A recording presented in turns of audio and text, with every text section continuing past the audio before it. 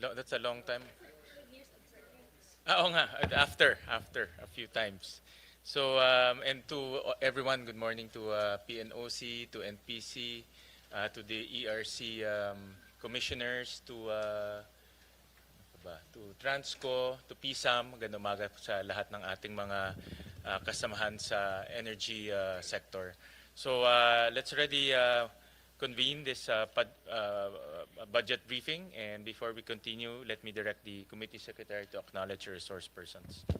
Thank you, Mr. Chair. Good morning. Good morning, everyone. For the briefing on the FY 2026 proposed budgets of energy agencies, namely the Department of Energy or DOE, the Energy Regulation Commission or ERC, the National Electrification Administration or NEA, the National Power Corporation or NPC, the Philippine National Oil Company or PNOC, together with the PNOC Exploration Corporation and PNOC Renewables Corporation, and the Power Sector Assets and Liabilities Management Corporation or PSALM, we would like to acknowledge our resource persons. From the Department of Energy, we have the Secretary Sharon Garin, together with Undersecretary Rowena Cristina Guevara, Undersecretary Giovanni Carlo Bacordo, Undersecretary Mario Marasigan, Undersecretary Maylene Capongcol, Undersecretary Ronald Conquilla, Assistant Secretary Augusto Cesar Navarro, Assistant Secretary Myra Fiera Roa, Assistant Secretary Lethel Alburo Mejia, Assistant Secretary Eden Brion Baquilan, and Director Michael Sino Cruz.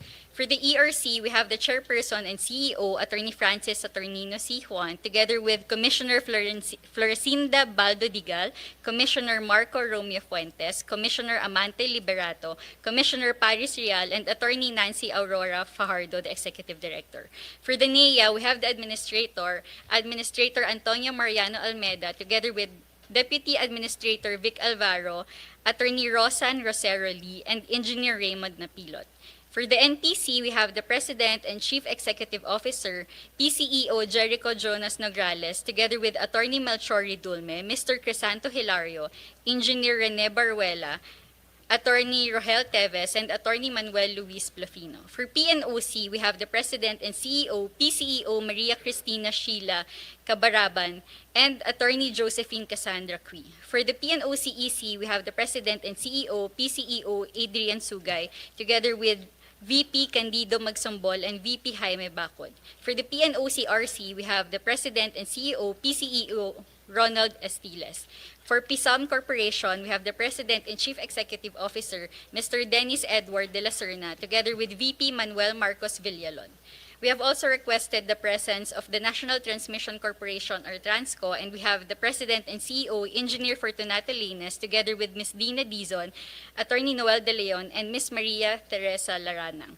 For DBM and COA, we have Director Gemma Ilagan, Assistant Director Junaid Ibne Karim, Ms. Maria Denive Belaro Dayo, and Mr. Ramil Rocco for DBM.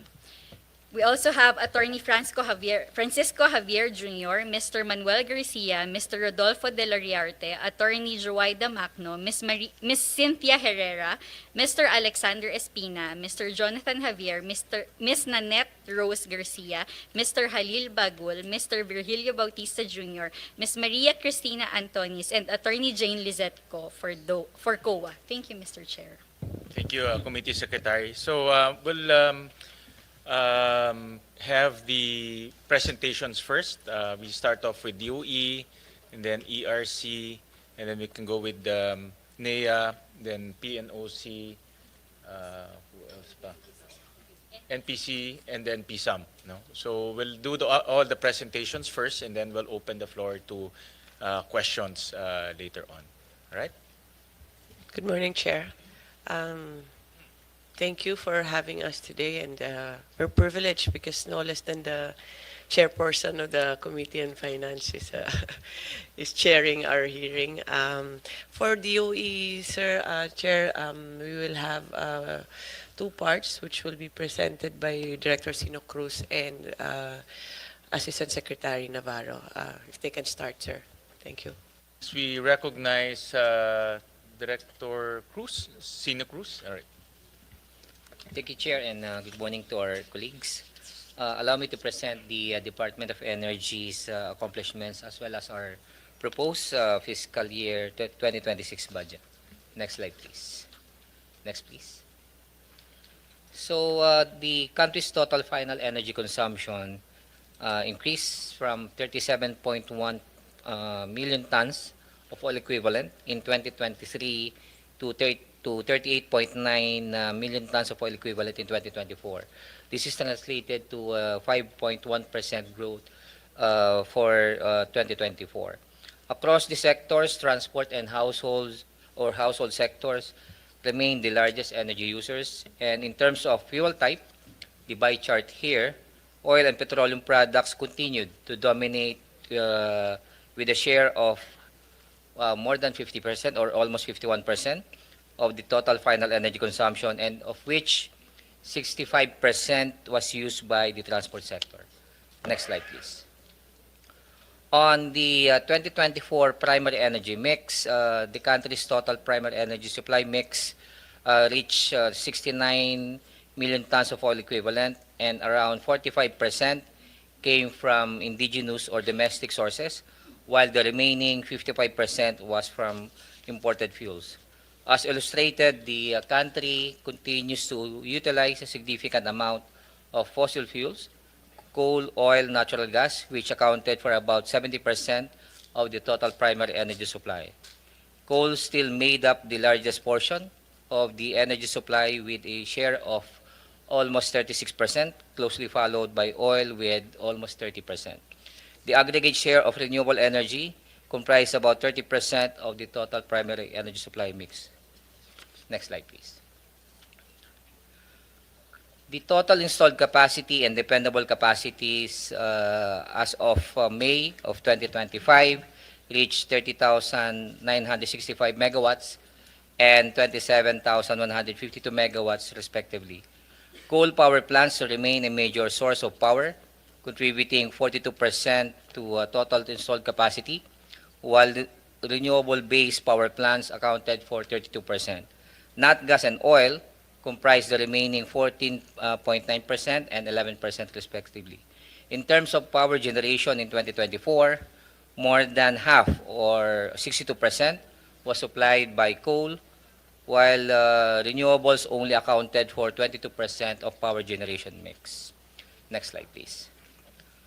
One of the high-impact programs that will contribute to achieving energy security is the transmission development, and the grid expansion is necessary to accommodate new and sizable renewable energy capacity and connect demand centers with new sources of supply.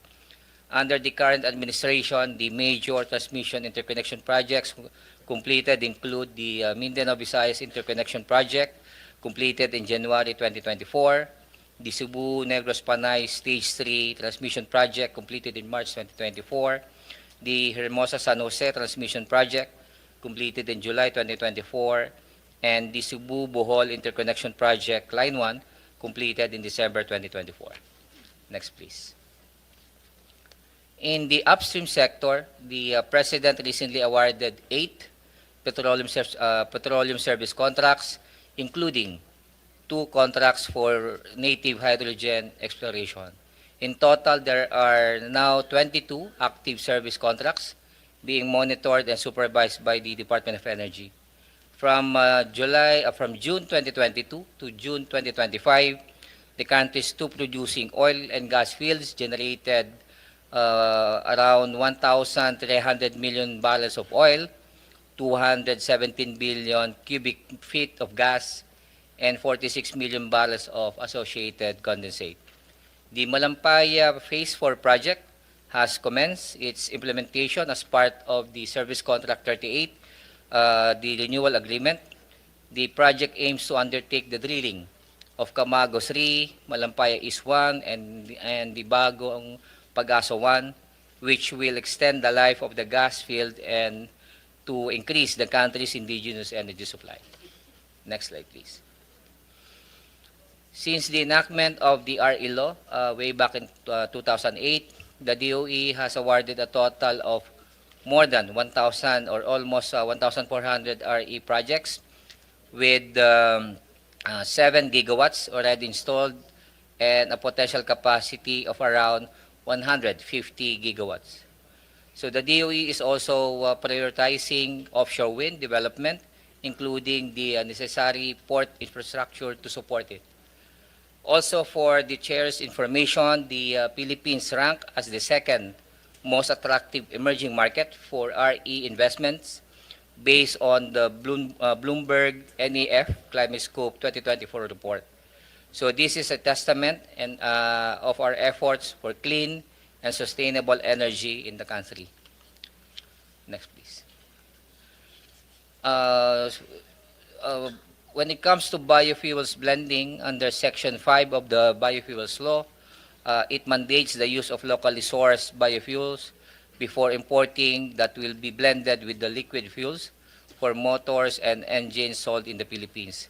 So the current blend being implemented is the 3% or what we call the B3 with biodiesel and the 10% or the E10 for bioethanol.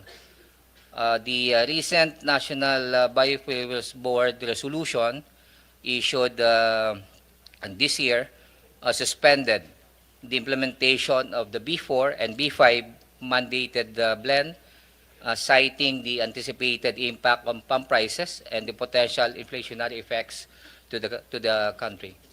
Next slide, please. So the utilization of natural gas is a transition fuel is viewed to support and complement the variability of RE in the grid. So the passage of the Philippine Natural Gas Industry Development Act in January 2025 intends to increase the share of natural gas in the country's energy mix by promoting it as a safe, efficient, and cost-effective source of energy, as well as an indispensable contributor to energy security. So we even issued the corresponding implementing rules and regulation in April of this year. In addition, the DOE also issued another DC providing the guidelines for the prioritization in the procurement and utilization of indigenous natural gas. Next slide, please. So the DOE implements energy efficiency and conservation as a national way of life for the country, covering the following programs under the Government Energy Management Program, or what we call GEM. The cumulative savings reach 33.55 gigawatt hour and 0.61 million liters of fuel, equivalent to 422 million in savings. So this is enough to generate power to cover 2,000 homes for a year. The energy efficiency projects carried out by the Energy Service Company and the designated establishments yielded around 9 billion in investments equivalent to 778 gigawatt hour or 8.5 billion pesos in savings.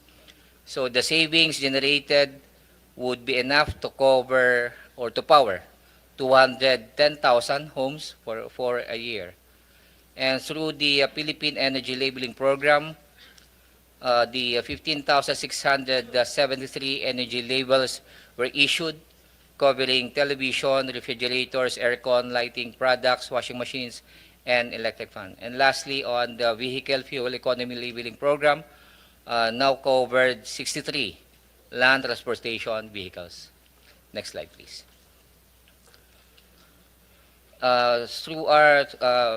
Based on our initiative to decarbonize the transport sector, this would entail reducing our dependence on oil and therefore would also reduce our reliance on imported fuels. And the passage of the Electric Vehicle Industry Development Act in 2022 sent a clear signal of the government's regulation and development of electric vehicles in the country. So the formulation of the comprehensive roadmap for electric vehicle industry, or what we call CREVI, intends to accelerate EV adoption, and it sets a minimum 10% EV share in the vehicle fleet by 2040 under the business as usual scenario. with an ambitious target of refleeting 50% of all vehicle fleets by the same year under the clean energy scenario. Correspondingly, the department or the DOE is also set to issue policies on the mandated installations of electric vehicle charging station and also the mandated EV share. Next slide, please. On nuclear energy program, so the passage of Republic Act 12305 or the Philippine National Nuclear Energy Safety Act would provide the institutional and regulatory framework to ensure the peaceful, safe, and secure use of nuclear energy in the country. It also establish or it will also establish the Philippine Atomic Energy Regulatory Authority, or what we call PhilAtom, a quasi-judicial body with exclusive jurisdiction over nuclear energy regulation. So the DOE issued a circular last October 2 of this year, providing a policy framework for the integration of nuclear energy in the country's generation mix. So this establishes the foundation for the Philippines' first commercially developed and operated nuclear power plant, designated as Pioneer Nuclear Power Plant. So the Philippine Energy Plan 2023 to 2050 also outlines a phase entry of nuclear power. And to sustain momentum, the Nuclear Energy Program Interagency Committee has set targets covering legal frameworks and the IAEA compliance, public acceptance, the human resource and supply chain development, regulatory setup, and the initial bidding, construction, and operation of nuclear power plants. On the 123 agreement, the U.S. Secretary of Energy issued a secretarial determination last September of this year. So this added the Philippines and Singapore to the list of generally authorized destinations under 10 CFR Part 810 regulations.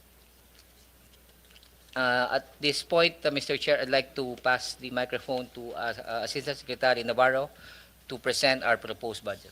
Thank you. Thank you, Director Sino Cruz. Good morning to all. Allow me to proceed, Mr. Chair. Go ahead. The total proposed budget of the Department of Energy for fiscal year 2026 is 3.8 billion.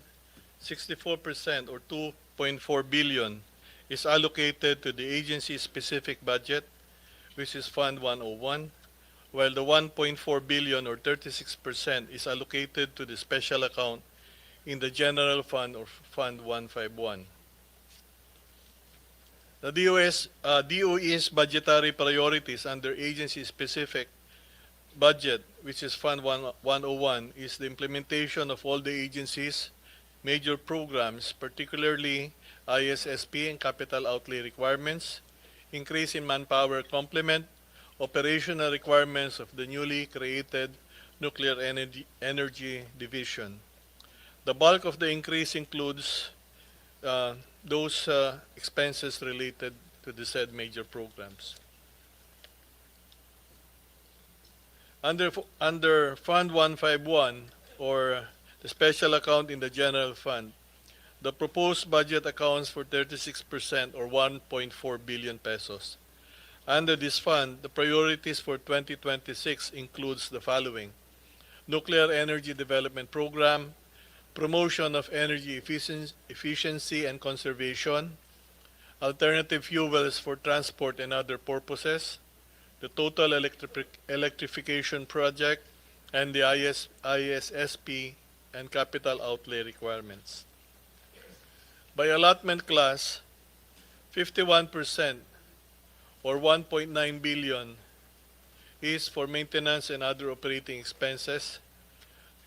982 million or 26% is for capital outlay, while 910 million or 23% is allocated for personnel services, including retirement and life insurance premiums. Next slide, please. Uh, Before you continue, ASEC, let me recognize the presence of Senator Marcoleta. Go ahead, ASEC. Yeah, thank you, Mr. Chair. This slide shows the National Energy Expenditure Program for 2026 per major program, covering both regular programs and the special account in the general fund. Among the programs presented, the Electric Power Industry Development Program will receive the highest allocation at 676 million, followed by the Energy Efficiency and Conservation and Alternative Fuels and Technologies programs. By budget utilization, covering the period from 2019 up to September of 2025, fiscal year 2023 recorded the highest utilization rate of 99%, with 2.331 billion pesos obligated out of the 2.362 billion pesos total budget allotment for that year. On the other hand, the highest disbursement rate was recorded in fiscal year 2024, with 85% or 2.251 billion pesos disbursed out of the 2.653 billion pesos obligated.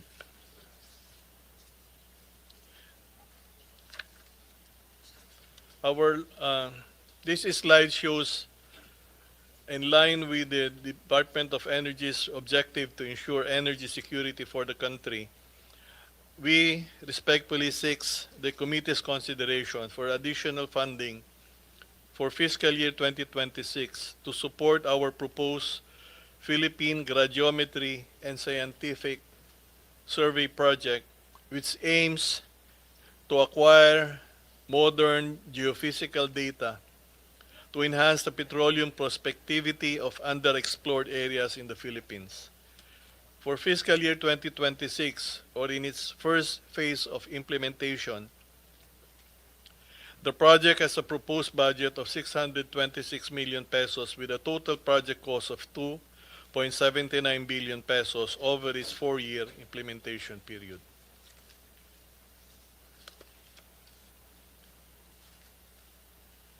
Next slide, please. Presented our priority legislative agenda.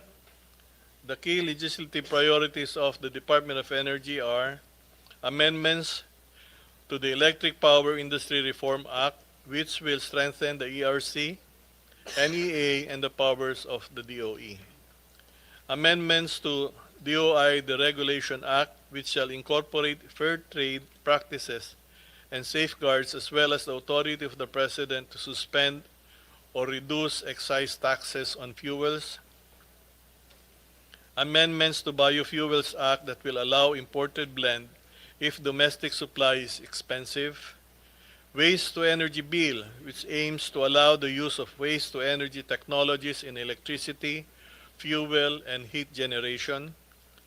Energy Transition Act, which mandates the country's preparation of the energy transition plan that shall include national targets, annual target reduction of GHG emissions, and compliance mechanisms. And the last is the Energy Storage Bill, which aims to improve the reliability and flexibility of the grid to accommodate the growing demand for cleaner and renewable energy sources of electricity, such as, but not limited to, solar and wind as part of the country's just transition plans. Under the reference scenario of the Philippine Energy Plan 2023 to 2050, we see a significant expansion in power generation from 111.52 TWH in 2022 to about 453.81 TWH by 2050. In 2022, coal provided nearly 60% of the country's power supply, By 2050, this significantly drops to 14%, reflecting our efforts to transition to cleaner and more sustainable energy sources. At the same time, natural gas plays a critical role as a transition fuel. Its share increases from 16% in 2022 to 35% by 2050, giving reliability and flexibility support to balance variable renewable energy while ensuring a stable power system. Mr. Chair, that ends our presentation. Thank you. Maraming salamat, ASEC. We now go to ERC, represented by Chairman Juan.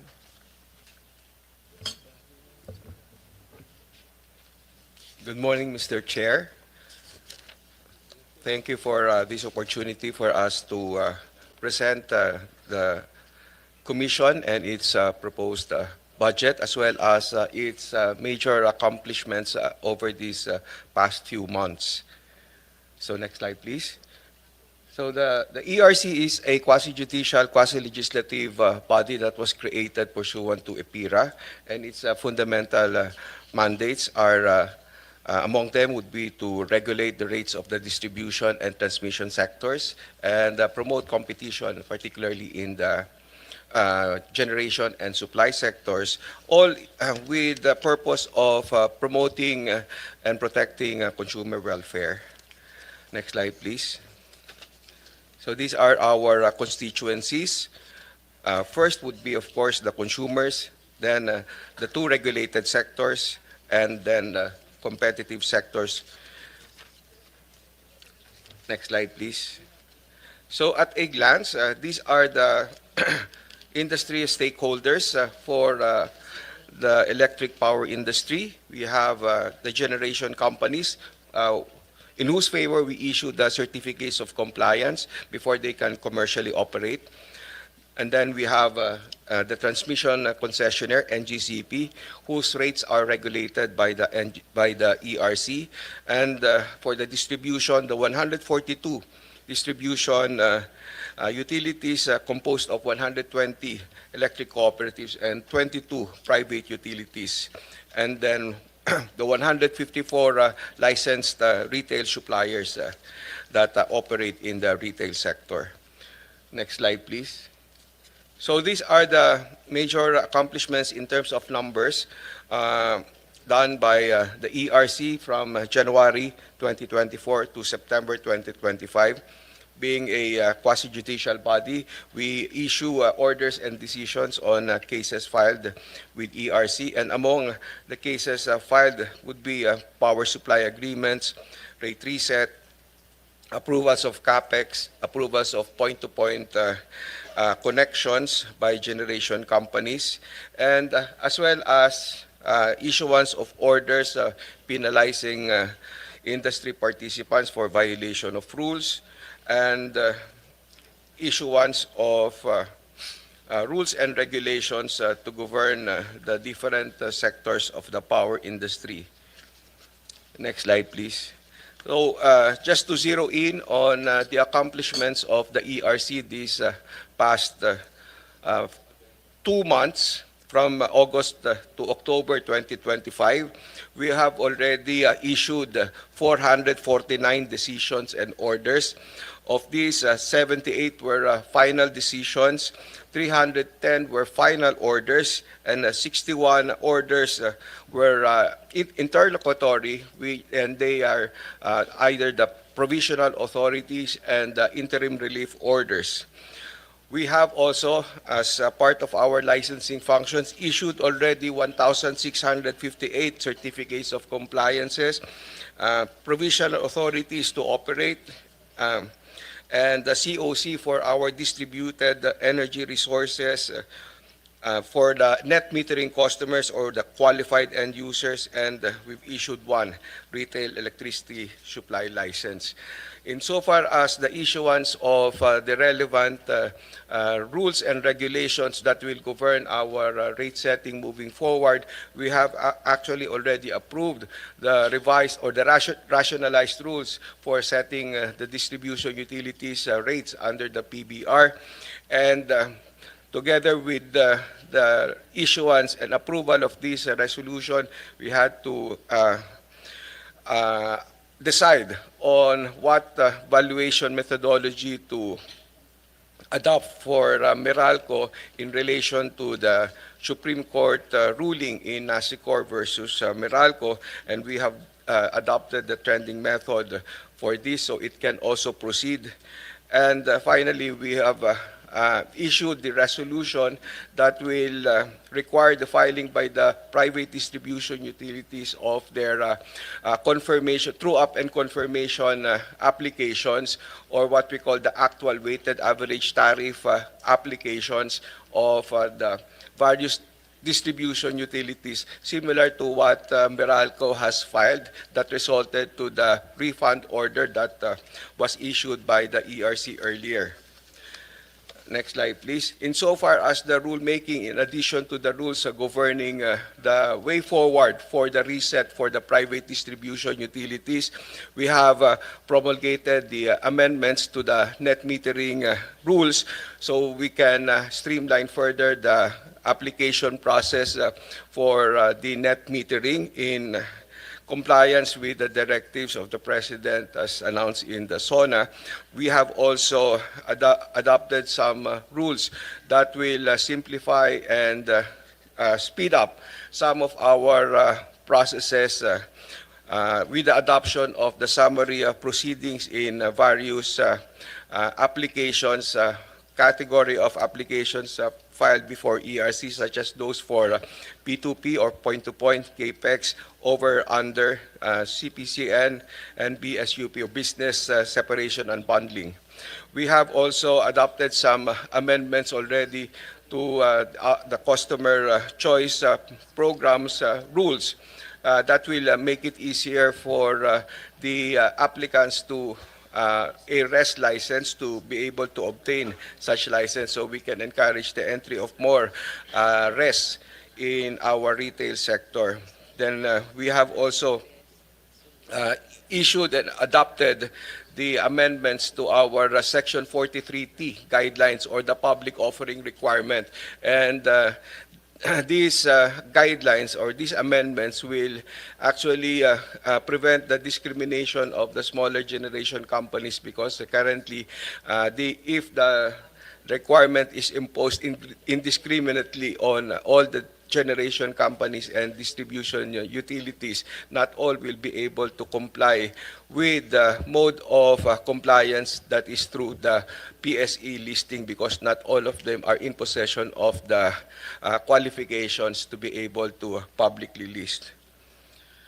We have also several other various resolutions that we issued for public consultation, and we hope to be able to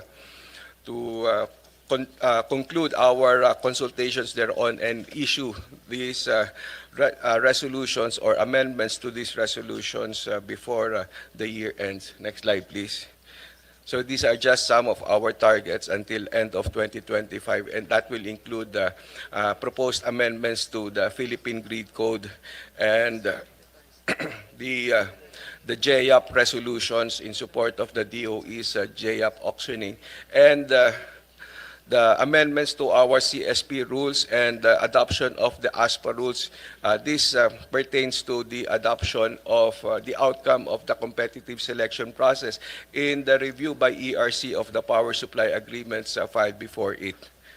Next slide, please. So these are our major trusts for 2026 for which we would be needing the budget that we are proposing now, and these are the major trusts. We will continue to perform our mandate to set the rates of the distribution utilities and the NGCP. We will address the backlog by coming out with timely resolution of all pending cases. We will enhance our oversight and our monitoring of the competitive sectors. We will come out with decisions that are predictable and rational. And of course, in the performance of all this, we shall have always the interest of the consumers in mind. Chairman, before you continue, let me acknowledge the presence of Senator J.V. Arcito. Thank you. So next slide, please. These are the five major thrusts. And for our budget is a slight reduction from our last year's approved budget. Our proposed was 906 million, but the NEP was slightly reduced to 905 million. Next slide, please. So that is a slight reduction owing to the reduction in PS budget. Next slide. So insofar as our utilization, we are trying to address this. Right now, we are already above 50% utilization, and this will further increase before the year ends because bulk of the unutilized budget right now of ERC is on consultancy. And with our recent adoption of the RRDWR to finally restart the reset process for the private distribution utilities, we shall be able to make good use of this remaining budget. And right now, our BAC is already preparing for the procurement of these needed resources to assist us in our rate reset process, which we anticipate will happen with the filing by the first group, Meralco included, by January 19, 2026 of their rate reset applications. Next slide, please. So again, that is the utilization rate over the years. Next slide. And in terms of the revenues that we are able to earn out of the supervision and regulatory fees, including the penalties that we are able to collect on behalf of the National Treasury, we have already at present 1.3 billion remittance to the National Treasury versus our budget of 906. So we are actually contributing more than what we are being allocated as our budget. Next slide, please. So that will be all, Mr. Chairman. Thank you, Chairman Juan. Next will be Administrator Almeda of the NEA. Thank you, Mr. Chair. Good morning. The National Electrification Administration hereby presents its fiscal year 2026 corporate operating budget as included in the National Expenditure Program of the government in the amount of 9,469,417,000. First, may we humbly present the NEA's recent accomplishments. NEA is primarily responsible for pursuing and implementing the state's rural electrification program to bring electricity even in missionary or economically unviable areas in the countryside through the electric cooperatives as its implementing arm. With the combined efforts of NEA and the electric cooperatives, the rural electrification program has reached its 16th million consumer connection in 2024.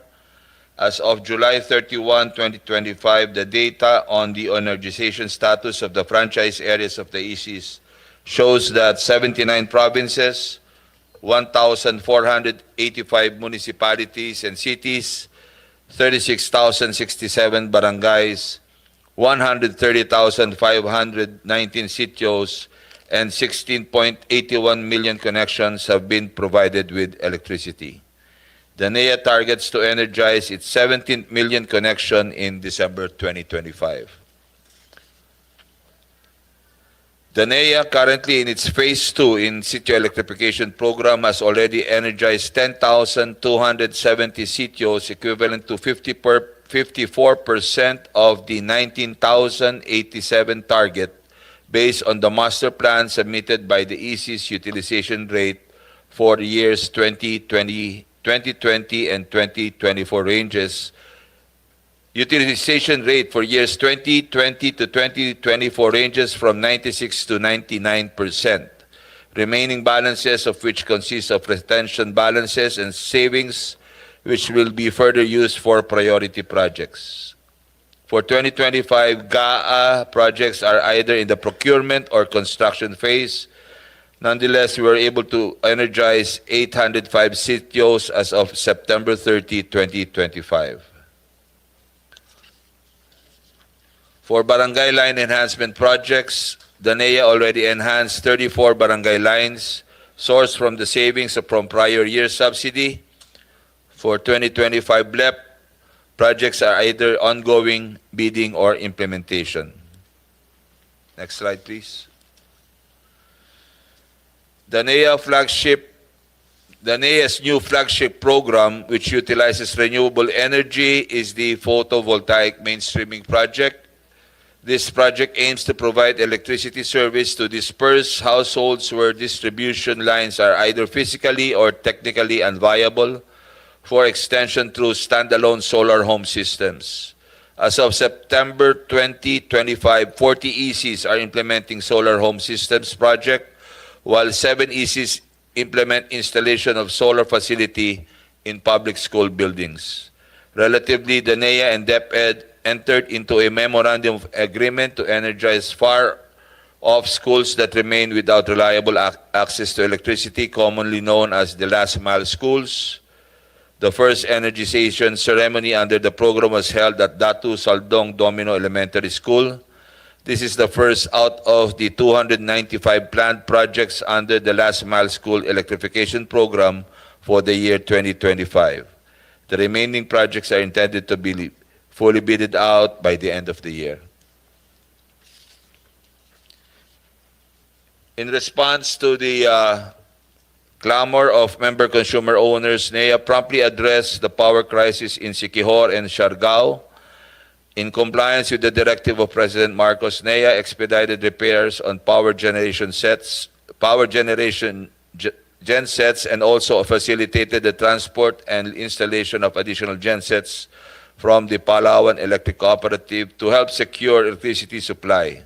Recently, the NEA, under the direction of DOE, facilitated the execution of an emergency supply agreement which will provide Siquijor with an installed capacity of 17 megawatts and a dependable capacity of 12.5 megawatts, well above the province peak demand.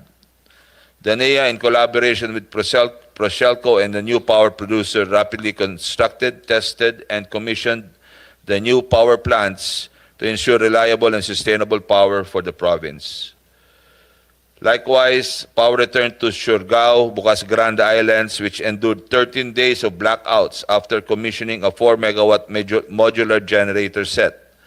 The generator set was part of the imported alternative sources of electricity delivered by the neighboring cooperatives to Siaralco. Currently, Siaralco secured approval from NEA for loan availment to finalize the construction of the new 69 kV submarine cable distribution line from Barangay Cagdianao to Barangay Doña Helen and Barangay Bagakay to Dapa in Surigao del Norte, and switching stations to address the overloading issue and accommodate the Siargao Island's growing power demand. Masbate was among the areas placed under state of calamity after Typhoon Opong. Through the Task Force Kapatid, we were able to restore the down 1,200 distribution backbone poles. In less than 19 days, we were able to restore the distribution backbone. And at present, household restoration is now at 80%. So we expect full household restoration by the end of the month.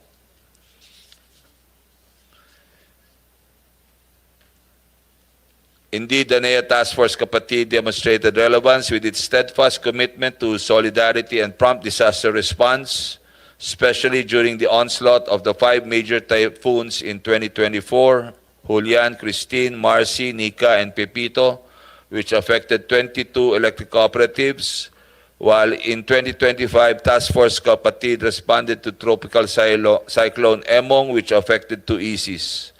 Tropical Cyclone Tropical Cyclone Nando, which affected 1 EC, and Tropical Cyclone Opong, which impacted 4 ECs. Among NEA's other accomplishment and as part of its commitment to leave no EC behind, the NEA has conducted competitive selection process for 19 ECs, both on off-grid and on-grid and off-grid, in accordance with the prevailing DOE and ERC CSP guidelines. Through these CSPs, the NEA has assisted cooperatives in securing stable and competitively priced electricity. It is also noteworthy that the Civil Service Commission recognized NEA for adopting its Prime HR and received the Prime HRM Bronze Award Maturity Level 2. Moreover, NEA was able to maintain its existing ISO 9001-2015 certification, adhering to the principle of good governance, and was awarded as a top 3 ranking GOCC in fiscal year 2023 Corporate Governance Scorecard for GOCC. Lastly, NEA attained an overall customer satisfaction score of 96.8%. In compliance with President Marcos Jr.'s Directive of Total Electrification by 2028, NEA holds steadfast its 3-pronged strategy comprising of Sitio Electrification Program, Barangay Line Enhancement Program for grid extension, and PV mainstreaming as an off-grid solution or for those areas that are not reached by the grid. The table shows updated electrification plan, funding of which still requires subsidy appropriation of 61 billion to implement projects from 2026 to 2028.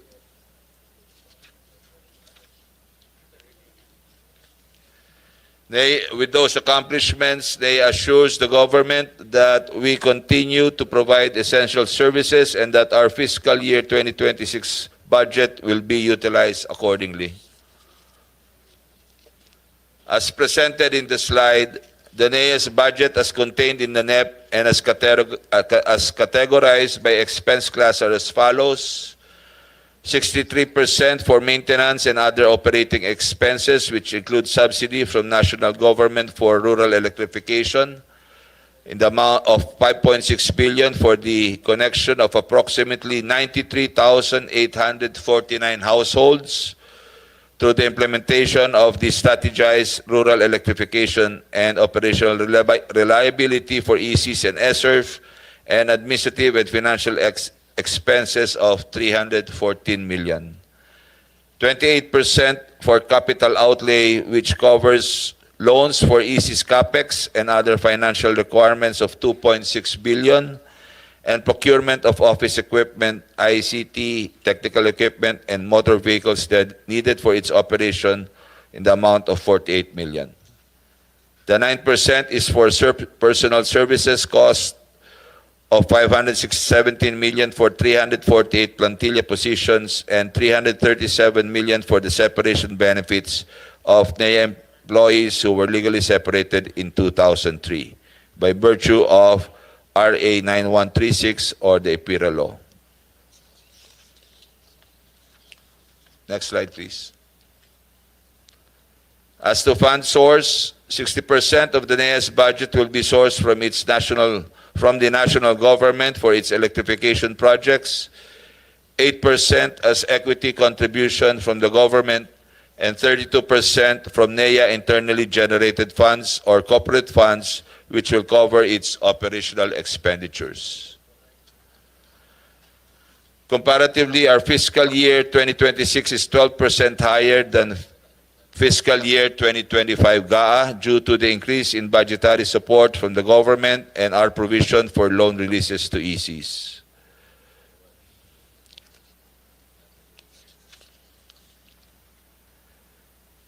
NEA appreciates the DBM's recommended subsidy level for electrification projects for fiscal year 2026 as we aim to achieve at least 92% electrification level by 2026. We hope to secure the remaining 24.32 billion or 81% of our proposed budget, which will energize approximately 505,413 more households. To affirm, next slide please. To affirm that DEA can effectively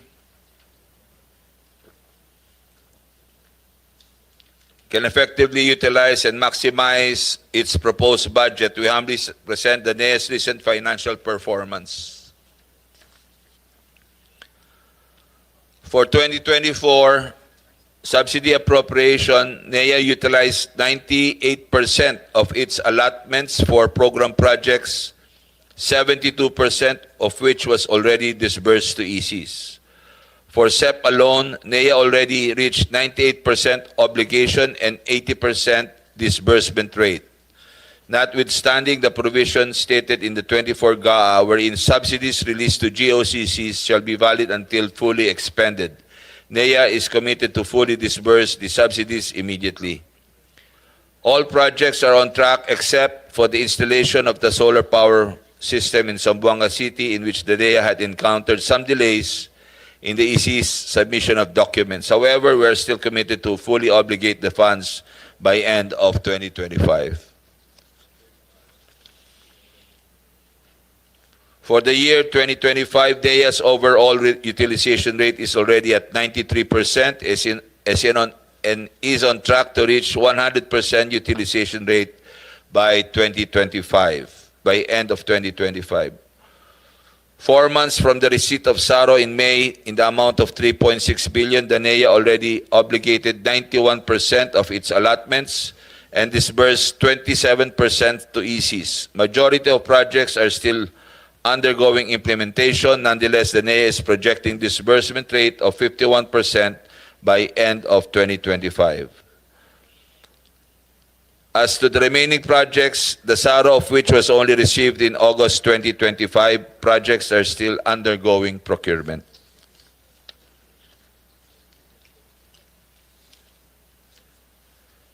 To meet our expenditure targets in 2025, NEA will continue to adopt the following catch-up plans as indicated.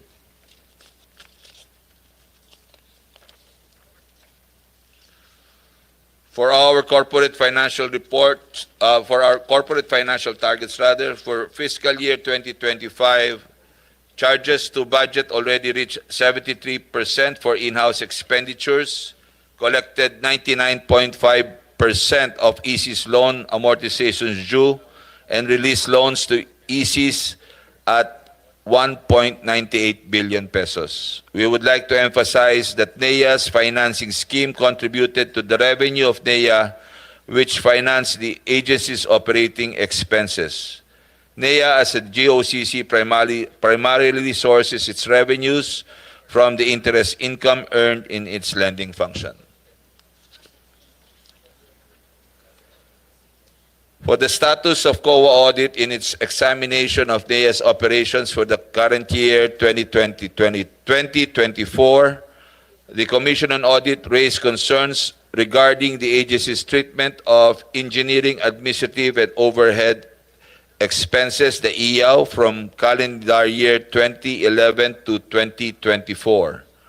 Due to these concerns, COA issued a qualified audit opinion on the fairness of the presentations of NEA's financial statements as of December 31, 2024. Alongside, COA issued 127 audit observation memoranda, 100 of which were fully implemented, complied with, while 22 AOMs are still under monitoring as to the management full compliance of the 102 audit recommendations as embodied in the issued 2024 annual audit report. Out of the 102 audit recommendations, 53 were fully implemented, while 49 are either ongoing or partially implemented as of September 2025. To provide flexibility and to fast-track implementation of projects, we appeal for modification in the special provisions set forth in the NEP. In this slide, we appeal that the engineering and administrative overhead be treated as operational revenues in NEA's books. This is to cover funding requirement for all operational expenses of organic positions dedicated to the monitoring, supervision, evaluation, and liquidation of government subsidy projects, considering that NEA is facing a lot of government subsidy projects compared to prior years. NEA is wholly dependent on its operational and service income in funding its mandate. The exclusion of EAW in NEA's income will greatly hamper its capacity to properly and timely implement the rural electrification program. In fact, the NEA has been forced to stop the hiring of additional personnel, adversely affecting the timely implementation of the government projects. NEA submitted its letter requesting consideration for the modification of special provision to House of Representatives and the Senate of the Philippines on September 2, 2025. Also, we request to include the provision that the NEA can release calamity funds to ECs even with unliquidated subsidies from regular electrification projects. Further, we appeal to add that in justifiable cases, NEA may conduct the bidding and or release the funds to the project implementer other than the subject ECs. Lastly, we appealed for the retention of the special provision on augmentation beyond the approved COB to provide NEA more flexibility in the use of available funds. That's all, Mr. Chair. Thank you. Thank you. We recognize the chairperson of the Committee on Energy, Senator Pia Cayetano. Next will be NPC. And it's good to see you, Jericho. Kala ko sa tobacco ka lang ngayon. Diesel na linalanghap mo. Buti naman, lumipat na. Diesel engines na ngayon ang naaamoy mo ngayon. Missionary electricity. Thank you, Mr. Chair. Good morning. I'm happy and proud to be the president of the National Power Corporation. Senator Marcoleta, Senator Cayetano, Senator Ejercito. I'm honored to present the NAPOCOR budget to the Honorable Committee. We will first go through the summary of accomplishments presented per 4 mandates of NAPOCOR. Hindi lang po kami diesel, Mr. Chair. So our first mandate is to provide power where no one else will go. We operate in 168 islands. That's 181 power plants serving 5.3 million Filipinos and giving a dependable capacity of 193 megawatts. We have 14 substations with a total substation capacity of 225 MVA, and we provide 1,173.92 circuit kilometers for Filipino users free of charge. On our second mandate, protecting nature's battery, this is our watershed management.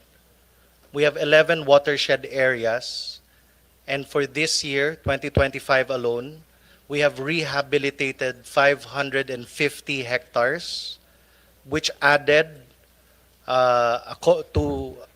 amount to a total coverage of 147,434 hectares of our watersheds that total 485,000 hectares.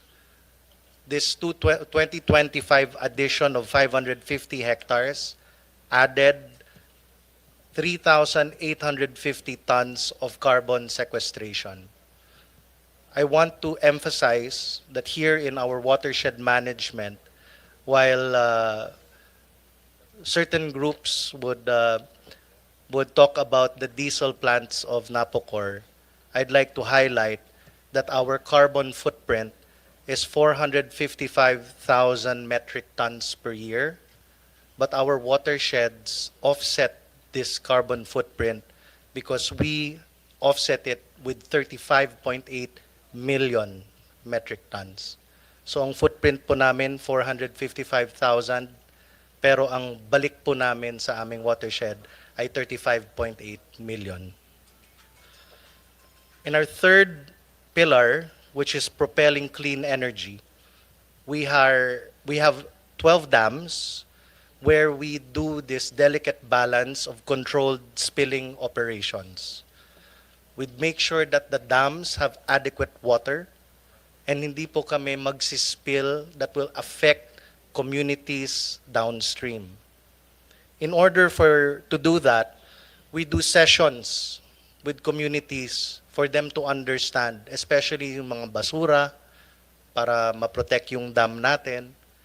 And at the same time, informing our stakeholders kung magsispilling po kami. Hindi po kami basta-basta nagsispilling, we do coordinated efforts. And under my leadership, we're planning to add localized weather stations in every single dam. And we are currently even crunching the numbers of the past 30 years para maintindihan po namin ng mga weather patterns through the years, and we can do our spilling operations in a more scientific manner. Our fourth and last pillar, which is providing national energy security through the management and operation of our remaining generating assets.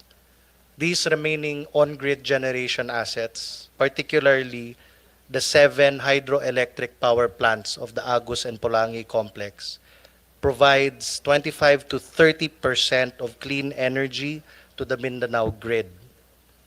We give a dependable capacity of 929 megawatts, with a gross generation in 2024 of 4,491 gigawatt hours. Because of this operation, we give a plus 8.769 billion. This is net po na pera na binibigay po namin at tinatanggap po ng PSAM. So where will we be in 2026 kung masuportahan po yung mga programs po natin? We will increase our 24-hour operations from 84 to 101. We will increase our 12 to 23 hours operation from 18 to 42, and we will decrease our less than 12 hours operation from 79 to 52 plants. Total number of plants that we will add will be from 181 to 195. Also under my leadership, Mr. Chair, Honorable Senators, I want to look deeply into the unserved areas. Masyado tayong nakafocus sa underserved. Punta na rin po tayo sa unserved. And hoping that these unserved will be, pinapadesign po namin, per on the drawing board, microgrids, hybrid. Doon po tayo papunta. Personally, bumababa po ako sa mga design engineers, mga bata and ambitious, and I'm challenging them to create green energy solutions for our future. Now, on to the budget. Our corporate operating budget is 42.5 billion pesos for 2026. This corporate operating budget is majority for our MOOEs, where we have a fuel cost of 13 billion pesos. This 13 billion fuel cost, personally, I am reviewing this for its inefficiencies, especially in the deliveries, because I want to bring it down. So we're still asking this by default because it's just my 31st workday. Inaaral ko pa po paano gawin itong efficient para hindi masyado malaki. Dahil isa po yung challenge ng ating Energy Secretary. Sinabi po niya sa akin, kailangan babaan ang diesel dependence po ng Napocor, and we are up for the challenge. We are also subsidizing about 16 billion for our NPPs and QTPs and other contracted services, rent, debt service, repairs and maintenance, and other expenses. For personal services, we have 3.1 billion and our capital outlays of 3.5 billion pesos. On to the national government subsidy. Ito po yung topic natin na hinihingi po namin sa Kongreso.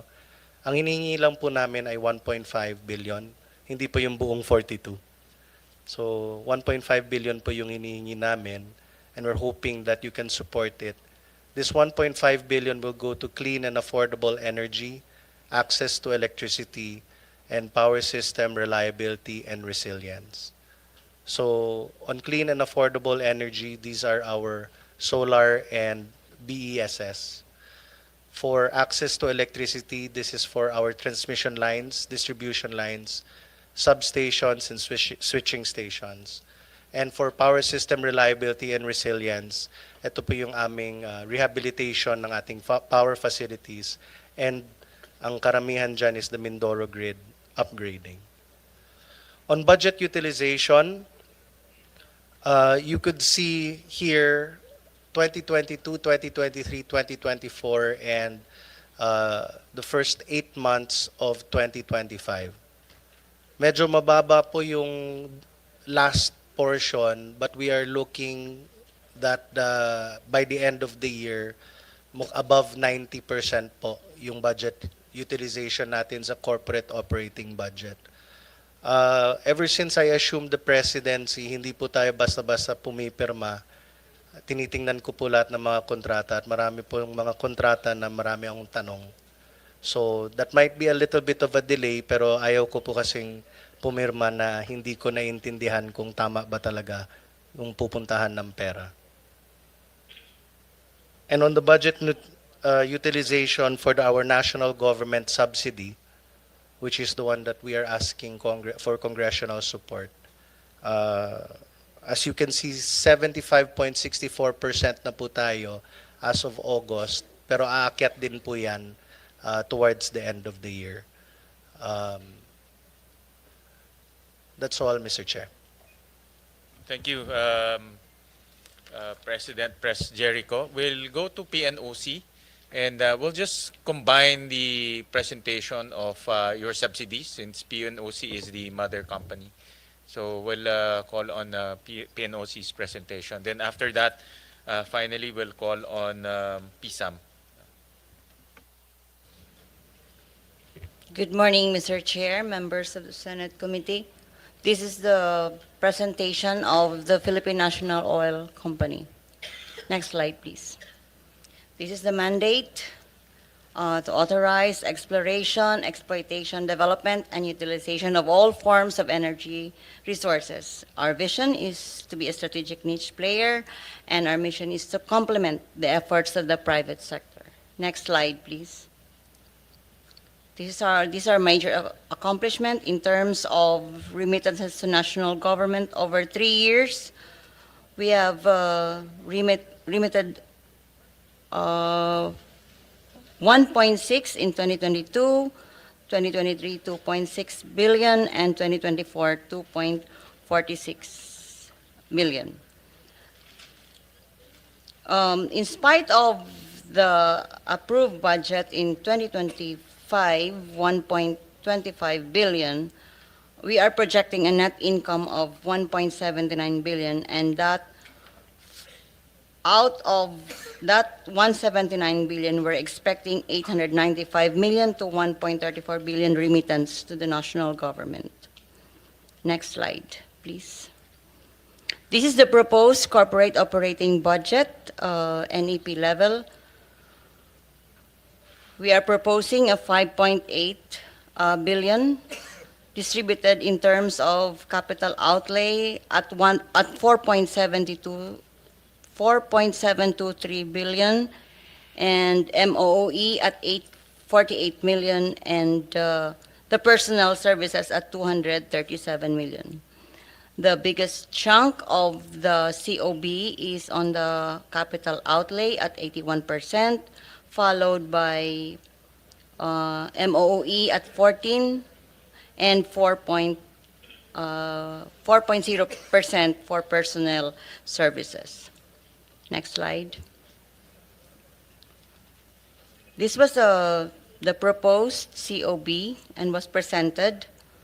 The capital outlay consists of the following particular projects, and it's about 4.7, and the rest MOE and the personal services, totaling to 5.809 billion.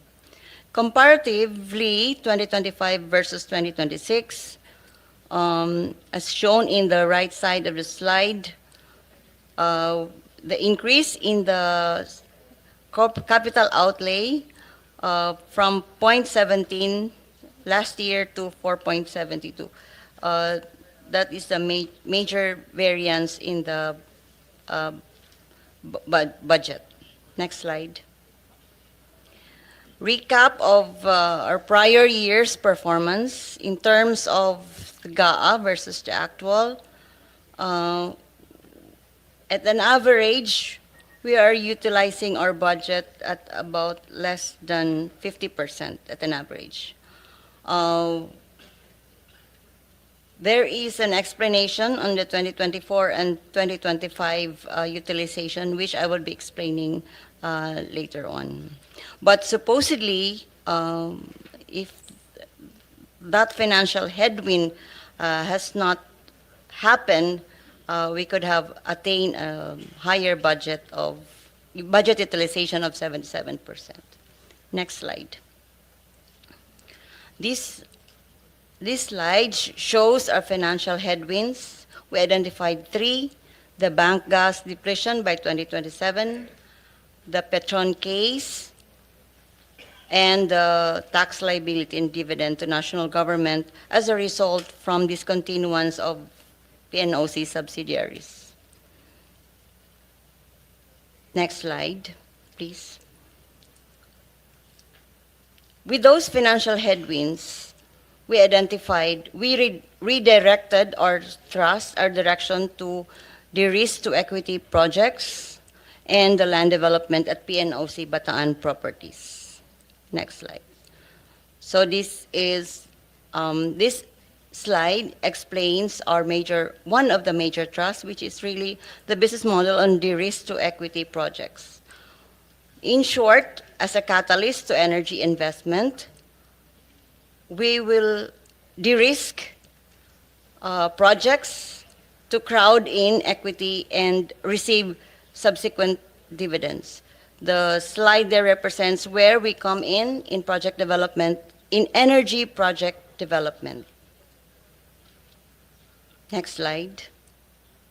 So the shift is actually from competing with the private sector to enabling it through a de-risk to equity strategy. From builder, operator, we want to be a market enabler. We want to crowd in private capital, not crowding out. And we only target budget only for the risk levers.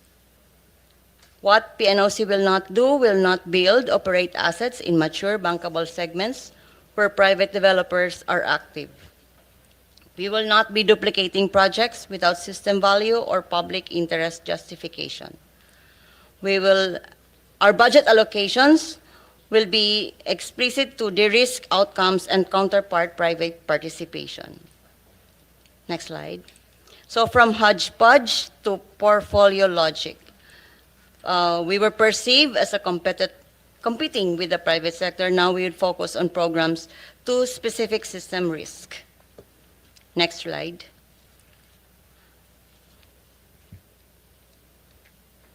So these are the de-risk to equity projects and technologies, and we have here the financial run for each of these technologies. So what we are asking is a 500 for 2026, where what we are budgeting is the 520, and the succeeding years for 2026, 27, 28. For the information, we do not expect significant revenue stream for the next 3 years, Mr. Chair, because of the financial headwinds that we have identified.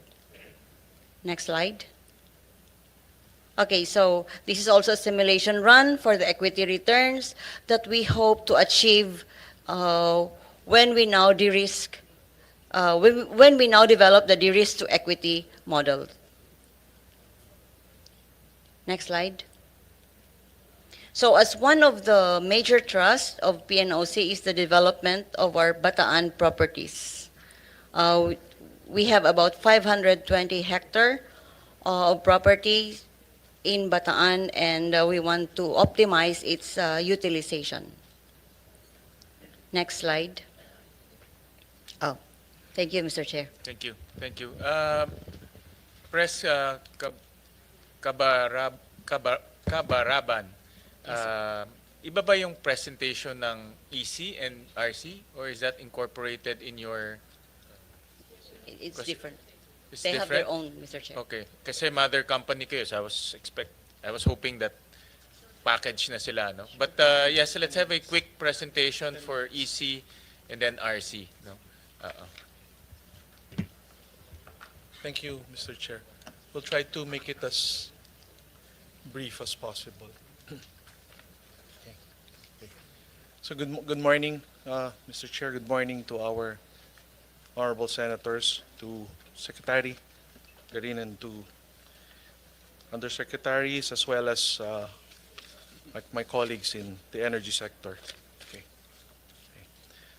So I'm presenting for PNOC Exploration Corporation. So just to refresh, the corporation is the petroleum and coal arm of the Philippine National Oil Company. We are engaged in the exploration, development, and production of oil, gas, and coal resources. PNOCEC operates without national government subsidy and relies mainly on internal generated funds for its activities. Next slide, please. So PNOCEC currently holds interests in 6 active petroleum service contracts, namely SC-57 Calamian, SC-59 West Balabac, and SC-79 Araceli, which PNOC operates, and SC-38 Malampaya, SC-58 West Calamian, and SC-75 Northwest Palawan in joint venture with private companies. PNOCEC likewise holds 2 coal operating contracts, COC-41 already in development and production, and COC-204 under exploration, both in Zamboanga, Sibugay. Next slide, please. For SC-57, PNOCEC completed the processing of 1,519 square kilometers of 3D seismic data acquired last year, and continued technical interpretation to firm up drilling prospects. PNOCEC likewise initiated preparatory farm-out activities. For SC-59 West Balabac, PNOCEC undertook preparatory technical work for drilling identified prospects. Next slide, please. For SC-79 Araceli, PNOCEC completed seismic interpretation and evaluated options for geochemical survey. The corporation also evaluated and continues to evaluate new domestic petroleum blocks for possible application, nomination, or farm-in, including newly awarded areas. Under COC 204, PNOCEC completed regional exploration, drilling, and geophysical logging, and continued evaluation of potential reserves. Next slide, please. As of end of September 2025, our net income is at almost 1 billion pesos. Earlier this year, PNOCEC remitted 347.75 million in dividends to the national government from the prior year's income. PNOCEC also continues to conduct CSR activities in our host communities. Next slide, please. For SC-38 Malampaya, production and sales of natural gas and condensate continued under the consortium led by Prime Energy. 3 new wells were spudded, namely Malampaya East, Camago, and Pag-asa. In the Cagayan Basin, PNOCEC continued site preparation and procurement for exploration and drilling, both for Chico 1 and Mangosteen 1 workover. Coal mine development and production under COC 41 continued alongside preparatory procurement for Mine 4. Next slide, please. So PNOCEC has identified several investment opportunities. PNOCEC is looking for partners in SC 57 to share costs and risks, and likewise in COC 41 for development and production. PNOCEC is also exploring overseas equity positions in coal outsourcing and is evaluating downstream gas assets, starting with potential participation in the Ilihan gas pipeline in support of indigenous gas development. Next slide, please. So for 2026, PNOCEC requires an indicative budget of 11.102 billion, 7% lower than 2025. Of this, 10.183 billion is for exploration and production, 194 million for capex, and 725 million for our operating expenses. Next slide, please. So to break down PNOCEC's 2026 indicative budget, so 10.183 billion will be for exploration and production projects, specifically 2.932 billion for SC 38 Malampaya, 973 million for the Cadlao field, and 4.631 billion for petroleum exploration. 1.85 billion for coal projects, 65 million for native hydrogen. 193.88 million by way of general capital expenses and 725 million as general operating expenses. Next slide, please. So for 2026 programmed activities, SC38 Malampaya will continue production and pursue development works under the Sinagtala project and the drilling of Bagong Pag-asa aimed at extending field life. Cadlao activities include well drilling and extended well testing. Next slide, please. For exploration in SC57, PNOCEC will continue with the maturation of prospects using the acquired and processed 3D seismic data and will continue efforts in engagement of possible partners. In SC79, PNOCEC plans a seismic program and geochemical gas seep survey alongside ongoing interpretation. In the Cagayan Basin, PNOCEC will continue exploration activities and seek partners for the area it plans to nominate. Next slide, please. For coal, PNOCEC will maintain only minimum development and compliance activities while management continues to evaluate the appropriate course of action for the mines in light of current operational and economic constraints. The corporation will, however, continue feasibility studies, infill drilling for data completion, environmental impact assessments, and mine planning. For native hydrogen, PNOCEC will undertake geological and geophysical studies, secure free and prior informed consent, and conduct EIS-related work. Next slide, please. Our budget utilization rate remains low due to the speculative and capital-intensive nature of petroleum exploration and production. For first half 2025, our budget utilization rate is only 12.04%. From 2020 to 2024, it ranged from 9% to 25%.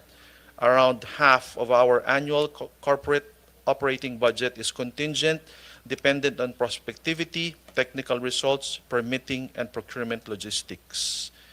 Next slide, please. So the figures and programs presented are aligned with current technical studies and regulatory directives. PNOCEC remains available for further discussion. End of presentation. Thank you. Thank you, Mr. Next Chair. will be PNOCRC. Good morning, Mr. Chair and the other distinguished senators. I'll be presenting the PNOC Renewable Corporation. Next slide, please. Our key accomplishment for calendar year 2024 is to respond to existing clients' interest to expand current installation commercial operation in additional 100 kilowatts in DOST. We conducted technical and financial studies for renewable energy projects for private entities in Maria, Siquijor, and solar projects for Siargao LGUs.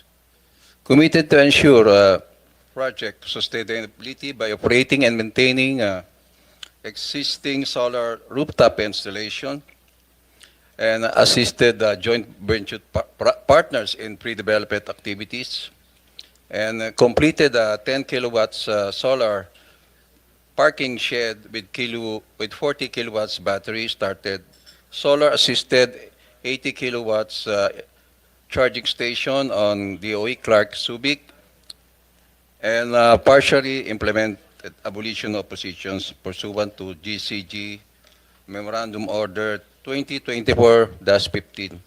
Unfortunately, Mr. Chair, we were advised that the PNOCRC will be deactivated sooner this year, so we are already, Mr. Chair, on the transition period.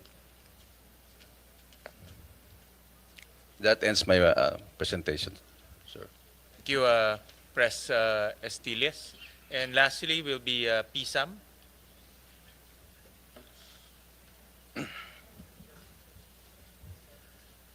Good morning, Mr. Chair, honorable senators. I'm here to present the accomplishments and budget of PSAM for 2026. Next slide, please. This is a summary slide of the accomplishments of PSAM, and I will go through these accomplishments in the next few slides. Next slide, please. With regards to the generation assets, we have privatized 46 generation assets totaling 9,823 megawatts. We have privatized the transmission business via a concession agreement, and we have disposed of 1,487 hectares of real estate. Next slide, please. We have a total financial bid of 917 billion pesos, of which we have collected 837 billion pesos. Next slide, please. The remaining power plants of PSAM are in Mindanao, mainly Agus and Pulangi Complex. We have the IPP contract CBK, which we have successfully bidded out, and we hope to turn over to the winning bidder or consortium in Feb of 2026. And we have the Mindanao Coal Plant or STEAG with the expiry of this IPP contract in 2031. And hopefully the plan of PSAM here is also a retirement of this particular coal plant. Next slide, please. With regards to liability management, the highest level of total debt and IPP lease obligations occurred for PSAM in 2003 of about 1.2 trillion pesos. We are now down as of June of 2025 to 262 billion pesos. The total amount of paid financial obligations represents about 2.2 billion pesos. Next slide. We are also, as part of our mandate, we are the administrator of the Universal Charge Fund. As seen on the screen, we have a total collection and disbursement of 302.8 billion pesos. With regards to the budget of PSAM, we have a proposed budget for 2026 of 248.9 billion pesos. Next slide, please. Here shows a breakdown and comparison of our 2025 and 2026 budget.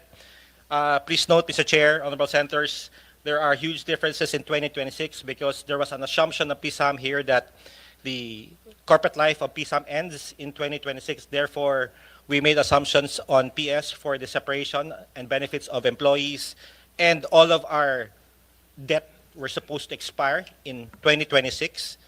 So particularly in PS, we have a variance of about 377 million representing separation pay. We have a PSAM MOE of about 232 billion pesos, of which 170 billion of which are expiring obligations, but we are now in the process of negotiating these liabilities for a 10-year life in accordance with the 10-year corporate life extension of PSAM. We have a 10.3 billion requirement for Transco and a 2.2 billion requirement for the Napacor Operations Maintenance Agreement for the Agus and Pulangi, for a total proposed budget of 2026 of about 248.9 billion pesos. Next slide. Here is a line-by-line breakdown, Mr. Chair. As you can see, the biggest item in our budget represents the debts and IPP lease obligations, followed by the remaining IPP costs that we currently have, such as San Roque, IPP, Bakun IPP, CBK IPP, Mindanao Coal IPP. Next few items are with regards to the budget funding for the NPC operations and maintenance agreement for Agus and Pulangi and the Transco funding. Next slide, please. With regards to our budget utilization for 2024, we are at 97.96 budget utilization. And for the first semester of 2025, we are at 46.72%. However, we project for by end of 2025, we will be at 90% or higher. Next slide. This just represents the budget utilization for the NPC MOA, which is at 93%. And for 2025, next slide, we are currently at 32%. And however, again, we expect to be at 90% by end of year. That ends my presentation, Mr. Chair. Thank you. Maraming salamat, President De La Serna. As a matter of tradition, we always give priority to the chairperson of the standing committee. And so we recognize Senator Pia Cayetano for her question, to propound her questions. Thank you. Mr. Chairman, I probably have just 2 or 3 questions. Which I just met with them, I think, 2 weeks ago. And I have a few other hearings coming up. So just a statement, and then after that, no, just very few questions. So I always start my interventions with a reminder, well, by stating that I'm also the chairman of the Committee on Sustainable Development Goals, Innovation and Futures Thinking. And so as we listen to your budget, obviously we're concerned about energy security, the effect on the economy, and our commitments to the UN Sustainable Development Goals. But these commitments we have go directly to the lives of our people. So SDG 7, which is of course affordable and clean energy, that is exactly your mandate. SDG 9, innovations, industry and infrastructure. I'll go into my first question very quickly. No? Well, observation and then maybe a quick reply from the Secretary, ERC. So for industries, no, for us to build industries, in 2019, I sponsored the CREATE Law. And even while I was sponsoring it, and then 6 years later in 2025, now chairperson of the Committee on Finance, was the chairperson of the Committee on Ways and Means, and sponsored the second CREATE Law, Create More. But during my time in 2019 and during his time in 2025, the feedback and the reports from the World Bank and the World Economic Forum state that the cost of power is one of the biggest concerns of the industries. So kahit ano pang mga initiative, ano pang mga diskwento na ibibigay natin sa mga businesses, it's the cost of energy that is the most important, and this has not changed. So I'm only speaking between 2019 and 2025, and it has not changed. No? It's 2023 pala when he chaired, kasi 2025 ngayon, finance na siya. It has not changed. And then if we look at our SMSEs, and I'll nudge my seatmate over here, Senator JV. We both bike around the country. Makipagkwentuhan ka sa kahit sinong small business in the provinces, kuryente yung ikikwento sa'yo. Walang patid na brown out. I'm an entrepreneur. And with all the problems you face as an entrepreneur, I can't even imagine na kasama pa doon sa problema na tatakbo ba yung printing press ko mamaya? Tatakbo ba yung maliit kong makina na gumagawa ng kung ano man yung ginagawa nila? Can you imagine that life? And that is what our businesses are faced with every day, no? So, that's where we are. So, I don't know if there are projections on how we can see these prices go down kasi it's affordability. So, marami nang usapan about accessibility, NPC, President Nograles, no, yung mandate nyo.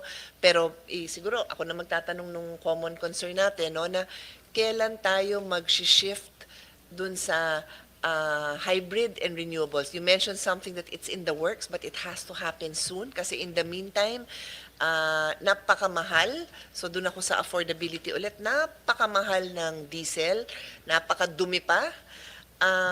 And then the gap the difference is subsidy by government, no? So everybody is paying for this. And then ulitin ko lang yung nakwento ko naman sa inyong lahat during our last hearing, hindi nakwento, just a statement. Example lang naman yung mga taga El Nido, Palawan, very similar dun sa ibang sitwasyon ng mga kababayan natin na nasa island, while off the grid. Ayun, it's not reliable and it's so expensive. So siguro medyo projections lang, Secretary. How do we see this being addressed para kung sabi mong in 3 years, wag na muna natin pag-usapan in 2 years. Sa 3rd year na lang natin pag-usapan. Update nyo na lang kami. Yes, thank you, Chair. Basically, comparatively to the other countries, ang cost ng production natin, whether it's transmission, generation, Okay. distribution, is competitive. Okay. What makes us different is we don't have subsidy and taxes.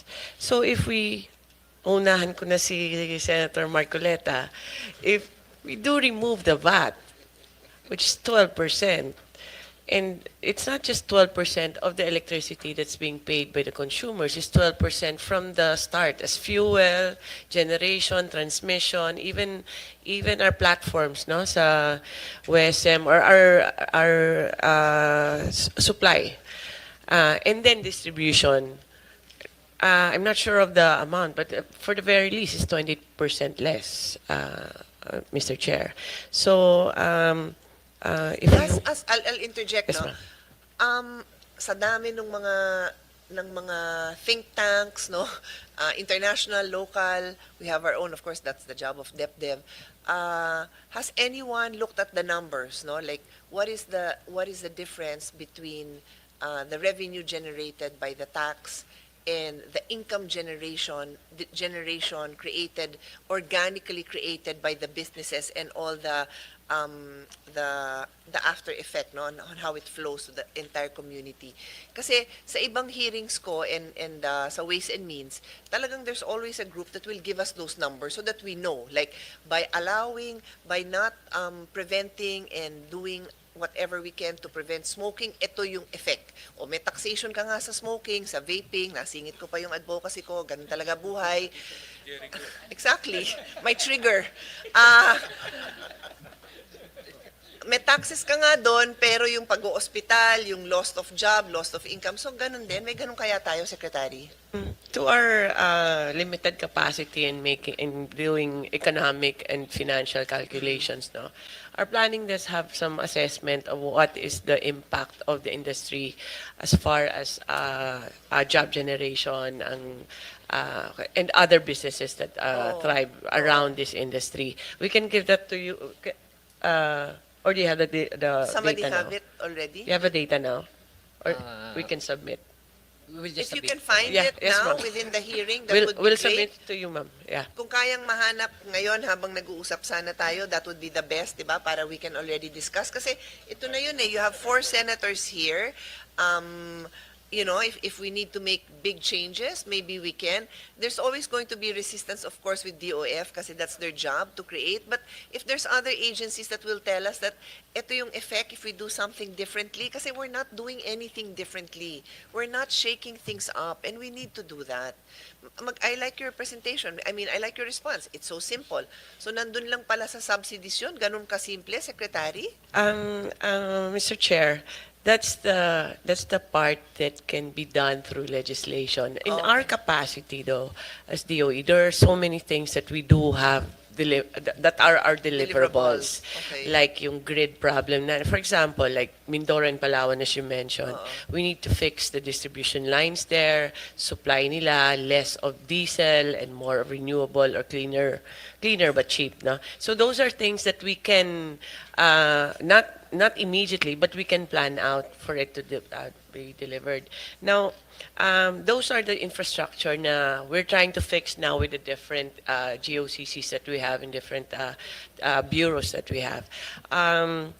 One that is very impactful, kahit mabagaling impact niya is the shift towards cleaner energy. Because the more cleaner energy, according to the simulations, if we do reach the targets that we are targeting by 2030, mga 2 pesos ang 1.3 to 2 pesos ang reduction. So, meron talaga, things are working, but it's not instant kasi every pieces of the puzzle have to be in place. No? Pero if we want really immediate impact, and I think it's a right call, kung wala lang tax sana, that will significantly lower kaagad. The rest are our responsibilities, Mr. Chair. No? You mentioned renewable energy, and as I said, SDG 7 is affordable and clean energy. In a previous hearing, Madam Chair, in your team, you were, I don't know if you were secretary yet during that hearing, so it might have been a previous one. It was reported to us that there were 105 renewable energy projects that risk termination due to non-compliance to project timelines. And then, idagdag ko na doon yung nabanggit ko, I think, in that same hearing, that similarly, meron tong mga, and help me out with the correct terminologies, no? Doon naman sa exploration, di ba parang ang nangyayari, nagpa-park sila, yung they get the permits to explore, and then they don't explore, and they just park. So, yeah, the service contract. So, can you just report on those two things? Kasi nabanggit mo renewable, it's so important. We get so excited about it, you know, and I even mentioned that before I became chairman of the Committee on Energy, with my limited knowledge, which is still limited, you know, you don't hear, unless you attend a forum where the details get this technical, the average person doesn't know na one of the big problems with renewables is the storage, di ba? Wala pang nag-i-invent na technology na ma-store yan. So kung madilim na, ang gagawin mo dun sa nakuha mong energy, and then it's the connection to the grid. Yung mga ganun ba? Anyway, I'm just saying na maraming nagmamarunong and they want to improve our situation, but they don't understand these things. So let's elaborate a little bit, no, on these issues you have with renewable and then yung sa service contracts. Yes, the current supervising undersecretary is Undersecretary Guevara on renewable. But true enough, we are purging many of these contracts with the proper procedure, no? My due notice and all that. But I'll give it, if Mr. Chair, Yusek Guevara can answer. Go ahead, Yusek. Thank you very much, Mr. Chair. You pointed out the 105 service contracts that we terminated last year. And we could, may mga nag-MR, some of them we consider. Kasi yung infos nyo sa akin at that time, at least that's in my notes, was at risk of termination. So, na-terminate na? Majority, ma'am. Okay. And then, we continue to terminate projects na malayo na sila dun sa work plan. Oo. Kunyari, dapat na-achieve na nila to, mga 3 years ago na dapat, hindi pa. Kasi, so we terminate. sorry to interject, no, but the reason that's so important, and I'm not excited that you have to terminate. I'm not. But I believe that you include these projections in your official projections because they have these contracts, they commit that by this date. So, syempre, sasama nyo yun, di ba? Tapos, malaman mo, a year, 2, 3, 4, 5 years later, walang nangyari.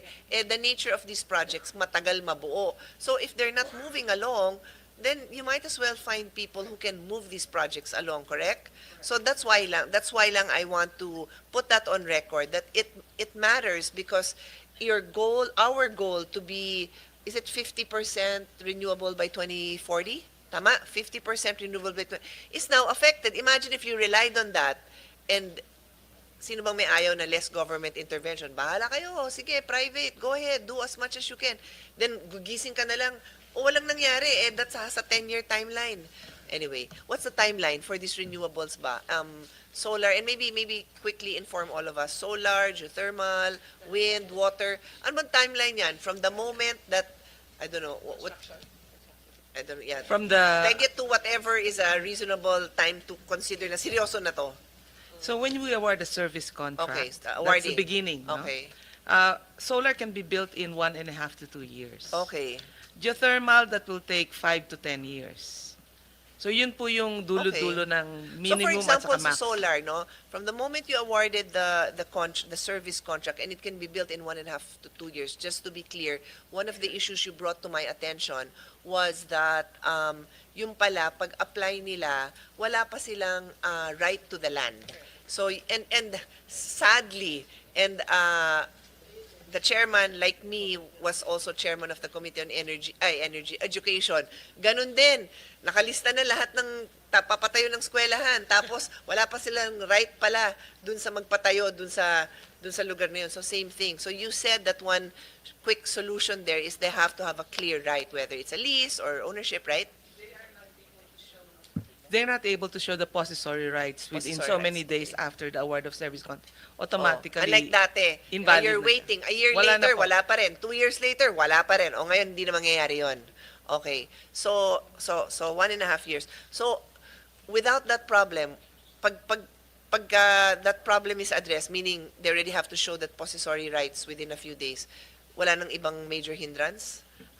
One of the major hindrance would be yung grid connection. The grid connection, Yeah, correct. but then we make sure na kaya nilang, meron naman pong transmission development plan. If they make sure na mauuna yung transmission matayo bago mag-connect, then they should not have a problem. But ma'am, pointing to your question, we have 1,400 service contracts. Okay. But then we also classify them into committed and indicative. Okay. Ang committed, ibig sabihin po, nagko-construct na o may financial closure na. Okay. So yung numbers na sinasite namin, for example, na by 2030 dapat 35%, nakita na po namin yung 35% na yun na manggagaling sa mga committed sa Committed, indicative. okay. Yes. Okay. So yung So, indicative, meaning they yung have a service contract Yes. but there's a lot of moving pieces pa? Ganun ba yun? Tinatapos pa nila yung mga permits. Ah. Feasibility study, mga ganun po. Pero ba't kailangan ma-award na sila ng indicative? 'Cause I they mean, will may not- mawawala ba sa kanila kung hindi nila hawak yon? They need the exclusive That's what use they're of that's that. what they're after Yeah. na for them to make their commitment then kanila na yon, so that maka-invest na sila nung expenses necessary for The to make permits, the project happen, the permits, like you said, the feasibility. Okay. Okay. So, and then you mentioned geothermal, which takes 10 years? 5 to 10 years. And in the last hearing, Secretary, you mentioned that we have geothermal projects in the works? We have? There is, ma'am. Actually, this is the first time in so many years that we have a greenfield under EDC, no? Under EDC and Bicol. Yeah. first But time. there's also some that are closing. So it's So it's ano rin. really necessary. So But- it but- won't but- even increase our ratio. It's just going to maybe ang tawag doon, make up for the closures. Tama ba? Mr. Chair, although we are currently in talks and almost finished na yung talks on the de-risking facility for geothermal kasi para mabawasan din yung risk on the investor. So that's through World Bank ba? Or, ADB through and then conduit yung land bank so that we can have more investments in geothermal. So because really geothermal is one of our low-lying fruits sana. Yes, ma'am.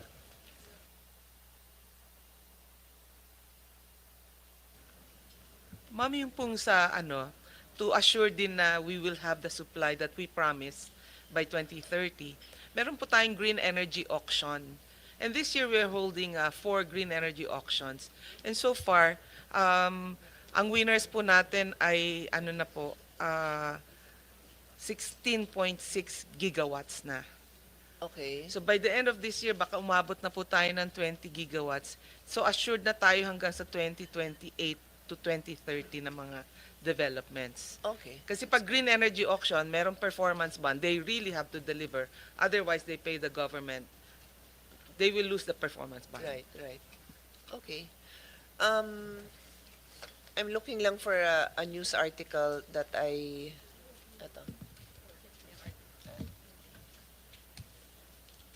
Who's in charge of nuclear? Ikaw din. Anyway, Yes, ma'am. there was an article a day or two ago. It says the Philippines has emerged as one of the front runners in the nuclear deployment in Southeast Asia. Paano nangyari yun? Overnight, naging frontrunner tayo? May ginawa tayong, ano mga Yes, ma'am. groundwork natin? We- Kasi, sandali ito si Senator JV.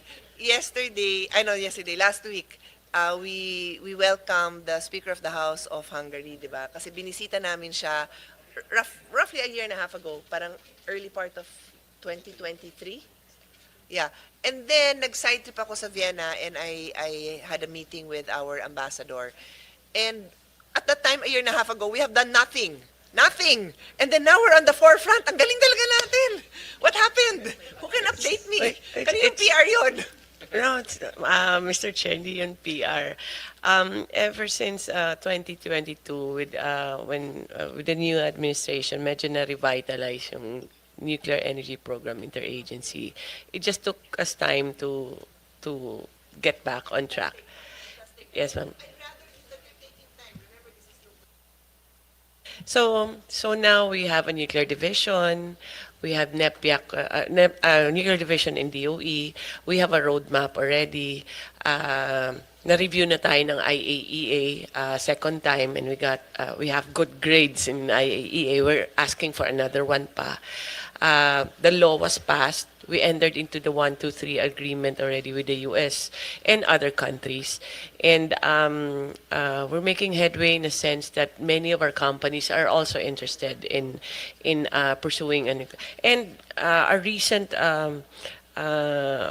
we had surveys now on the acceptance rate ng nuclear, but the recent activity of DOE, other agencies in fairness also have activities in this. PhilVox, DOST, PNRI, DND, lahat sila may ginagawa. But DOE issued recently a circular giving let's say preference or special treatment to the Pioneer One. So it's just more of a framework. And so why are we considered nauuna sa Southeast Asia? Because we have been steady. Indonesia at one point was ahead of us, but hindi steady kasi their legislative medyo binawi ulit yung authority. Vietnam is also getting ahead also, but it depends on the year na rin or depends on the country. But comparatively, we are ahead of the rest of the countries in Southeast Asia in preparation for building the power plant.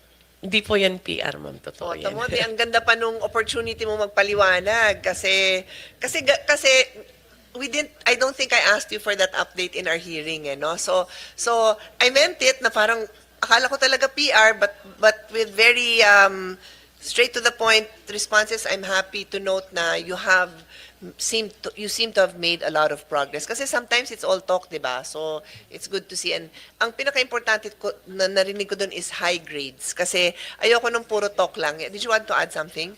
I wanted to add lang, I would like to thank the good chairman of this committee kasi he supported NEPIAC for on the budget side for a few years. Kasi with that, we were able to do our public communications, the mga contracts, surveys, and really beefed up the activities of capacity building of NEPIAC, of all agencies actually.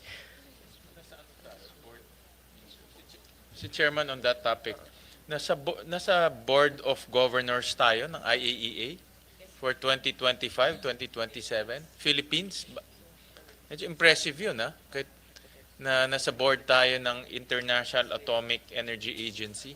Although it's, my staff just told me, DOST ang nakaupo. Yeah, but still, no, as a country, that's quite an honor to be part of the Board of Governors. So siguro ito na yung last comment, observation ko, no? I think everyone supports renewables. I don't think there's anyone who, would say offhand na that's not the right direction to go. It's a UN mandate, our commitment, and it's what we want, clean energy.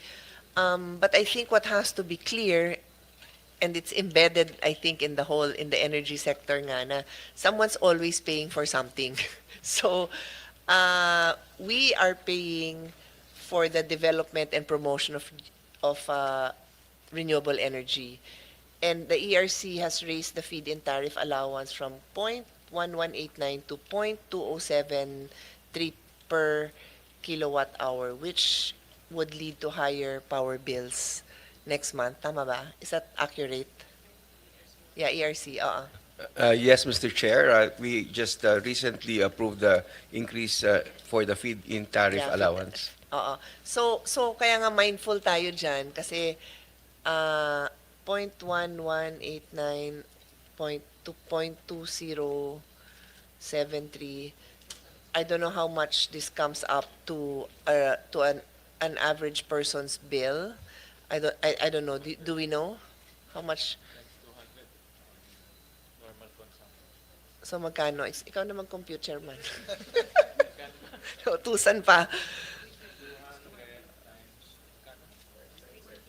0.20 or 21 na, 207 eh. So 0.21. So 42 pesos. So isang kainan din 'yon, 'di ba? Isang kain din 'yun sa karinderya. So sa akin, so everyone is paying for us to promote renewables, to promote and develop. So sa'yo din to, babalik din to kay NPC President, no? And everyone else who I know, I trust the default should be that our government is working hard. That is my default. Pero work harder tayo kasi every day, an average family is paying 42 pesos per month. Per month, no? Per month yan kasi monthly billing yan eh. 42 pesos per month for us to promote and develop renewables. So we have to do our best to expedite it, lahat ng renewables natin. Yes, Secretary. Yes, Madam Chair. It's always a dilemma, no? Going green kasi it will cost us also. Yes, of so we're trying course. to balance naman. Exactly. Like the feed-in tariffs, mostly hydro, which is basically should be the cheaper generation that we have. So, pero yun nga, may epekto siya sa feed-in tariff subsidy. But eventually, it will balance off, hopefully. Mr. Yes, Mr. Chair. We can only see the feed-in tariff allowance because it is a separate charge.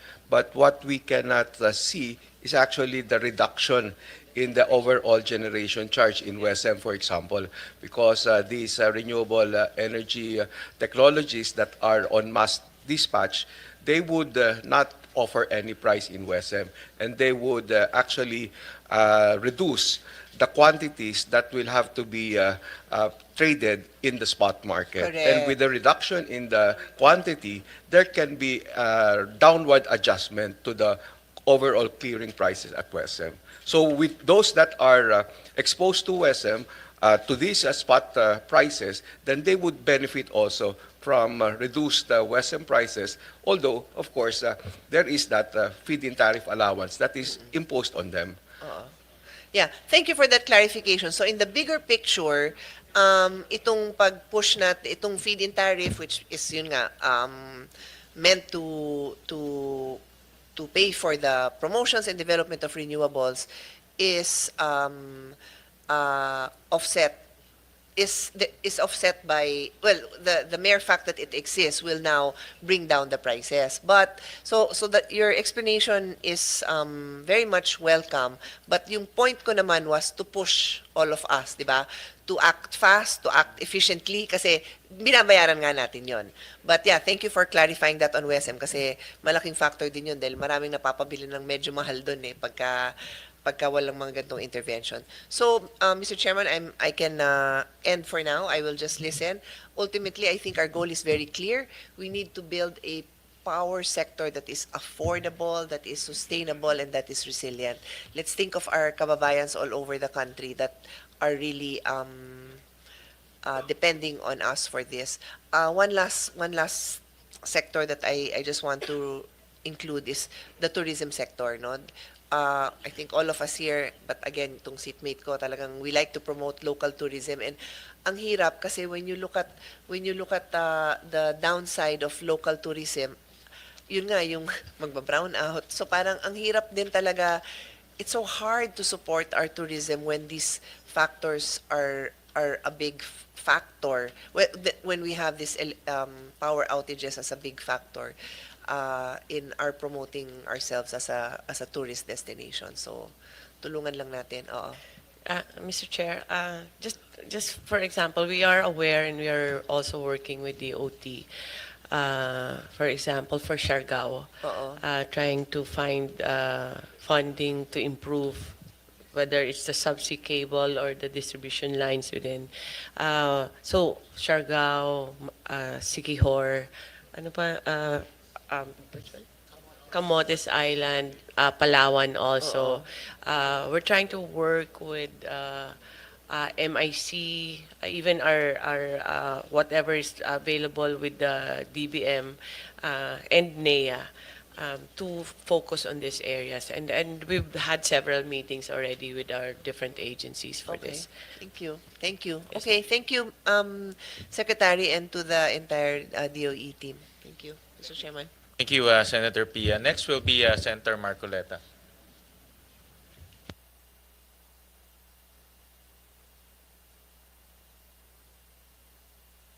Salamat, Mr. Chair. Gusto ko pong malaman uli, Madam Secretary, yung installed capacity natin.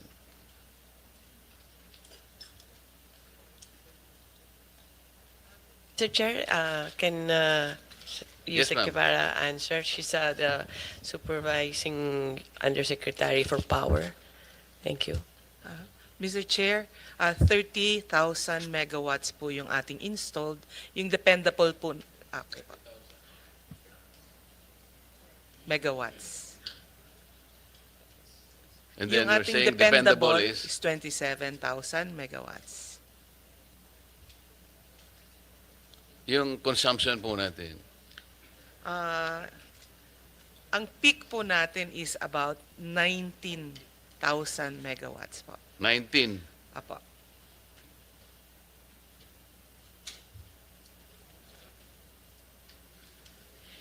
So, Mr. Chair, kung ang dependable natin is 27,000 megawatts, ang consumption lang naman natin is 19. Kasi sobra-sobra ang ating capacity, di ba? Mr. Chair, palagi po tayong, hindi po natin pwedeng tawaging sobra-sobra kasi po nakikita namin yung... Hindi, mathematically, sobra-sobra talaga. opo. Okay. Yes. So, anong problema?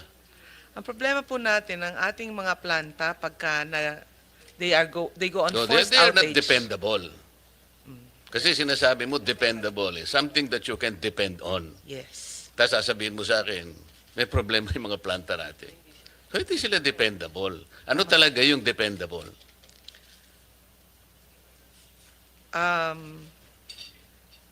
Terminology po kasi You should dependable. know. Opo. Pero kunyari po sa ating, the way that we look at it, Hindi, wag kunyari. if you look at the outage Real rates, tayo eh. Oo. opo, yung pong ating 19 gigawatts na need, nasusupplyan po yan ng ating mga supply, Hindi, ng mga teka muna. generators. Nasaan yung hindi dependable? Yan kasi yun ang problema eh. So we should at least produce 19 gigawatts, di ba? Kasi yun ang demand eh. Yes. I mean, logically. Logically, pero Nasaan ang problema? Kasi yung 27 na ito, yes. napakalaki. Meron tayong sobrang 8,000 megawatts. So itong problematic na ito, ano ba ginagawa natin? Ba't di natin ma-address? Palagi na problema si Sharon Garin. Opo.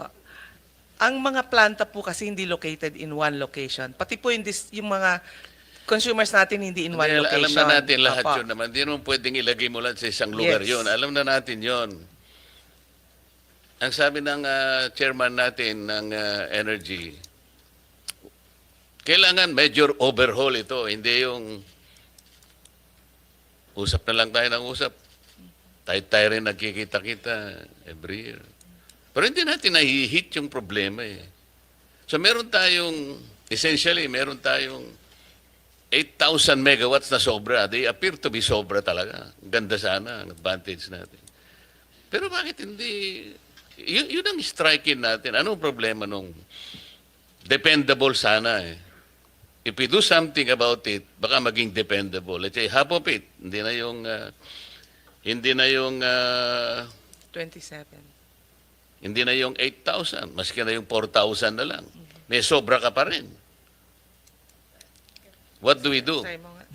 Mr. Chair, tama po kayo, Mr. Chair. Yung 8,000 na dependable, ang iba dyan hindi talaga dependable kasi nasisira palagi yung iba. Hindi talaga dependable. Hindi Because dependable. hanggang ngayon, we are struggling. Yes. Lahat po ng presentations na narinig ko this morning, they're about our struggle. Yes, sir. Our continuing struggle to ensure quality, reliable. Affordable. Hindi, wala mo rin affordable. Wala mo na. Mamaya na tayo ron. Ang sinasabi ng batas, quality, reliable, meron pang isang word eh.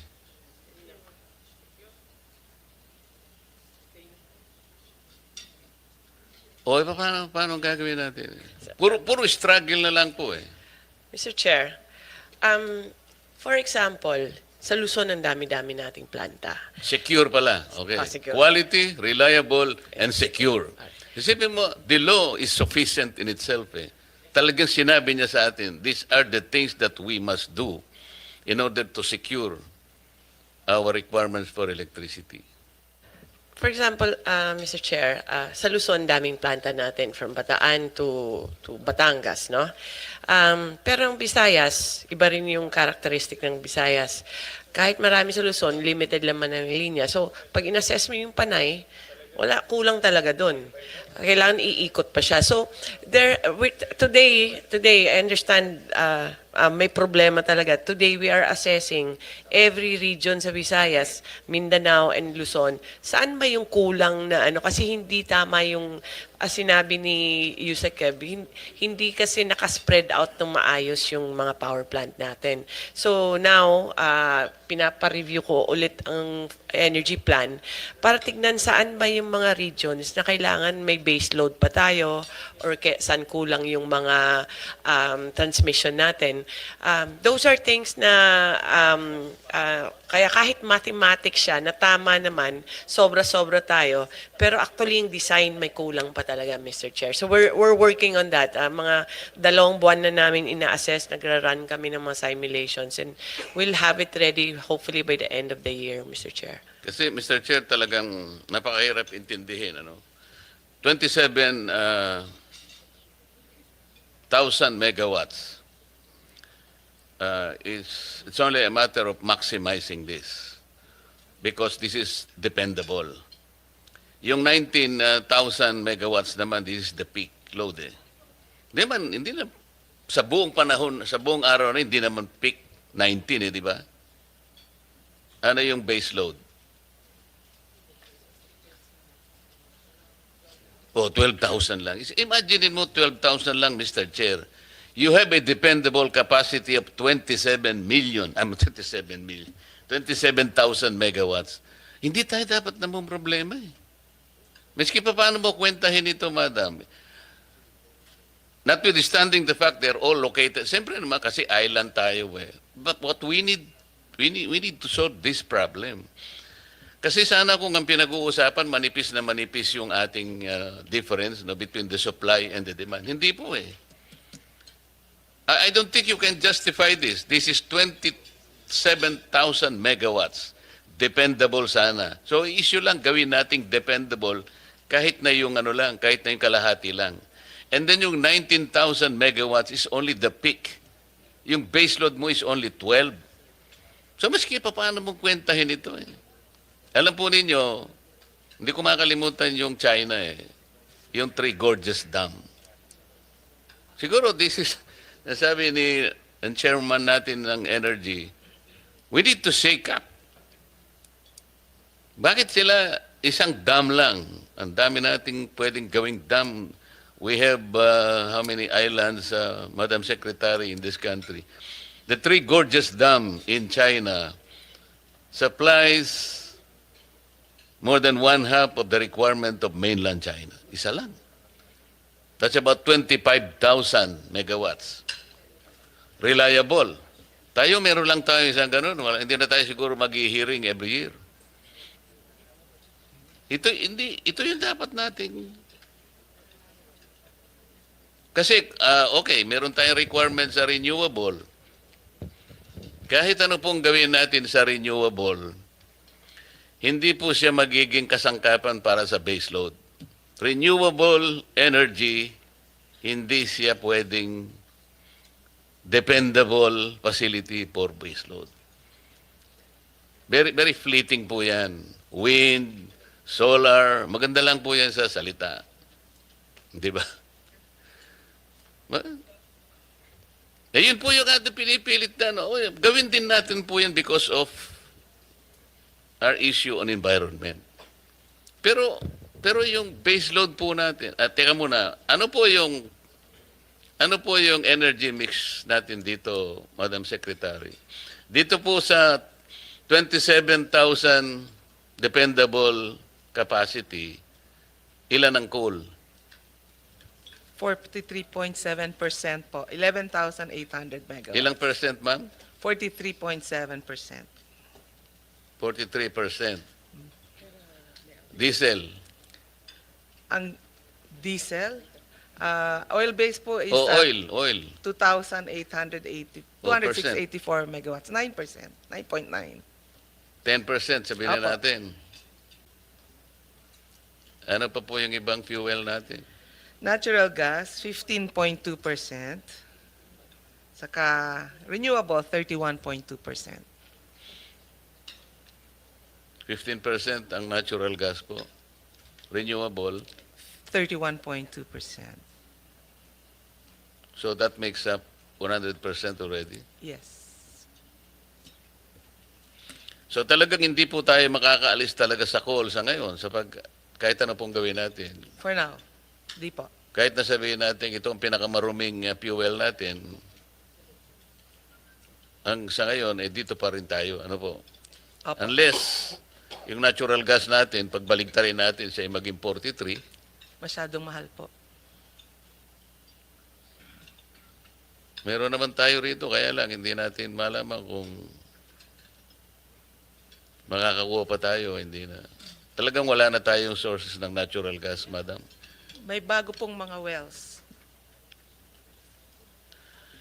Mr. Chair, we have contracts pa mga bago ngayon eh. Pero siguro mga 5-7 years pa yan at pwede siyang mag-produce for us. Medyo late lang tayo Thank you po. Mr. Chair, meron po tayong Interagency Energy Efficiency and Conservation Committee, IAEECC. Ito po ay na-create under Republic Act 11285. Tama po. Encouraging all government entities to install and utilize solar PV system or any equivalent renewable energy technology in their government-owned facilities. Bakit po ang title encouraging? Mr. Chair, if you allow Undersecretary Marasigan can Ikaw may kagagawa na naman ito, ha? Sige, tira. Thank you, Mr. Chair. Thank you, Honorable Marcoleta. Under the Energy Efficiency Act, yes, it's mandatory for all government agencies. Hindi, nakalagay nga, encouraging. It's not mandatory. Mandatory, sir, yung 10% reduction ng kanilang Hindi kasi ang energy title, consumption. encouraging kasi. Opo. Alam mo, you'll be guided by the title. Pag sinabi mong ini-encourage mo lang, may option eh. Hindi siya talaga tutupad eh. Pero pag sinabi mong mandating, wala kang option kung di sumunod eh. Tama? Tama po. Kasi halimbawa, in-encourage ka lang ng tatay mo. Nung bata ka pa, ligawan mo si ganito. Mukhang ayaw mo. Mayroon kang gusto, di ba? Hindi ka susunod. Pero sinabi niyang, kasi lalo na nung panahon mo, pag sinabi ng tatay o ng nanay, hindi pwedeng hindi tayo sumunod. Ganun ang Pilipino eh. Pag sinabi mong mandating, nandun yung puwersa ng batas eh. Di ba? Tama po. So, kaya ganun po yung aking ina-emphasize, Mr. Chair. Ito, nakalagay, the solar PV system or equivalent RE technology to be installed must initially supply at least 20% of the agency's electricity requirement. O nangyayari na ba ito? Yes, Mr. Chair. Hindi, Honorable. nangyayari na ito. Meron na pong nag-i-install. O malayo yung sagot mo, pare.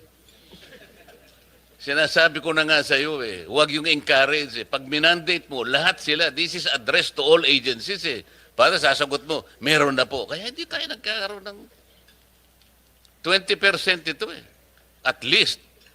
Ngayon, kung magawa niya 25, 30, di lalong maganda. So itatanong ko nga kasi it has been more than 2 years, sir. O puro tayo resolution. So ilang ahensya na ang napakabit ng solar panel o katumbas na renewable?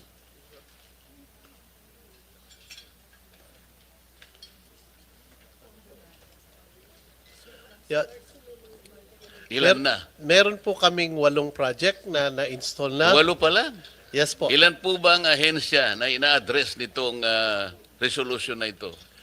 Sa ngayon po, pangkalahatan po yung ginagawa natin. Kaya pero nga, yung, ilang ahensya po ang na-address nitong resolution ang na ito? rollout po kasi natin ay per region at binubuo pa natin yan under the Government Energy Management Program kung saan po mandatory po yung minimum 10%. O yung ginawa niyong mandatory, 10%. Ang sinasabi ng resolution, 20%. Paano? Bakit ganun? Kayo mismo, hindi niyo sinusunod na resolution. Kaya nahihirapan ng kasasagot ang ating secretary. Ang 10% po kasi is the reduction in their consumption.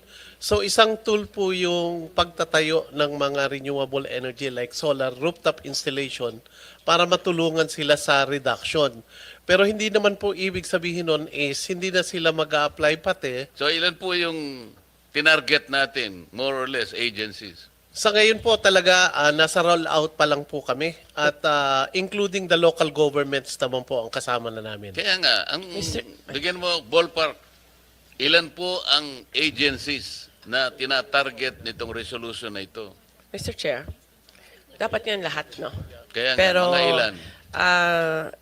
Minimal pa lang ang nagawa kasi ang process yan, mag-audit kami, magmumowa, may audit sila, titignan namin yung mga pumbilya, tapos i-advise namin kung anong solar ilalagay. No? So, right now, we have agreements with DOH, I think, ongoing And some in CHED, OGUs. TESDA,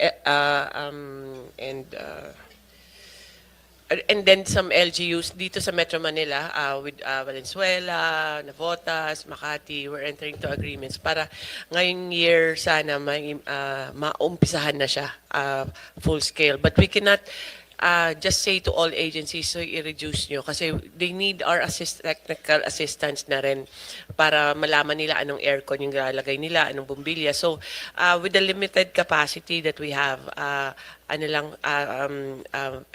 it's small compared to the whole whole of government. Yeah, alam ko po yun, Madam Secretary. Kaya ko lang tinatanong if it is addressed to all agencies. Para lang malaman natin gaano tayo kabilis, gaano tayo ka-slow. Let's say X number of agencies.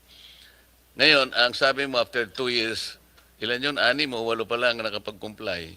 So you have, let's say, 1,000 agencies as the targeted universe. After 2 years, ay 6 lang ang nakakomply. So you have, baka 28 years ang abutin natin bago natin makover. Yan sinasabi ko, ganun tayo kabagal. Kaya hindi rin natin mafe-feel pagka ganun sayang naman yung initiative kung hindi naman pala magagawa ng ganun kabilis. So nasasayangan lang yung effort natin. Kaya ko po tinatanong, if this is the way to not only to economize but they produce their own electricity to help each other, sana nakikita natin ang sustainability, yung manageable sana. Hindi ganito po na ang nakikita natin, nakaka-discourage, imbes na nakaka-encourage po. Yung waste to energy, Madam Secretary, hindi naman po bago ito eh. Meron na tayong 9513, yung Renewable Energy Act of 2008. Ito may mandate na rito, Yusek Marasigan, hindi ba? Opo. Pero ang sabi ninyo, sa ngayon, 13 WTE projects pa lang. Tama ba ito? Mr. Chair, 13 nga kasi hindi viable yung ibang Kaya nga, 13, negosyo. ano?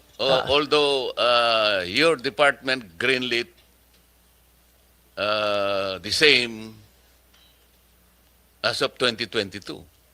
So that was 3 years ago. Pero out of the 13, 6 lang ang operational. Yusek Marasigan. Kasalanan mo na naman ito. Bakit ba napaka gusto mo yung number na 6?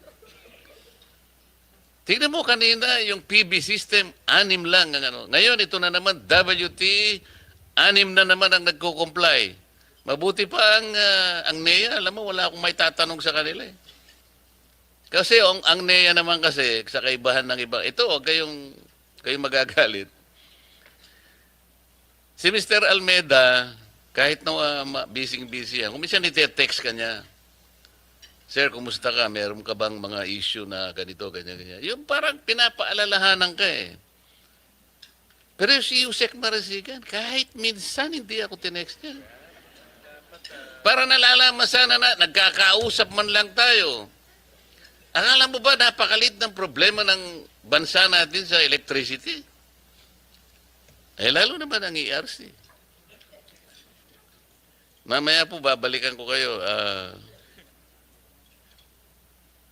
Commissioner Digal, kayo po ay isa sa mga alam kong siyang pinaka-cooperative sa ERC. Sinasabi ko na sa inyo. Very reliable, very consistent. Pagka tinext mo yan, hindi pwedeng in less than 2 minutes sasagutin ka niya. Hindi kagaya ni Coco Nograles. 2 araw bago ka sagutin. Ako, mabilis ako No, si chairman. Kaya naman sa tuwing naghihiring kami, kahit kaming 2 na lang, hindi ko iniiwanan ito. Mr. Ang Chair. dami kong gustong itanong, Mr. Chair, baka humaba lang ako, magalit ka sa akin eh. Mr. Chair, Yes, ma'am. yung sa WTES, marami talagang hindi feasible. So right now, meron po kaming nakaset na i-auction na namin yung WTE, especially Metro Manila. Identifying yung mga problema, pero this is together with DNR, MMDA, DOE, and ERC. So hopefully maka-award kami by first quarter of next year. Okay. And Mr. Chair, dadako ako ngayon dun sa affordable. Kanina pinag-uusapan natin yung quality, reliable, and secure supply of electric power. Pero yung affordable, nandun din po yun.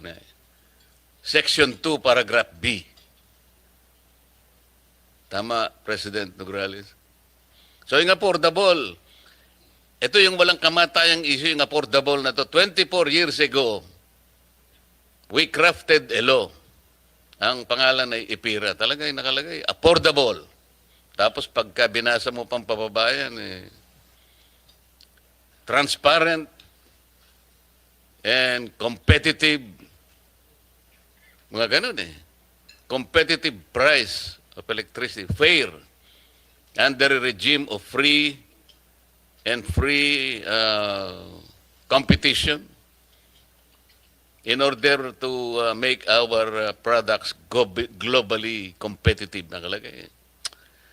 Pero talaga pong hindi natin very, very elusive yung affordable. Kasi unang-una, tingnan po ninyo yung lifeline rate program natin, which is stipulated under Section 23 of EPIRA. Merong kasing ladderized yan eh. Pero in case of Meralco, alam po ninyo yung 100% na free lang, 20 kilowatt hours. Kawawang kawawa. Para malibre ka ng 100%, kailangan ang ginagamit mong kuryente hanggang 20 kilowatt hours ka. Pa nagsindi ka lang ng 3 bumbilya maghapon, tapos tigilan mo na yan. Bakit po ganon, Madam ERC? Sa Meralco, ang consumption bracket discount niya po ay, let's say, 0 to 20 kilowatt hours, 100%.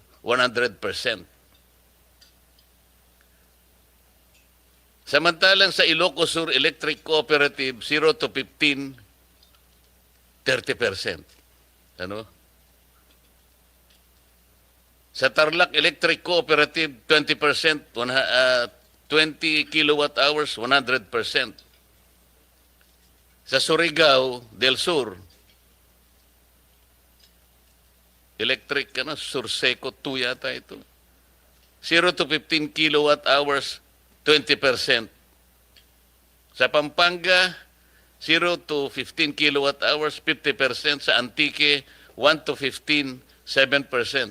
Hindi ko po maintindihan ito, ba't nagkakaiba-iba? Electric Cooperative sa Pelco 1, 16 to 20 kilowatt hours, 40% ang discount. Yung Anteco, 16 to 20%, 5% ang discount. Bakit po ganito? Talaga pong hirap na hirap ako. Bakit hindi po at least uniform ang pagbibigay ng discount? Hindi ko po sinasabi na dito sa discount na ito ay talagang sapat na para maiangat natin dun sa affordable. Dito pa lang ho, naguguluhan na ako. Gusto kong pag-aralan, kaya lang, pasensya na po kayo, napakahirap intindihin ito. Bakit po nagkakaiba-iba? Mr. Chair, can I respond? Yes, sir. Yung pong original na Lifeline program na ngayon ay pinatutupad pa, ito ay nadisenyo noong time na ina-unbundle natin ang rates ng mga distribution utilities. At ang nangyaring disenyo ay per distribution utility. Dahil ang Lifeline program ay isang paraan ng pagsusubsidiya ng mga marginalized consumers, nung nadisenyo ito, ang subsidy ay manggagaling doon sa subsidizing class within the same distribution utility. At yung isa-subsidize niya ay yung mga marginalized doon din sa same na distribution utility. May mga distribution utility na malalaki tulad ng Meralco na kung saan marami ang pwedeng panggalingan ng subsidy. Kaya nung dinisenyo siya, ang isang pamantayan naman na ginawa ay dapat yung subsidy charge or yung lifeline subsidy charge will not exceed 10 centavos. At nung dinisenyo, tiningnan kung magkano ang malilikom kung ito ang limit. Nakita na sa halagang 10 sentimo na i-charge mo dun sa subsidizing class ng Meralco customers, maaari ka pong makapag-extend ng discount up to 100 kilowatt hours na konsumo ng mga marginalized or yung low consuming. Pero dun sa iba tulad ng electric cooperatives na maliliit lang, predominantly maliliit lang din ang konsumo at yung subsidizing class ay maliit lang din, para ka makapag-extend doon sa marginalized customers na hindi naman mag-exceed sa 10 centavos yung lifeline subsidy charge, kinailangan ibaba mo yung threshold. Kaya meron doon na ang kanilang diskwento ay kung meron lang silang konsumo na hindi lalampas ng 20 kilowatt hours. Naintindihan ko po yun, Mr. Chair. Ang hindi ko po makuhang mabuti ay yung pinag-uusapan natin na lifeline rate. Lifeline kasi, ibig sabihin talaga pantulong eh. Bakit ang Tarlac Electric Cooperative sa Limbawa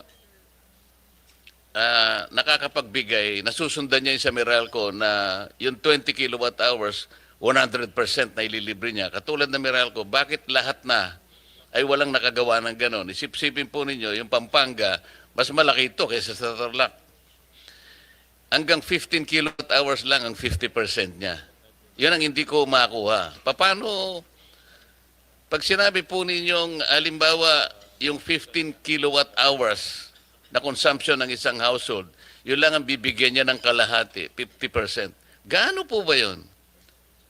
Hindi po pang buhay yun eh. Hindi lifeline yun eh. Lalong-lalo naman yung iba, walang nakaano kahit isa. Ito, Cooperative Inc., Anteco, 16 to 20 kilowatt hours, 5%. Eh siguro po kung langgam lang ang pinag-uusapan natin, sa langgam pwede na po ito. Pero tao po itong mga ito eh. So paano po nakalampas sa inyong radar ito? Paano po natin masasabi na lifeline rate? Yun nga po, yun yung original na design ng Lifeline program na nakabase doon sa individual distribution Yun po utilities. yung original design. Ngayon nga po, mayroon na tayong ipapalit na kung saan ang diskwento ay ibibigay across the country regardless of the distribution utility at ang Lifeline subsidy charge ay pare-pareho din na i-impose. Ganito na lang. Yung proposal ko po, meron akong bill eh. Para po maging ganap na maramdaman ng bawat household, lalo na po yung mahirap. Ito po kasing lifeline rate was intended for our poor people. Yung talagang walang-wala ito eh. Ngayon, ito pong ladderized na ito na hindi pare-pareho talaga. Naintindihan ko naman sapagkat hindi naman pare-pareho po yung pinanggagalingan ng mga electric cooperatives, halimbawa, o lahat ng distribution utilities. Pero pare-pareho naman ang kalagayan ng household, talagang hirap na hirap. Ito po, alam na ni Mr. Chair ito, meron po kaming panukalang batas na lahat po ng households na kumukonsumo ng 200 kilowatt hours pababa. Dapat na po nating ilibre lahat yun. Hindi po kayo makasagot. We will support that po kung yan naman ay tutustusan ng gobyerno dahil po itong Lifeline program ang tumutustos po kasi dito ay yung mga ibang consumers din. This is a form of cross-subsidy. Pero yung pong inyong prinsipyo na pinapanukala, ito po ay ang gagawin naming bagong disenyo ng Lifeline program na kung saan ang makakabenepisyo doon sa diskwento ay across the board pero hindi lang maibibigay yon at 200 bagkus maaring ito ay 50 kilowatt hours, 50 kilowatt hours at 30 kilowatt hours. Ganun lang po kasi pinag-aaralan natin naman din ang magiging impact niya doon sa Lifeline subsidy charge. Hindi naman po kayo magpapasyan yan eh. Kung halimbawa na naipasyan ng Kongreso na ito ang maging panuntunan natin, 200 kilowatt hours parang subsidy na po sa lahat na. Yun po kasi ay talagang makakatulong sa marginalized sector ng ating bansa. Siyempre po, isa-subsidize ng gobyerno yun. Eh. Tingnan po ninyo, ang philosophy po behind that is napakarami ng binibigay nating mga subsidies ngayon. Lalo na nakaraang eleksyon, meron kayong AKAP, meron kayong AX, meron kayong TUPAD, meron kayong MAIP, bukod pa dun sa 4Ps. Alam po ba nyo kung magkano yon ang total for this year? 194 billion pesos. Pero wala namang record kung kanino napunta yon at kung paano nagkaroon ng transformation sa lahat ng mga mahihirap nating kababayan. Pero pag nilibre natin, let's say 200 kilowatt hour consumption, siguro 100 billion lang po yun. So nakatipid ka ng 94 billion. Yun po yung philosophy behind this. So, yun pong affordability issue. Naayos natin. Bababa po yung kanilang elektrisidad. Lalo na po yung mahihirap. Ngayon, kung naipasa pa po natin ang isang panukalang batas na alisin natin ang 12% VAT, immediately, bababa ang kuryente. Gusto ko po kasing kausapin ang DOE. Natulungan din kami. Kasi sasabihin ng DOE, hindi natin pwedeng, bakit hindi natin pwedeng gawin? Hindi ba nila alam kwentahin? Kasi maaaring ang DOE kaya niyang kwentahin ito. Ano ang impact sa mga industries natin, for example, particularly the manufacturing sector? Anong impact kapag ka naibaba mo ang production cost nila? Lalaki ang kanilang output. Para ko nang nakita yon. Kasi tinitingnan lang natin yung mawawala sa atin sa collection ng taxes. Bakit hindi nila tingnan kung gaano ang ilalaki ng ating economy? Siguro kapag binaba natin, inalis natin ang VAT, yung kapalit naman nun is probably triple the economy. So, mas malaking buwis ang makukwenta. So, imbes na pag-usapan natin yung kawalan ng kusan, sabay ka kukuha ng, kukolektahin ko dyan kapag sasabihin ko naman sa kanila, problema mo yun, ikaw ang taga-kolekta eh. Bakit mo akong problema niyan? Ang problema ko lang, i-depends ako kung ano yung sinasabi ng batas. Affordable, transparent, reasonable, competitive. Eh, sinasabi ng IPIRA eh. Ba't mo kasi nilagyan ng VAT? Kaya nga naging exorbitant. Ang pinagbulan natin ay affordable. Ba't nyo nilagyan ng 12% VAT? Sino bang may idea nun, Mr. Chair? Wala naman dapat. Basahin po ninyo yung IPIRA in its original form. Wala talaga eh. Bigla na lang nagkaroon ng 6% VAT pagkatapos binigyan na naman ng another 6%. Kaya, tanggalin natin yon. And then we will present a study na kapag ginawa natin yon, ang ating manufacturing sector talagang lalaki. Ito po yung problema. Bagsak po ang manufacturing natin. It is not contributing significantly to our economy. Ang ating pong GDP is consumption-driven. Dapat production-driven. Imagine po nyo yung ating cement industry, Mr. Marasigan, Yusek Marasigan. 70% ng production cost is electricity, power. Kaya po hindi sila gumiginhawa. Ang nakikinabang po ang Vietnam. Ayun pong mga cold storage natin, kaya hindi tayo makaimbak ng pagkain natin. 60% is electricity.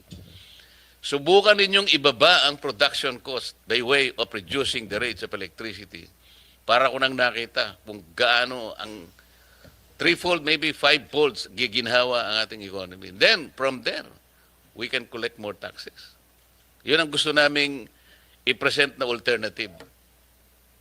O di, bumaba ang kuryente, tumaas ang economy. Dapat yun ang aralin natin.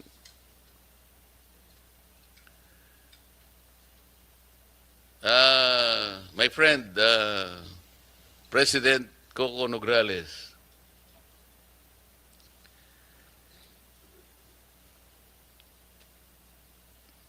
paano yung ano ba yung gusto kong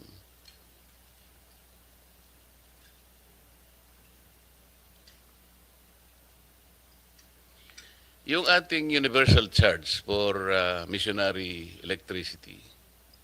This is your jurisdiction.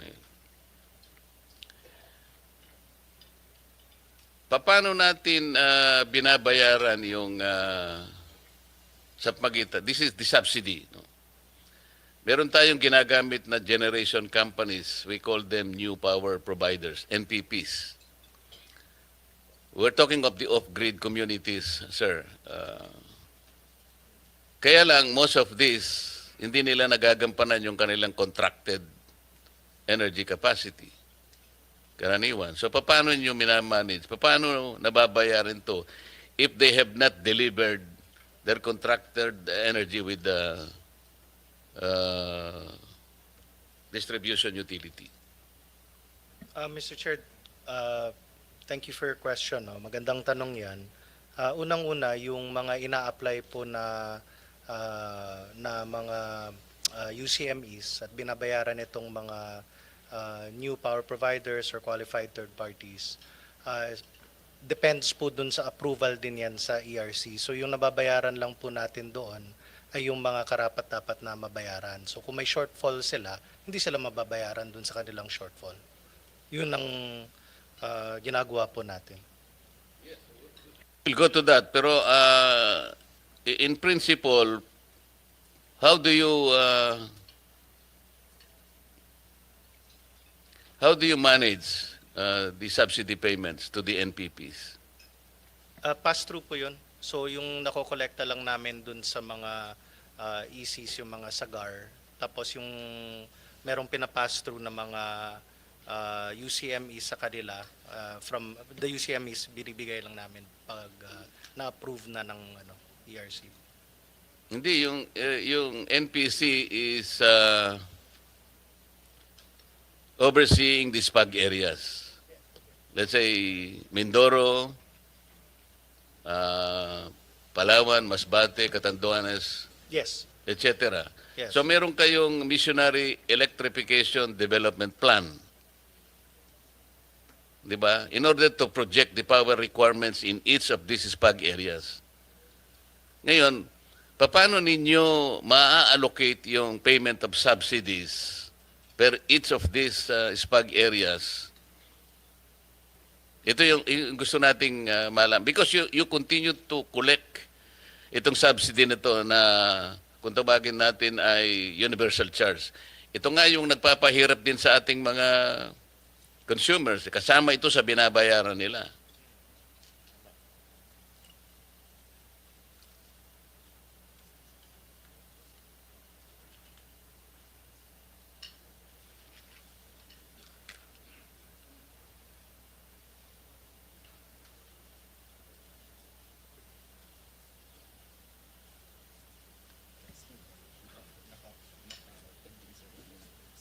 Yeah. So meron silang mga claims, Mr. Chair. And yung mga claims ng mga ito, syempre bine-verify po natin yung performance nila. And kung hindi nila naaabot, hindi po namin sinusupport yung claims na yan. And nakabudget din naman yung mga subsidies na ito. And Yes, but we have to start with the UKME allocation. Kasi kayo nag-a-approve ng plan. Yes. Alam niyo kung magkano ang allocation in each of these PAG area. Meron po tayo. Mga So, allocations. kung minsan yung tagal nung pag-a-approve ninyo, hindi nagiging yung tagal ng regulatory approval, that will take years kung minsan eh. Pero yung subsidy nasa inyo na, it becomes a problem do sa transparency and accountability level kung paano ninyo. Hindi kasi pare-pareho eh. I'll give you an example.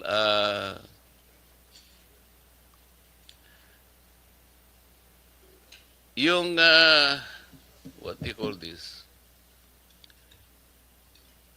On October 2, a demand letter of Power One Corporation for payment request of about 140 million was coursed through your office. And I believe there was already a directive from the ERC to pay this 140 million Yes, pesos. Mr. Chair. 144 million. Dumaan Oh po yes, sa something office to that effect. na. Yes, Mr. Chair. It's being How come processed. it's not being paid? It's being processed, Mr. Chair. Oh, Kasi kaka-decide lang ng ERC dyan, so there was a claim, Mr. Chair, and then the ERC, dumaan po yan sa table ko just this week, and then siguro mga 10 minutes lang sa table ko. Mas mabilis po kesa sa yung pag-reply ko ng mga messages. 10 minutes. Yes, sir. 2 hours you'll be able to pay that. It has to go through a process, Mr. Chair. Oh, how long is the process? I think that's, so nag-okay na yung ERC, and then we're gonna go to SAM, no? Yeah. Yeah, Yung letter po ng ERC, magvouchering Mr. pa Chair, yan. is September 18, 2025. Sabi niya, bayaran mo na siya. Tama, sir? Yes, Mr. Chair. Oh. So why is it? May mga So ilang internal, araw ang processing? may internal processes po kami. So pagdating sa amin, that's a few, Yeah, but I think the chairman would like to know how many days will it take? I think from now, probably we're going to pass it on to SAM, and then SAM will already release it. Siguro less than 30 days, Mr. Chair.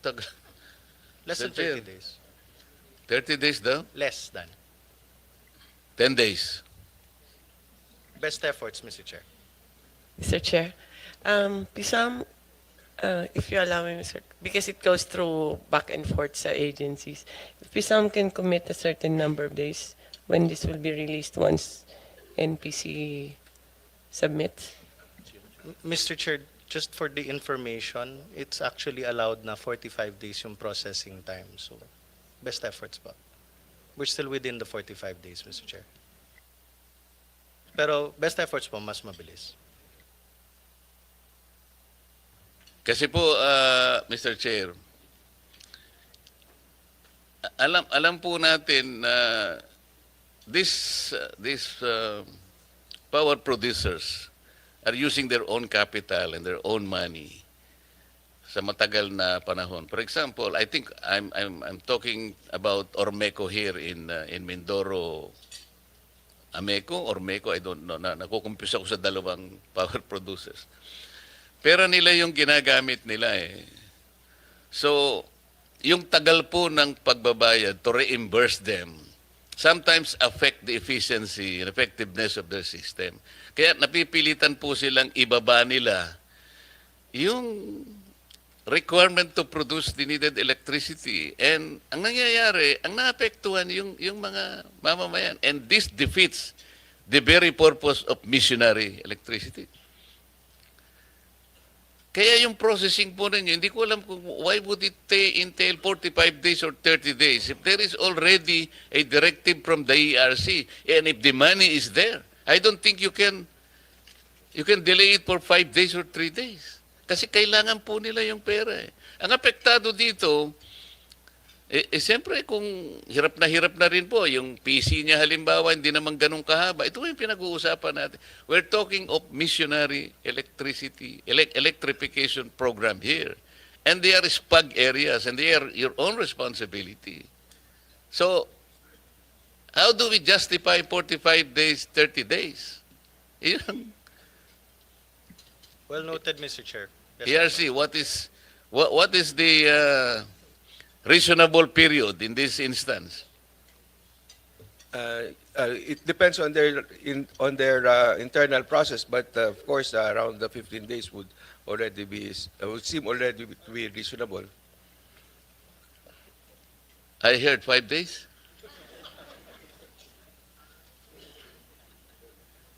I'm sorry, I'm hard bargainer. Oh, 10 days. Since dumaan na po sa table ko at in-okay ko na po. Yes, sir. Oo, alam ko naman dahil tayo magkasama, sir. Tayo nga ang dalawa pag nag-usap yung gagawin natin kahapon tapos na eh. Oh, yeah. Mr. Chair. Okay, titigilan na kita. Pwede pa po sa PISAM, Mr. Chair?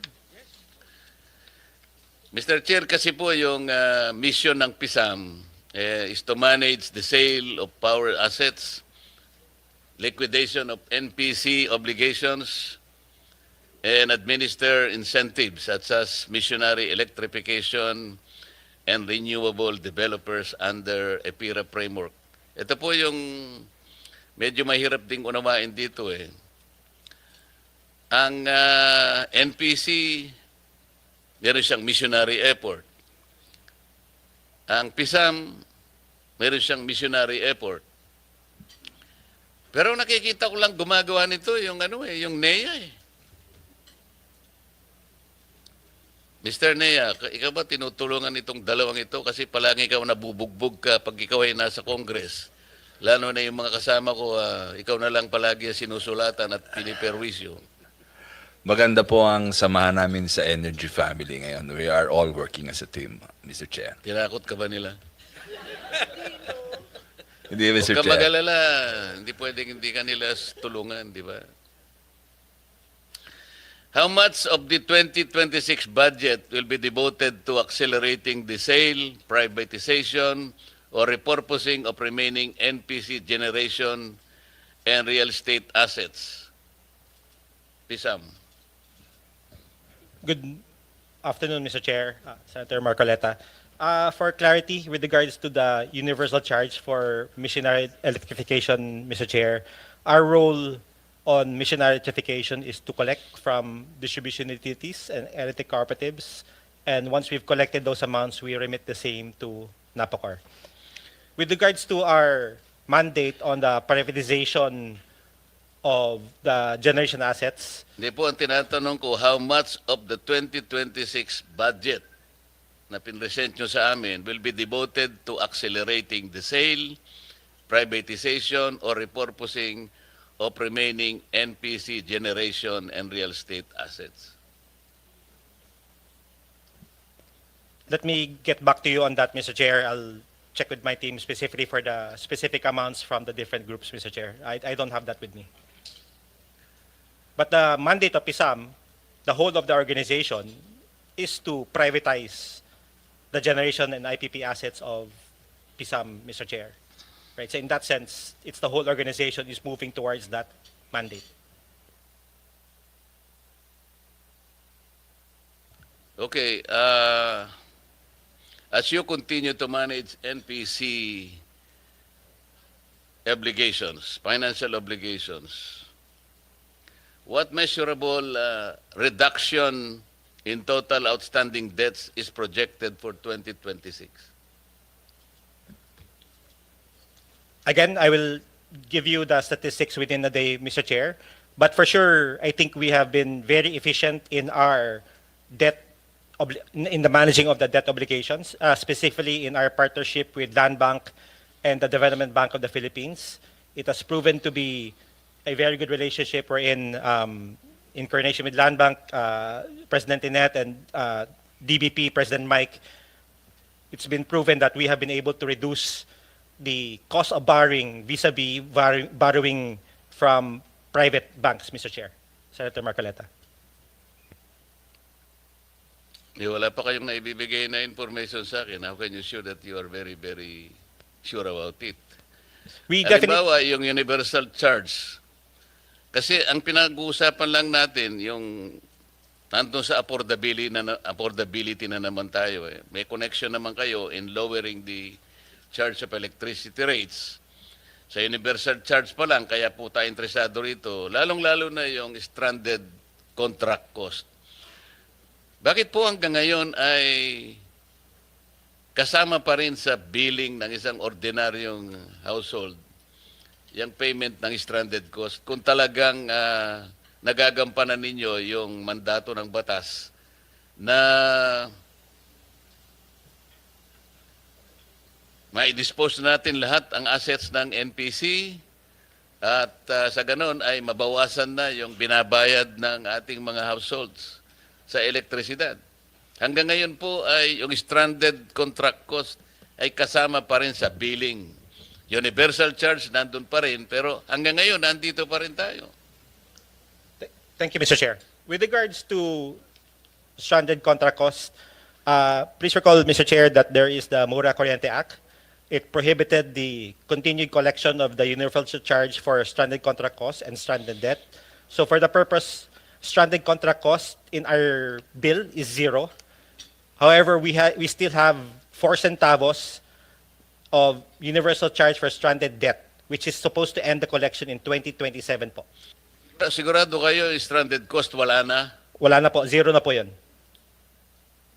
And under the MKA law po, it was prohibited to the further collection ng stranded contract costs at saka stranded debt, Okay, except for yung, those that were previously approved by the ERC po. Bakit yung stranded cost ay pinipili, ay hanggang ngayon binabayaran pa natin? Wala na po. Wala na, hindi naman po nyo makita yan sa bill nyo po. Kung sa Meralco po kayo naka-residence, wala na po yan sa Meralco bill, yung stranded contract cost. Ano na lang ang nandun? Stranded debt of about 4 Okay. centavos. Bakit po Na pati stranded debt ay binabayaran pa? per the MKA law, Mr. Chair, Senator Marcoleta, the MKA law prohibited also the collection of stranded debt except for those that were already previously approved by the ERC. Therefore, the remaining stranded debt or the approved ERC for stranded debt is about 4 centavos, and the end collection date for this particular item is in 2027, Mr. Chair. So, Senator Mr. Marcoleta. ERC is throwing the issue to you. Hindi po. It was a previously approved ERC decision long ago Mr. Chair, we continue collect that, and once it's fully collected, we project to end in 2027 po. Yung stranded debt, Opo.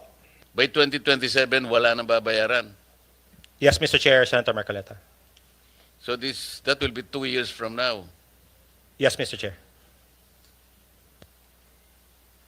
Pero yung corporate life po ninyo ay hanggang kailan po kayo? The under EPIRA, Mr. Chair, the original corporate life of PISAM is supposed to end in June 2026. O, paano natin masisiguro hanggang 2027 na sinasabi mo? Ang Ayun po. buhay mo So, hanggang next year. The corporate life was given an extension via RA 12179 for additional 10 years. The law was passed this year, extending the corporate life of PISAM to June of 2036. Nakalimutan ko lang na barahin yung batas na yun. Dapat hindi ka na hanggang 2026 ka na lang kasi hanggang ngayon hindi namin mapili yung pagmura ng kuryente talaga eh. Isip-isipin ninyo, ilang years po ang buhay na binigay sa inyo, yung original? The original po was 25 years. So, isip-isipin ninyo, 25 years. Ang tungkulin lamang niyo po, ibenta niyo lamang yung NPC assets eh. Di ba? Ang nangyari po kasi, imbes na ibenta ninyo ng bago. Kasi po, halimbawa, nagbebenta kayo ng sasakyan. Sir, bago nyo ibenta yung sasakyan, pagagandahin nyo muna, di ba? Pipinturahan mo. Siguro, papalitan mo ng konti yung mga... Ibig sabihin, lalagyan mo ng burloloy para sa ganon, maging... marketable. Tama po. Well, part of the mandate as found in EPIRA, Mr. Chair, Senator Marcoleta, we are supposed to optimize the privatization proceeds. So whatever we need to do to optimize that proceeds, we'll do it, Mr. Chair, Senator Hindi po, Marcoleta. pagbebenta muna yung pinag-uusapan natin. So pagbenta mismo ng assets, Mr. Chair, given the limited funds of government, we did not necessarily first improve the asset before actual sale. The privatization plan that PISAM implements, Mr. Chair, is an as-is where is privatization plan. So wala Mr. kayong mandate na improve nyo man lang para sa ganun, pag binenta ninyo ay mas mataas ang halaga? Well, Mr. Chair, Senator Marcoleta, part of the problem of government when EPIRA was passed was there was a lack of fiscal space. So therefore, the amount of funds given to NAPOCOR or PISAM to rehabilitate and fix these power plants was not part of the mandate given to PISAM, Mr. Chair. The mandate was sell as is and let the private sector improve these assets as can be proven from the various plants that were taken over by the private sector. But the problem is there was no mandate for you to use the assets. Ibenta lang dapat eh. Well, except for Agus and Pulangi, Mr. Chair, there's a particular provision in EPIRA that Agus and Pulangi should be retained by government for that from 10 years from EPIRA, and only privatization can be considered after that 10-year period. There were other facilities aside from Agus Pulangi na ginamit din ninyo bago ninyo binenta. So, yung bibili, kumbaga sa sasakyan, ginawa mo munang taxi, nung karag-karag na, tsaka mo binenta. Wala na, for scrap na lang.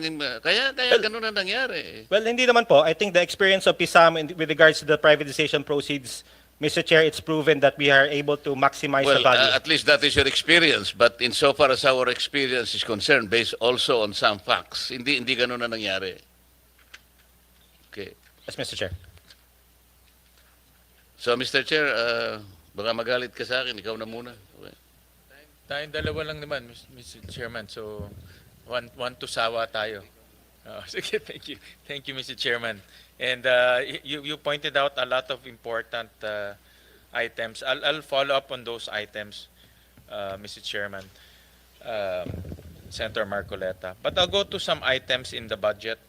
I'll start off with DOE, Secretary Green. May nakita ko sa budget ninyo na yung advertising expense increased by 65%. And then yung donations increased by 56%. Any particular reason bakit tumaas siya ng more than 50%? I consider more than 50% something substantial.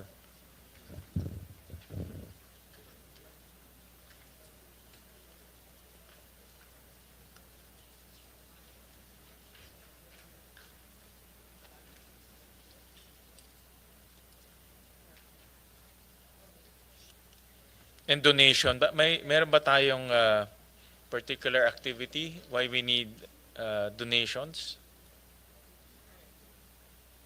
Mr. Chair, most of this, most of those donations and advertising expense increases are under the Bureau of EUMB, Energy Utilization. Is that kay Yusek Mario ba yan? Yes. Oo. Yes. Kayo na naman, but- Yusek Mario. Yung paborito ni Senator Marcoleta. Any particular reason, Yusek Mario, bakit ang advertising and donation, ano bang i-donate natin? Thank you very much po. Primarily we are the Energy Utilization Management Bureau. Related po ito dun sa question kanina ni Senator Marcoleta. We have programs in identifying sino yung lalagyan natin ng unang mga solar rooftop installations as donation. So it's part of that. So magdo-donate kayo ng solar Yes. rooftop Yes. to private? Local government units in To particular. local government units? Yes. Okay. So this is solar rooftop ng donation. Yes po. As incentives, you mean? Yes. But why do you need to incentivize solar rooftops? Hindi ba savings is already enough of an incentive? Kailangan po kasi nating mag-set ng good examples. Kailangan ipakita natin na magro-roll out yun. One of the concerns that we have discussed in the committee is that not all local government units are capable of doing solar rooftop installation. Hindi, I understand Parti- that. I understand. So yun po yung isang concern na ina-address ang natin. concern nila is not the use, but how to procure. Procure, yes. How Yung to pong procurement. Kasi actually ito yung problema with local government units. They don't want to spend for it, but they want to share on the savings. Diba?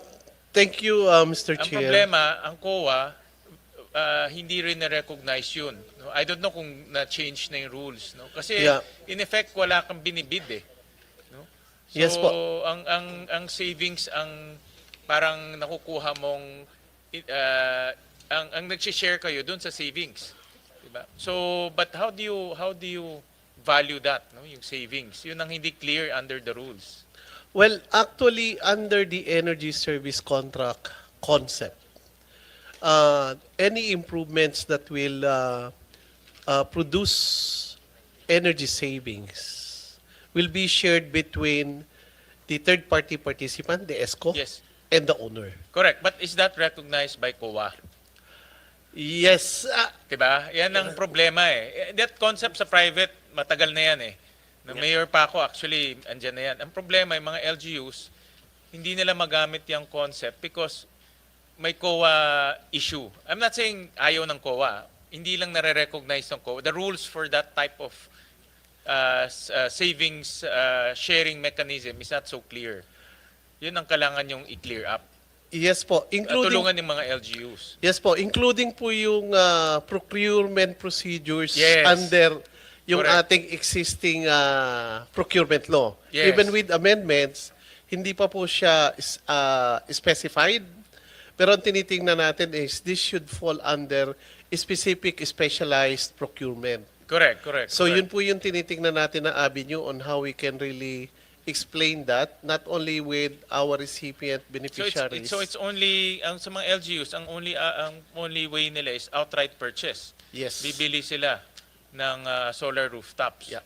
No? Pero hindi naman lahat ng LGU Pero, kaya, 'di ba? sir, Nabili. based on our experience, meron naman mga local government units na willing. Like for example, Outright purchase. hindi po outright purchase. Even if meron silang problema or hindi pa klaro yung rules. Like for example, in Siquijor, ang una naging problema natin doon is power supply. But nung i-introduce natin yung energy efficiency and conservation concept, including solar rooftop installation, inaccept at inacknowledge kagad ng provincial government. So nakipagmawa kagad ang Department of Energy. Baka kasi To effect. G2G 'yun. Hindi po G2G yon, kundi ang sinetup natin doon is for a third-party energy service Meron- company. And wala silang problema sa COA. So far, wala pa po. Kasi, kasi no cash out Yan sila ang eh. naririnig ko with LGUs. Yeah. No cash out po yung naging Yes, arrangement yes, nila. correct. Mr. Chair, Yeah. Go ahead. we're actually exploring, tama pa kayo, there might be problems with the audit, pero there are other models eh.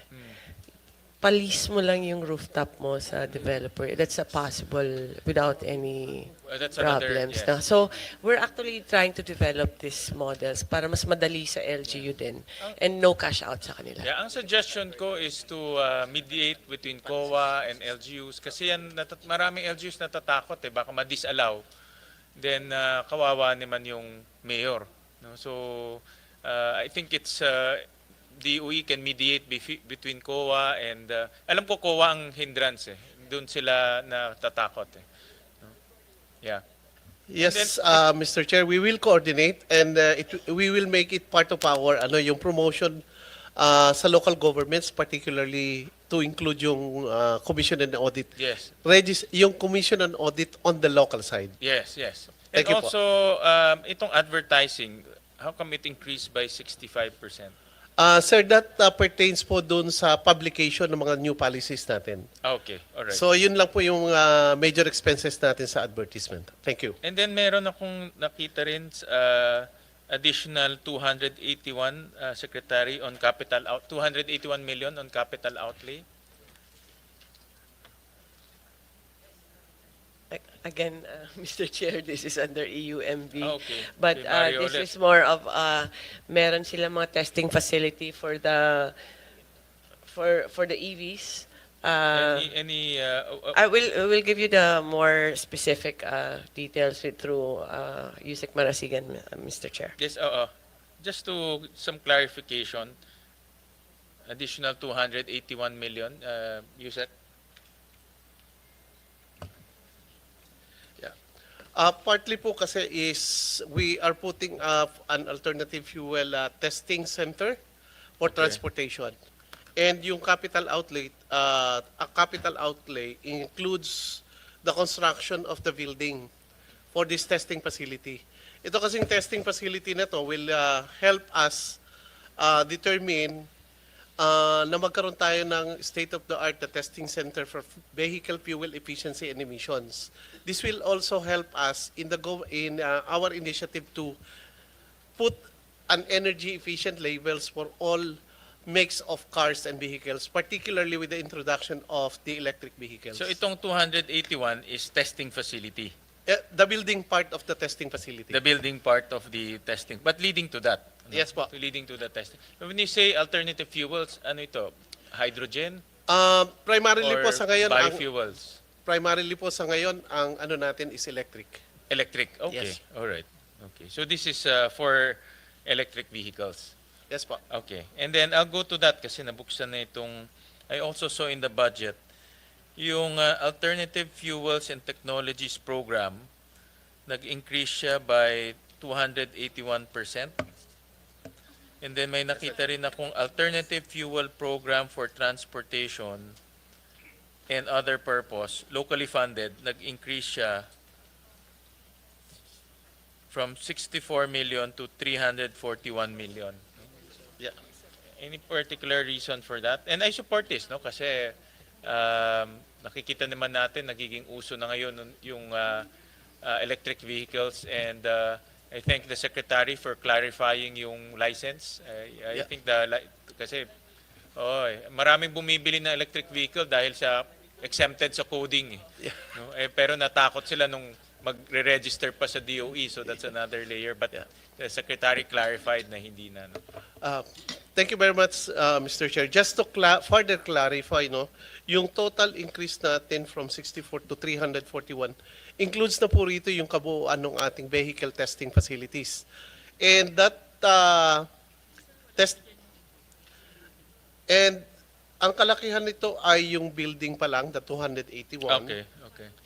Tapos to follow yung procurement ng ating testing facility equipment itself in the succeeding years. Okay. So meron na naman tayong proposed location, meron na tayong initial location. This will be in Cavite State University in Rosario, Cavite. Testing facility to. Yes. Ano po? Training or testing? Testing. Testing. Po, testing. So, And Ang kabuuan niyo po niyan, pag nakumpleto, hindi siya malilimit sa electric vehicles. Kasama na rin po dyan yung development natin ng concept ng next generation vehicles to include yung hydrogen and yung ating SAF or yung substitute aviation fuel. Okay. So in other words, pero itong alternate itong investment natin next year kasi lumaki yung basically among the programs yung alternative fuels and technology program ang lumaki. So meaning we're focusing on electric vehicles next year Yeah, on the testing facility. on the establishment. testing facility. Opo. But as a program, yun ang ating fino-focus. It's part po nung ating overall CREVI, yung ating electric vehicle roadmap. Oo. What are we testing sa electric vehicle? The quality? Why do we need a testing facility? Right now, Mr. Chair, ang ating primary testing na ginagawa is for recognition, labeling, nung mga models and makes na dumarating dito sa atin. So it's ginagawa po natin yan for appropriate registration. So naka-post sa website natin yung lahat na na-acknowledge, na-levelize natin ng mga makes and models ng mga electric vehicles. Yung testing facility natin, once it's done, then dito na po yung actual standards development natin. Okay. So itong mga electric vehicle, ang dami na kasi pumapasok. In fact, na-take note yan ni Senator JV. So lahat ito magkakaroon ng standards and labeling. Yes po. And to keep it simple, malalaman ngayon ng consumer alin dito ang mas energy efficient. Tama po. Okay, so mayroon silang comparison in other words. Yes po. Hindi naman po bago sa Department of Energy yan kasi even before, meron po tayong ginagawang mga eco-run to identify yung fuel consumption rating naman ng mga combustion engines. So yun po yung katumbas nun sa mga electric vehicles. Okay, alright. I'll go to yung, ito nabuksan ni Senator Marcoleta, yung energy efficiency.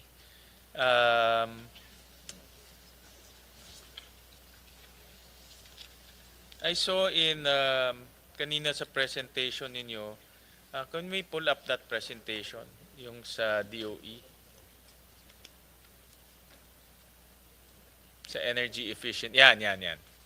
So, pag itong kinocompute ko, for example, sa designated establishment, sa energy service companies, and pag binangga to sa total energy consumption of 126,000 gigawatts, ang energy efficiency natin is only 0.73% ang natipid natin. No? And I think this is a low-hanging fruit, to be honest about it. But I was expecting malaking savings from our energy efficiency policy. But after all these years, 0.73% pa lang ang nasisave natin. If you also look at itong, let's say, yung energy service companies, less than $1 billion yung investment, yung total investment in designated establishment, maybe respectable at 8 billion. But if you look at the total na save, due to energy efficiency and conservation, it's only 0.73%. Mr. Chair. Yes. Yes, we do understand. There's still a information campaign and education campaign na talagang kailangan dito kasi Filipino by culture is not used to energy conservation. Now, ang low-lying fruit dito is the government agencies actually. So, for example, we have a MOA with DOH na ngayon.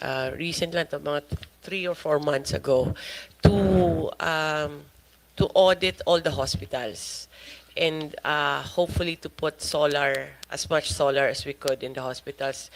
Now we have as a pilot here in Metro Manila, may isang hospital na, and we'll try to duplicate that with the 87 hospitals of DOH. Same way with TESTA and CHED, and hopefully with other agencies. Ang rollout lang medyo mabagal nga kasi limited ang capacity ng DOE. No? But I think starting with all this na government agencies lang, which is the major consumer of electricity in the country. Pag nakuha na namin yung tamang model with our MOAs, with all these agencies, test the CHED and the DOH, I think it will be faster by next year, Mr. Chair. So, umpisan lang namin ito and see kung anong mas attractive sa mga agencies because as you said, there's COA issue and procurement issue also. Yeah. Pero I will work on this yun na yung may target na yun si Mario actually and what his target for 2026 and 27. I think ang low-hanging fruit yan is government. No? Kagaya itong mga ito. Actually, hindi pa kami LED yata eh. No? So, I mean, mga ganitong facilities, kasi under the law, dapat ang mga government should be energy efficient, should use energy efficient technologies. Diba? But government itself, hindi pa tayo umabot sa ganun eh. That's the low-hanging fruit. And then the second would be the designated establishment. Kasi mandated sila talagang magkaroon ng mga officers for energy efficiency. No? So, lahat ba ng designated establishment, lahat ba ng mga dapat maging designated establishment, are they already in the system? Yes, we don't know yet to affirm that all are covered, but we have registered. Nag-start po tayo ng 4,700 establishments in 2022. And in 2024, we are already at 9,278. So nag-i-increase tayo, but of course, the total population ng ating mga registered designated establishment, kailangan pa natin makalap kasi normally sa mga urban centers tayo nakafocus. And yet, we understand naman na meron ding mga qualified or pwedeng maging registered participants doon sa mga probinsya na may mga, particularly may mga SMEs. Yes. Well, malayo pa tayo kung 9,000, no? We're Yes, talking about, I think, Yes. ang large taxpayer natin is about 150,000. Yes. No? So, We recognize po, but it's really difficult. Kulang talaga tayo sa resources. But the campaign is there. those are the nakikita kong pinakamabilis na magkaroon tayo ng results. Government, no? Because under the law, Yeah. government is mandated and you have the power to compel government through Yes. a roadmap. Diba? And then pangalawa, yung designated. Kasi yung designated, mandatory sila under the law. Thank you. No? Yung mga maliliit, baka pwede pang delay ng konti. Pero yung mga lalaki, mga steel companies, Yeah. cement companies, manufacturing, hospitals, private and public, these are all hotels. No? These are all designated establishments. Eh. So, ang problema, hindi lang na-enforce. Yeah. And yes po. And actually, ang campaign natin is also for all the registered establishment to have their energy conservation managers. Yes. At ang naging dilemma po natin is mostly on the government, particularly the local government units.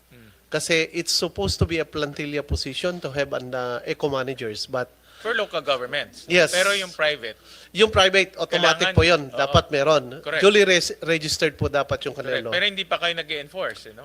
Meron na po. Nag-enforce na kayo? Yes po. Okay. Talagang yung coverage lang natin yung kulang. Yeah, that's why nga you have to enforce na. Yeah. You have to By the way Pagaya po, nung EVs, meron kayong power to mandate establishment to put charging stations. yes po. Yes, Mr. Chair. Dito rin sa energy conservation, may power rin kayo to compel. Yeah. Mr. Chair, actually, I recognize po and I wish to inform you that recently nga po when the Secretary met with the PE2, the ESCO group, the Secretary actually guided us that he wants these ESCOs to be a part of the audit team of the Department of Energy. We can take the phase 1, phase 2 audit, but the third level and fourth level and beyond should be undertaken already by the ESCOs. So magkakaroon kami ng convergence program with the private sector. Kasi kung tayo lang yung gagawa ng energy audit, we cannot cover all. In the clean energy scenario, ano ang contribution from energy efficiency? As of now po, 10% pa lang yung target natin. Kaya ba? Pero 0.1 pa lang, wala pang 0.1, wala pang 0.1, Kakayanin po 0.7 yan. pa lang eh. Kakayanin po yan. Oo. So, Mr. malayo Chair? pa tayo sa sarili niyong target. Yes, Mr. Chair. Mr. Chair, hoping that Valenzuela will be one of our model cities. But yung ano, yung it's really the rules ng bidding. I think pag naayos yan, maraming LGU pupunta sa energy efficiency. Yeah, actually, Actually, we tried to yeah. mediate with COA, but I think DOE will be in a better position. yeah, we are even looking on aggregated rooftop installation as part of this energy efficiency. But the aggregation concept is also a more complex procurement process. Kaya medyo hindi kami makatake off. Thank you. Thank you. Thank you for that. I'll go to, let me just look at my notes.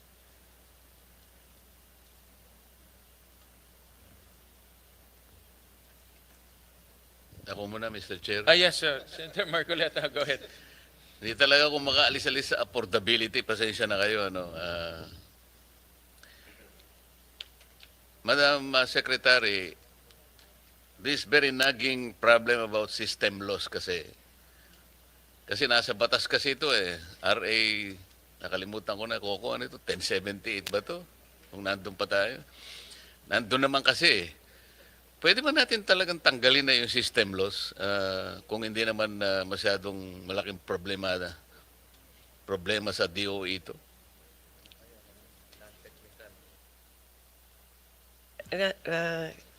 Before ERC, Mr. Chair, I'll just add to the problem of system loss, Mr. Chair. There's also tax on top of the system loss also. Yun na Mr. nga, Chair. only in the Philippines. Yes, sir. May system loss ka na, pagkatapos yung system loss meron pang tax. Hindi ko maintindihan talaga. How can you tax something that does not exist? Yes, Mr. Chair. And on the system loss, there has to be a balance. I think Chair Nino can explain better. Because the lower your system loss is, it might be also costly sa DU. So I leave it to Chair Nino, sir. Yes, Mr. Chair. Insofar as system loss, dahil natural yung ibang component ng system loss, talagang hindi maiiwasan. But it can be minimized. And to minimize it, kinakailangan din na mag-introduce ng capital expenditures ang distribution utilities or kaya pababain yung kanyang pilferages. So may katumbas yun, so kakailanganin lang na balansihin po. Yung balancing kasi ang problema, Chair, ano? Dahil sa katulad nga niyang pilferage, nangyayari naman talaga ito, lalo na sa Valenzuela, tsaka sa Caloocan. Hindi mo narinig, Mr. Chair, ano? Buti na lang hindi mo narinig. Itong mga pilferage sa electricity, sabi ko marami yan kako sa Valenzuela at saka sa Caloocan, ano. Hindi ko lang malamang alin yung mas ano. Hindi to kontrolado ng distribution utility. Talagang maraming nagnanakaw ng kuryente. Kaya lang, para ipasa natin doon sa pangkalahatang consumers naman, wala namang kinalaman sa... Siguro, kung ipasa mo doon sa nagnakaw, okay lang yon. Pero yung wala namang kinalaman sa pagnanakaw, pero nakasama sa pagbabayad niya ng kuryente, yung ninakaw ng kapitbahay niya. This is something that is very, very inequitable.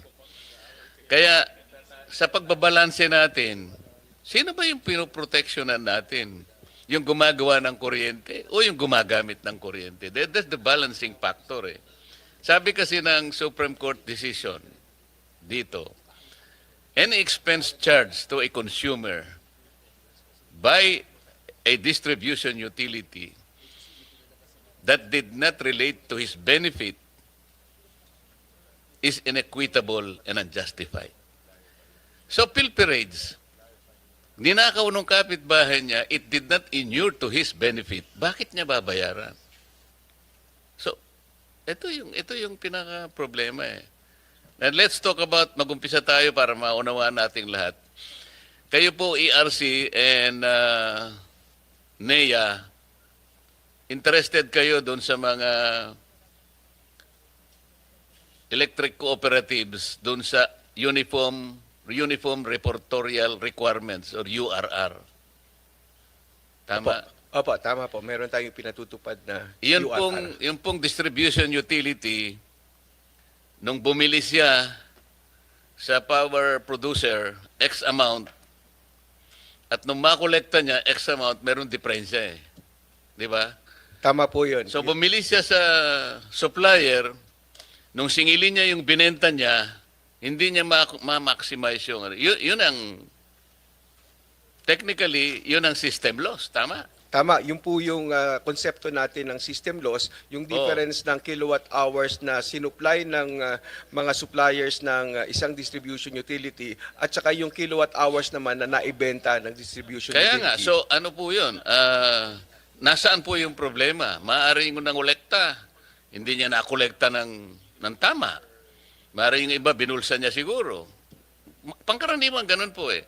So, yung technical side po nito, sabi ng Meralco, for example, meron po talagang this is natural in this commodity. Tumaas ang voltahe, di ba? Umusok, may nawala. Siguro, nabalatan ng kuryente, lumabas ang kuryente. Sa layo mula doon sa generation to transmission, hanggang doon sa kahuli-huli ang bahay na sinuplayan mo, depende sa layo, di ba? O, yun ang technical. Kaya lang, sabi ko, pinipilit ko nga, bago ka naman nagpasya na gumawa ng kuryente, alam mo na ito eh. Di ba? Halimbawa, ikaw ang may-ari ng Meralco, Mr. Chair. Nung ginawa mo yung Meralco, pati yung iyong mga shareholders, alam nila na meron po kayong risk dito. Meron kayo talagang technical loss. Hindi nyo naman pinag-usapan, hindi, ipapasa natin sa ano. Hindi po eh. Na-recognize na ninyo, from the time you decided to go into this venture, alam nyo na meron kayong technical loss. Yun ang punto. May mawawala at mawawala. Hindi po ba? Yun pong ating mga distribution utility kasi, Hindi, sumagot ka muna. may mawawala at may Yun. mawawala. Pero alam nyo po yun. Opo, Ngayon, nung alam po ninyo yun, bago kayo magpasya na gumawa ng kuryente, sa akin, these are calculated element of risks associated with business. ang Tama negosyo po kasi ng ating mga distribution utility ay hindi gumawa ng kuryente, kundi ay maghatid lang. At sa kanilang paghahatid, may nawawalang kuryente at yung kanilang paniningil naman ay pinapastro lang nila yung gastos doon sa kuryenteng i-deliver sa kanilang distribution system at yung kuryente na aktual na naibenta nila sa mga kanilang customers. Yun nga po. Alam nila na bibili sila di ba? From generation, bibili sila doon. Tapos yung transmission, dadalhin sa kanya at siya naman ang magdadala sa household. Alam niya yun eh. May mawawala from generation, from transmission, doon sa distribution utility at papunta sa household. Sa lahat ng dinaanan po ng kuryente na yon, alam niya na may mawawala. Opo, kaya nga po't binabawi yun doon sa power cost niya. Dahil nga yung nawawalang yun ay may katumbas na halaga. At yun ay kasama doon sa kanyang gastos na maaaring mabawi as a pass-through cost sa kanyang mga customer subject to the cap that was... So, punta tayo ngayon doon sa pagbabawi. Yung non-technical, nandun na yon. Yung nangungulekta, nagkamali ng pagkolekta. Yung hindi niya nabasa tama yung metro. Yung billing clerk, mali yung ganito. These are non-technical. Walang kasalanan po yung ano rito eh. Pati ba naman yun, ibabawi mo? Yung pong non-technical na pinag-uusapan natin dito ay yung karaniwan ay yung pilferages po. Kaya hindi na... So, paano po natin binabalanse yun? Kung hindi, halimbawa, nire-recognize nyo po, hindi maiiwasan, paano natin reasonably mababalanse para hindi mabigat sa tao? Yun po ay yung pag-aralan from time to time kung ano yung akmang cap na ipatutupad ng ating mga distribution So, utilities. mula po ng 2001, nung magawa yung EPIRA hanggang ngayon, 24 years later, Gaano na po yung pag-aaral? Gaano na po ang effort natin sa pagbabalanse ng problemang ito?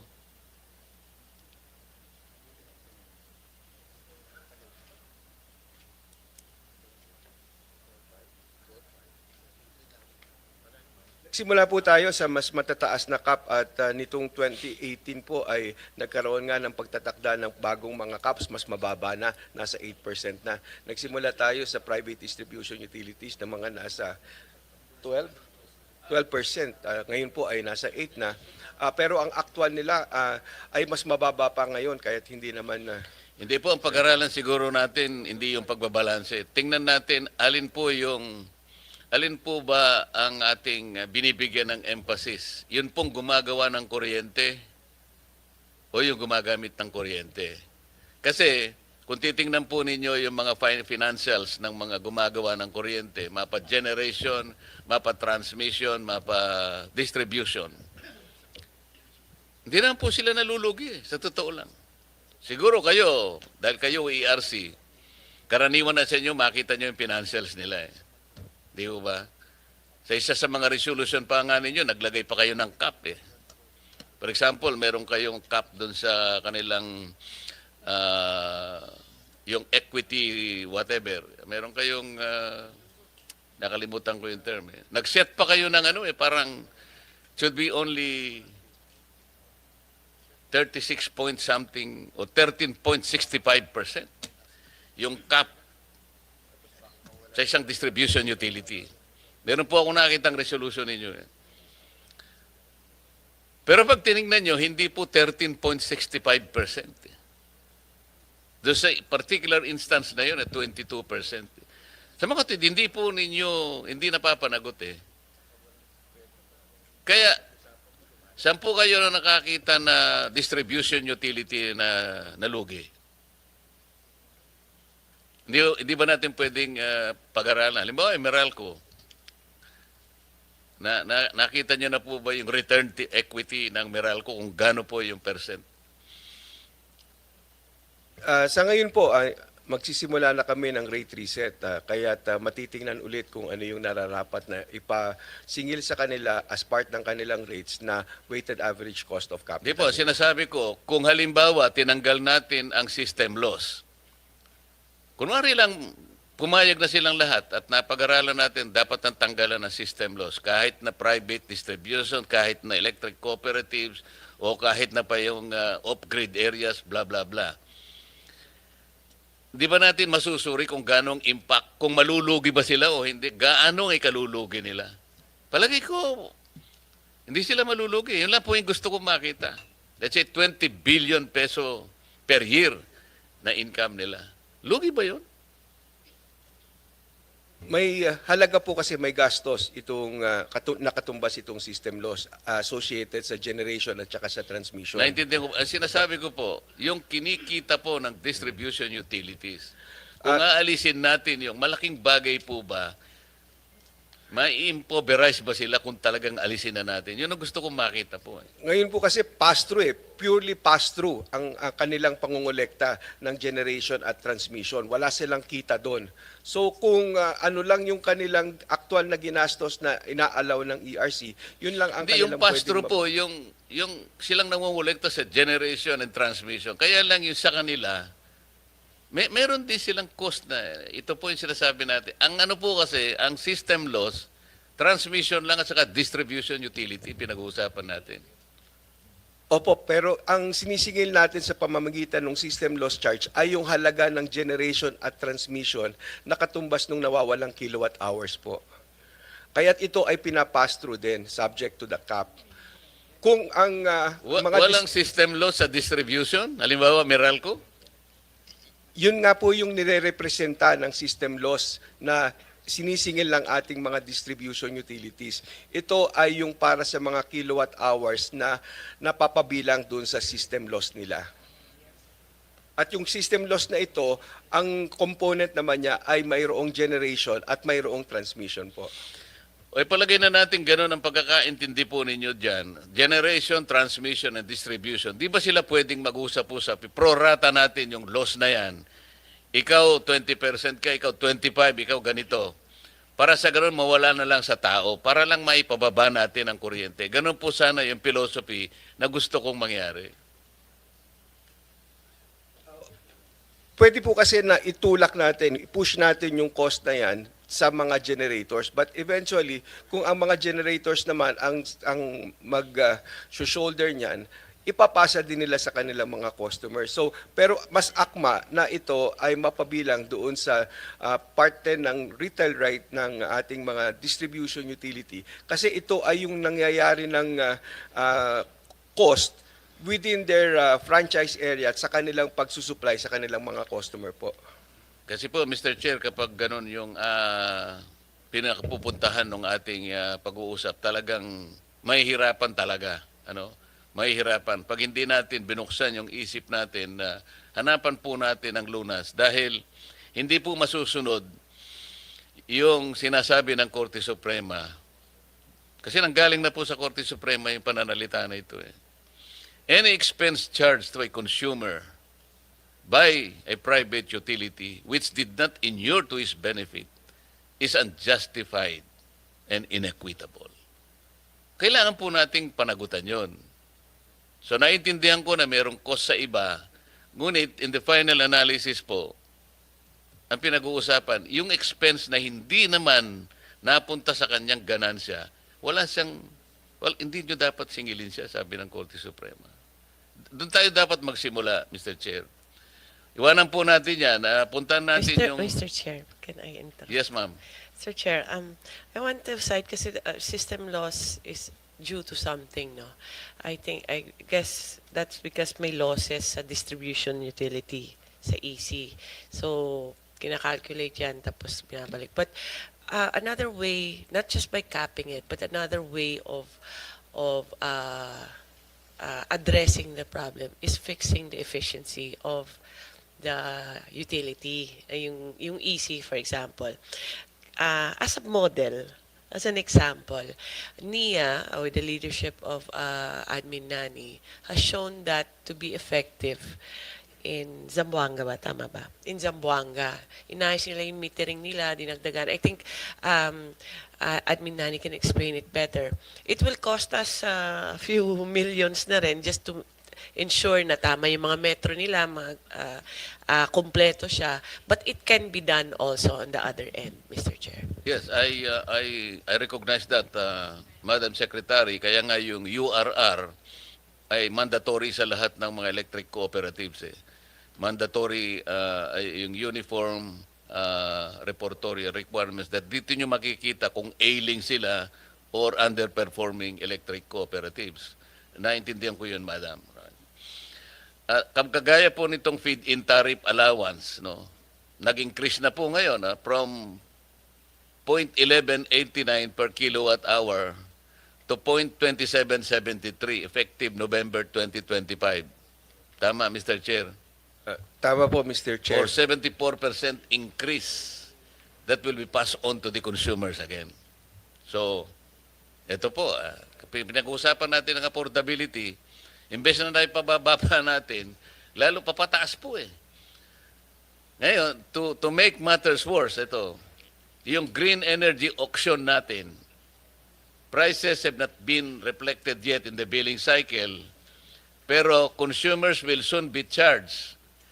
So dalawa pong renewable energy subsidies na po ang rito, yung FIT and the GEA. So ano pong gagawin ng DOE rito?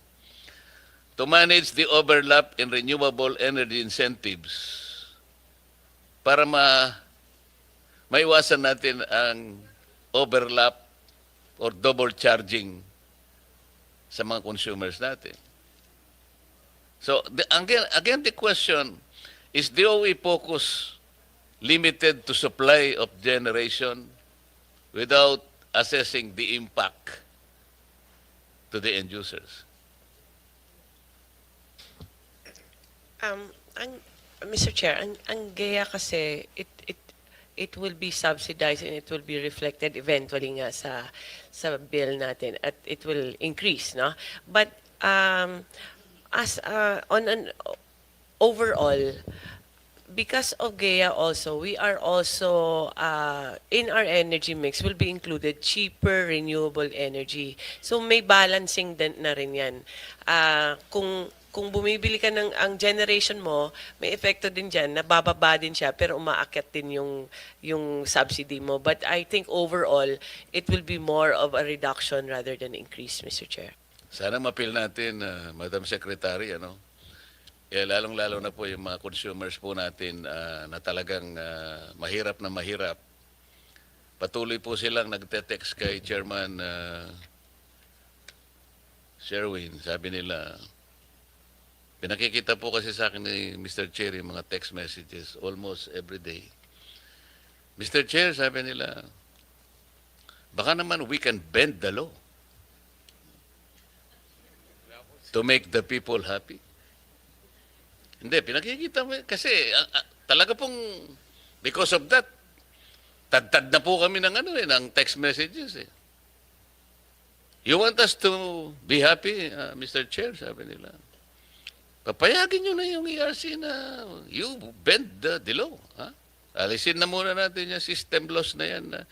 Hindi naman magiging pobre lahat yung mga stakeholders na gumagawa ng... Pero yan lang naman. Palagay mo, palagay lang natin, pag inalis natin yung system laws, there's a general loss of, let's say, 1.5 billion per year across the board. Andyan na yun sa generation, andyan na yun sa transmission and distribution. Palagay lang, no? 1.5 billion ang nawala sa kanila. Pag tinignan mo yung financials nila, 22 billion, 24 billion per annum. Yung ba naman 1.5 na? Ang laki bagay ba naman sa... Pero yung 1.5 billion na natipid po across the board doon sa mga consumers natin, nararamdaman po nila yun. Yun po yung principle. Pasensya na po kayo at ako'y talagang makulit sa ganito. Mr. Chair, because we're talking here of not just Meralco but also the electric cooperatives. Oo naman. Doon sa singil nila, wala nga din silang return na binibigay sa kanila. Kaya't kung sila din ang mag-absorb ng cost ng system loss na yan, ay baka mas mahirapan po ang kanilang operasyon.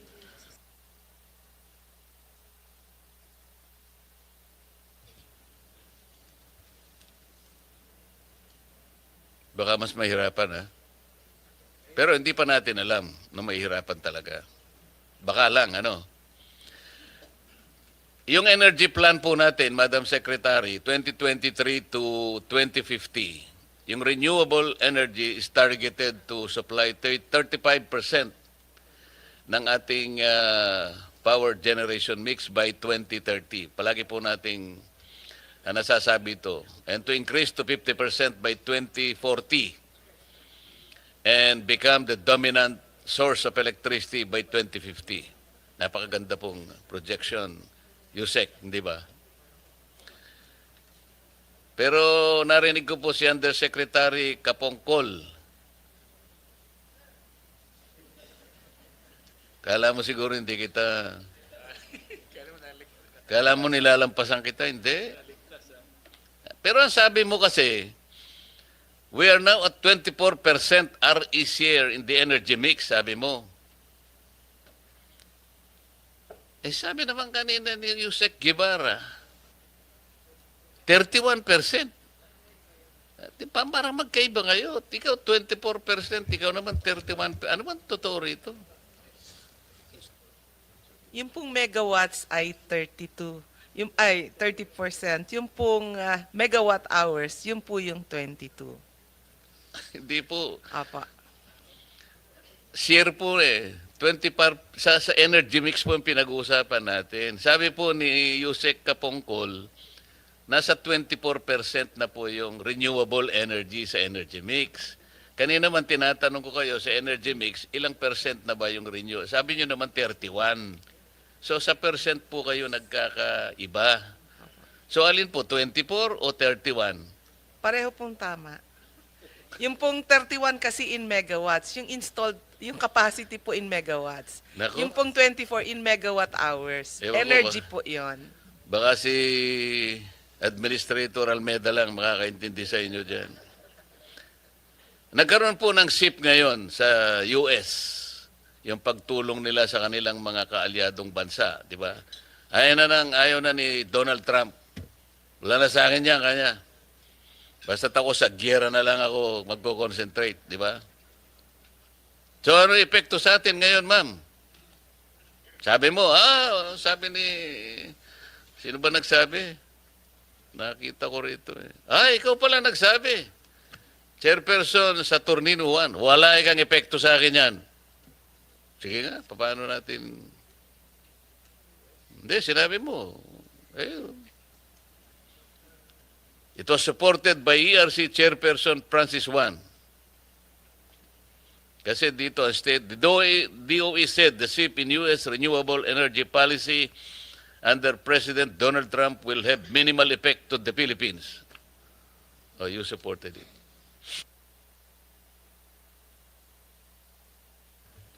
Actually, Mr. Chair, I don't recall that statement made, but yes, we support the Department of Energy's stated position regarding the impact of the shift in the policy in the United States. Meron ng formal assessment, Madam Secretary, that this will not affect our program, energy program. Yes, Mr. Chair, currently wala namang investor na US sa Philippines, or very minimal lang sa renewable energy. Mostly Asia and Europe ang investor natin, Mr. Chair.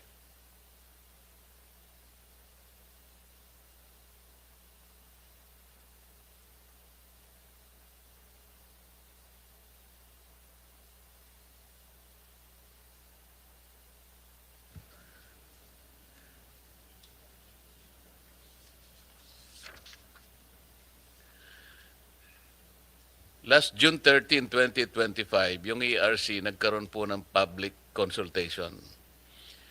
Ito yung sinabi mo kanina in your opening salvo. It's about the Nasicor ba yun? Nasicor po yung aming Nasicor ba yun? Versus ERC, di ba? This is in regard to the decision of the Supreme Court that you have to find a new valuation methodology in regard to the regulatory asset base. Ang laking bagay po kasi nito, sapagkat karaniwan dito nagmumula po yung kung saan nyo kinakalculate yung rate po ng electricity, di ba? Ako po ay nagpunta ron. Ako lang po mag-isa. Kaya lang, di ko kayo nakita ron kasi iba yung set ng panel, ano po. Hindi pa kayo ang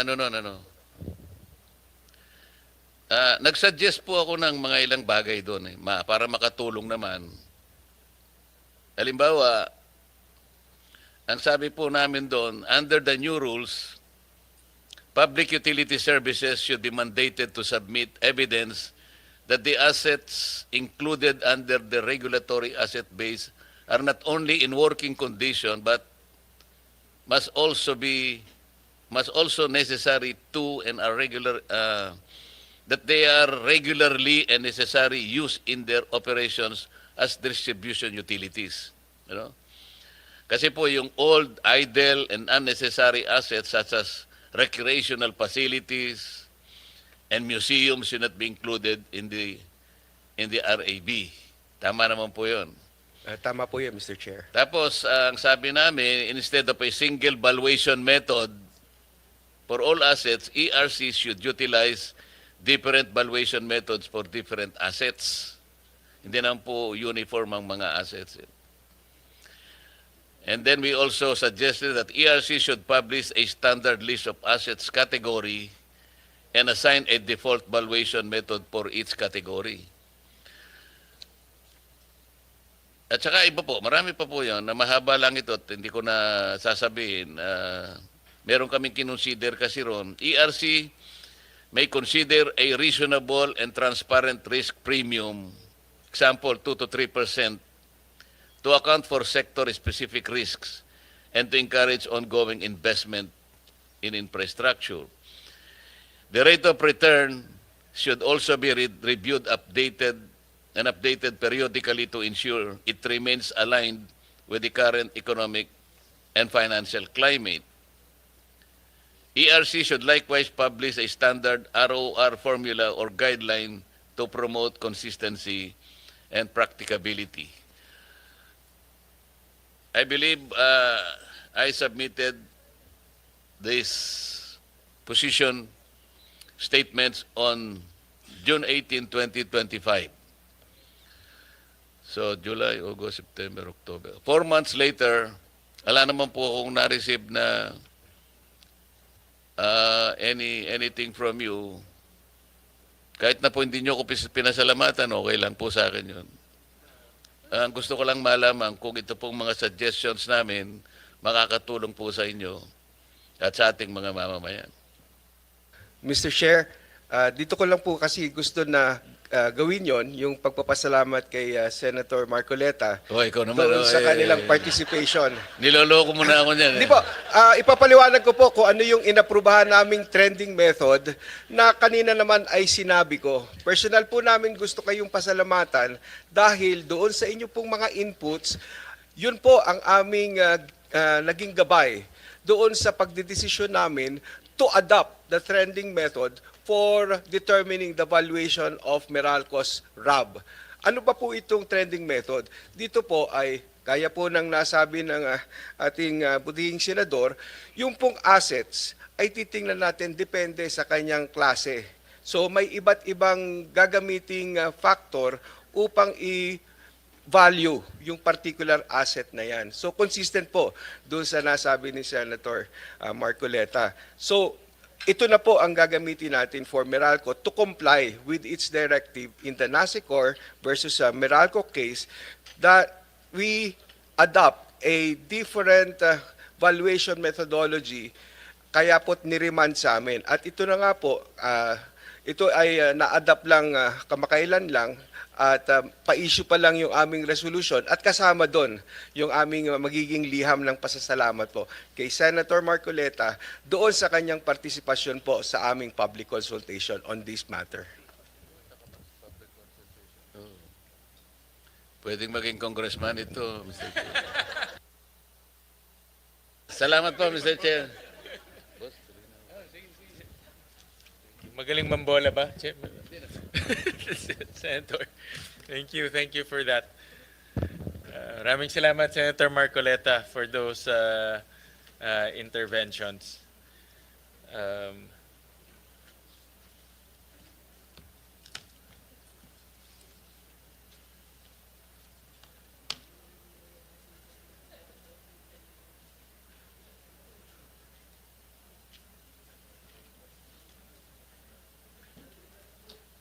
May nakuha kaming secretary. Sige, okay lang. Don't worry. Baka bumalik pa ho yan. Huwag kayong mag-relax.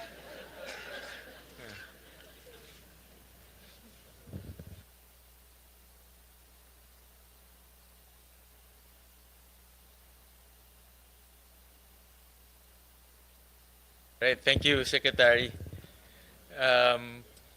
May nakuha kaming letter about additional funding support for the development in Mercedes, Camarines Norte, in Curimao, Ilocos Norte, and for offshore wind projects. It's a request for an amount of 4.6 billion.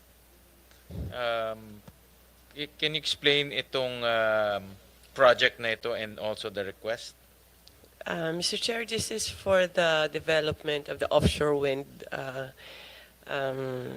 We're hoping to be offshore wind to be one of the flagship projects for this administration. And can I ask Yusek Bacordo to further explain? Go ahead. Yes, sir, Mr. Chair.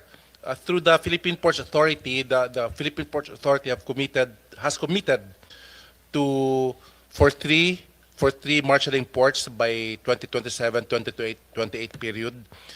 One of this is the port of Pambuhan, which is actually a greenfield port. This is going to be a 15-hectare port in Pambuhan, and close to Pambuhan, there are about 8 offshore wind energy service contracts within 50 nautical miles of that future port of Pambuhan. With this port in place, Mr. Chair, that will be on track with our target to have the first kilowatt hour delivered by 2028 from offshore wind. Is the assurance that this offshore wind, they have my service contract doon, no? Yes, Mr. Chair. So the request is to build ports so Yes, that Mr. we can deploy the offshore wind projects, no? And these are privately led developers. Yes, Mr. Chair. And then, but how sure are we that these developers are going to invest? No? Because I remember during the budget hearing, we also asked PNOC about this. I think PNOC had a project before. Ganun din, offshore wind rin. In fact, we requested, how much did I hold on, let me just look for my notes. Ito. Meron ng 88 million na nagastos, no, for that offshore wind. This is PNOC side, hindi naman connected to sa inyo. But I'm just saying na kasi based on your request, naglalagay ng pondo, gumagastos ng pondo, pero kagaya nito, hindi naman natuloy. No? But I'll ask that later on sa PNOC. Mr. Chair. So how sure are we that these projects will be realized? Kasi the amounts are not small. No? We're talking about 4 billion pesos in terms of infrastructure projects. Mr. Chair, I have to clarify lang. These are ports that have big potential because there are areas nearer to the current service contracts. Currently, however, we have under PPA, we're trying to develop Camarines, and there's a possible port also in Batangas under PPA also, and the others also would cater to a different set of developers. When we are scheduled to have an auction by next year, by this year, for offshore wind for 3,300 megawatts, 3.3 gigawatts. Per megawatt in offshore wind is about $5 million. You convert that, that runs in billions ang investment.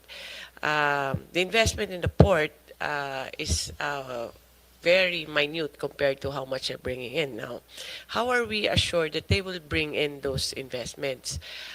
With the auction, it's a condition that they have to have an agreement already, a use agreement with a certain port so they can join the auction. Kaya kailangan kumpleto na sila, may kontrata na sila sa port para maka-join sila sa auction. And so even now, they can already talk to the possible developers, or they can vice versa, kung pwede sila to work with them, because that will actually be a contract for very least mga 5 to 10 years ang isang developer lang, Mr. Chair. The amount of the port might be small for them kasi malalaki investors to. Pero sa atin, 4 billion is 4 billion. No? It's quite a sizable amount. So ang gusto natin, certainty. No? And I know that this project is also important in terms of increasing our RE share. But kung maglalagay tayo ng ganito, kailangan may certainty na papasok itong mga investors na ito. Sa ngayon, meron silang service contract na hawak, di ba? But alam naman natin, the service contracts pwede rin hawakan na matagal. No? Kagaya kanina, nasabi ni Yusek Guevara, 105 yata na cancel. No? So in other words, the service contract is not an assurance that they will build unless meron na silang nasa committed stage na sila. May funders na sila, meron na silang kausap na mga EPC contractors, then pwede pa yon. Pero kung ganito lang, baka will invest 4 billion and then walang mangyari, uurong rin sila. No? So it's a chicken or the egg, I know. But you have to give us some comfort level to see whether this is a worthwhile investment. No? And we support the offshore wind. In fact, I want the Philippines to be the first one in Southeast Asia to have offshore wind investments. Malaking bagay yan para sa atin. No? Kung kaya nga, first nuclear, first offshore wind, then that will be a feat and bragging rights for us, no? For our country. But we need to have certain level of comfort before we pump in 4 billion pesos for a port project.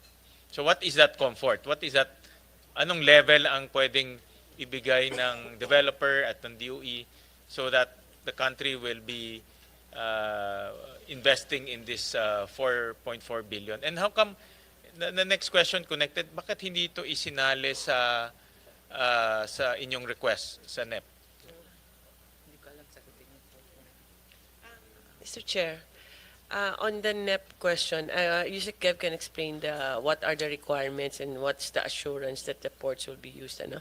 But on the NEP, because it's not under DOE, Mr. Chair. It's under PPA. PPA or Yeah, DOTR. but even Yes, PPA Mr. did Chair. not request for this.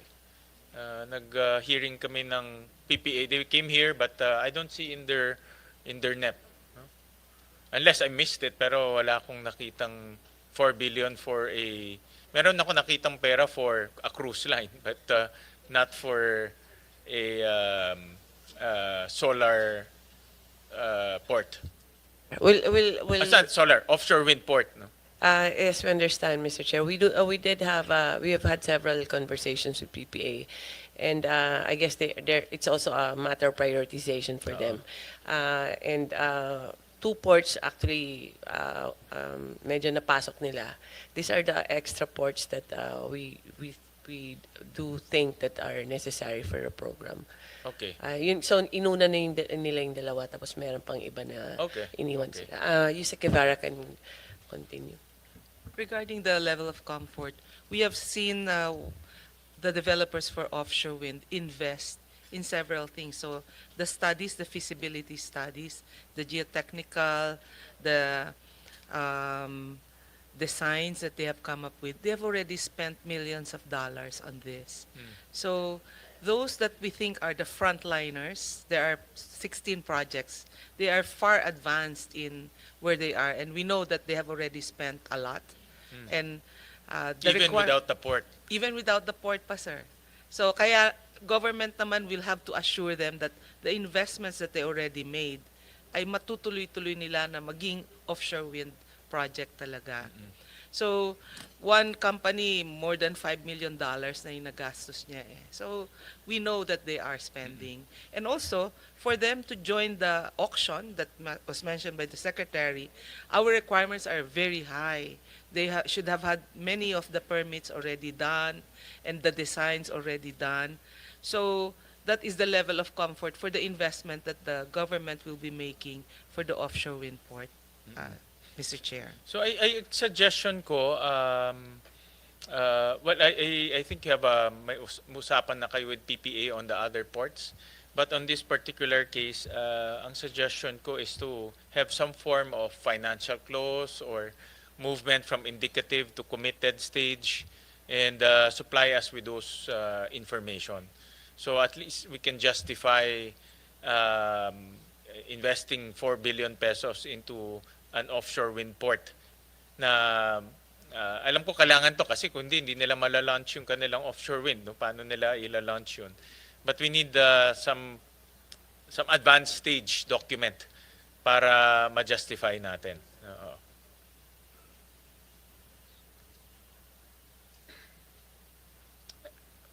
On the topic of nuclear, may nakita ko dito sa budget, meron tayong Nuclear Energy Program Coordinating Committee. It has a budget of about 45 million pesos. No? And so what's the exact status of our nuclear program? I heard the Secretary mentioned earlier na meron na tayong roadmap. No? But at what stage are we in terms of nuclear as of this point? Mr. Chair, first off, on the increase in budget, there's NEPIAC and then there's the nuclear division.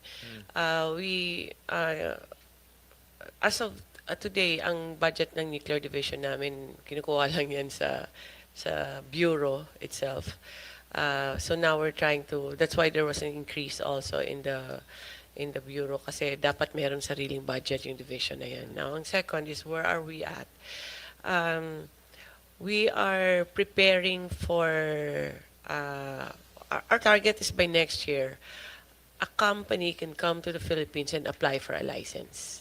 Yun ang target natin. Yun yung target namin Okay. by next year. Alright. So what does it mean? That licensing for siting, for example, no? What does it mean? We need to have the IRR of our regulator ready. Also the rules of, or the permitting or processes in DOE for a nuclear power plant.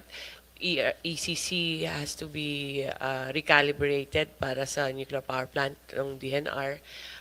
There are also DND, Department of Finance. Many of the agencies are involved in this. So, yun po yung preparation namin. Now, we're now at the stage na we're assessing all the permitting processes in the different agencies para alam na nila kung ano yung kailangan nila hingin once there's an application. So, having said that, we are trying to finish na rin lahat na capacity building now. To that end, we are talking now we have MOA now with CHED and TESDA for skills mapping. Pag i-laderize nyo din yung skills, ilan ba yung, we mapped it, how many operators do we need, how many construction, how many scientists do we need. So, and also on the part of the other agencies. So, medyo, it's the preparation stage for us to start now with the, hopefully with the pre-development na talaga, Mr. But Chair. everything, Secretary, is contingent on PhilAtom. Yes, Mr. Diba? Chair. How fast can we set up PhilAtom? Currently, Mr. Chair, they are doing the IRR for the PhilAtom law. This is spearheaded by DOST? This is DOST, Mr. Okay, Chair. alright. Together with, of course, Of the course, the FDA, mga Okay. ganun.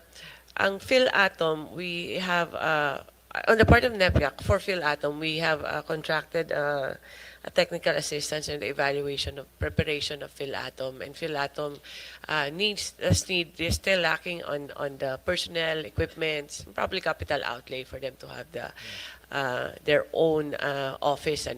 Pero currently, there is also in the transitory, Mr. Chair, na pwede naman yun yung galing sa FDA or I'm not sure in DOST part for PNRI, ang people and the budget that can be transferred to that dapat pupunta sa PhilAtom. But as of now, I don't think it's sufficient enough for them to really be in full force. Kailangan talaga nila ng fresh budget to But be operational. without PhilAtom, mahirap, walang pag-a-applyan ng license. No? Yes. So it's really, everything's contingent on Yes, Mr. Chair. PhilAtom. But during the budget deliberation of DOST, hindi naman nila, I don't recall DOST mentioning PhilAtom and its creation. No? So that's why I'm asking because, again, no chicken or the egg. Kung walang PhilAtom, walang pag-a-applyan ng license. No? But when during the budget deliberation of DOST, hindi naman nila, I don't recall DOST requesting for a separate item or a separate budget for PhilAtom. Mr. Chair, I'm not sure how they will handle that, but establishing PhilAtom. PhilAtom technically is under the Office of the President, Yes. and then you get all the offices of the different agencies. No? PNRI by itself is already a regulatory commission. You just have to extract that function and people as well para ma-establish yung commission. I think that might be a good start already for them, Mr. Chair. Hopefully it comes with a budget that's allocated to PNRI, but Correct. that's for the OST to determine, Mr. Chair. Correct, correct. Well, I'm just flagging the department because if the target, and I know in the PEP meron na tayong for the first time may nuclear kasama na siya sa energy mix, no? So in other words, may timetable na sinusundan siya. So I'm just flagging the department on that matter. And also another matter is I saw lumabas yung Department Circular 2025-10-0019. And this is to ensure a ready market for available capacities for Pioneer NPP, nuclear power plant. I know the intention, no, for exempting nuclear power plant to CSP, no? Para meron na siyang assured market kasi ang laki, no? We're talking about ano bang pinakamaliit na nuclear power plant? $10 billion in terms of construction in terms of construction Basically, cost. $10 billion. Yeah, mga $10 billion siya, more or less. Eh. So, sino namang maglalagay ng $10 billion nang walang market, no? Wala kang offtake.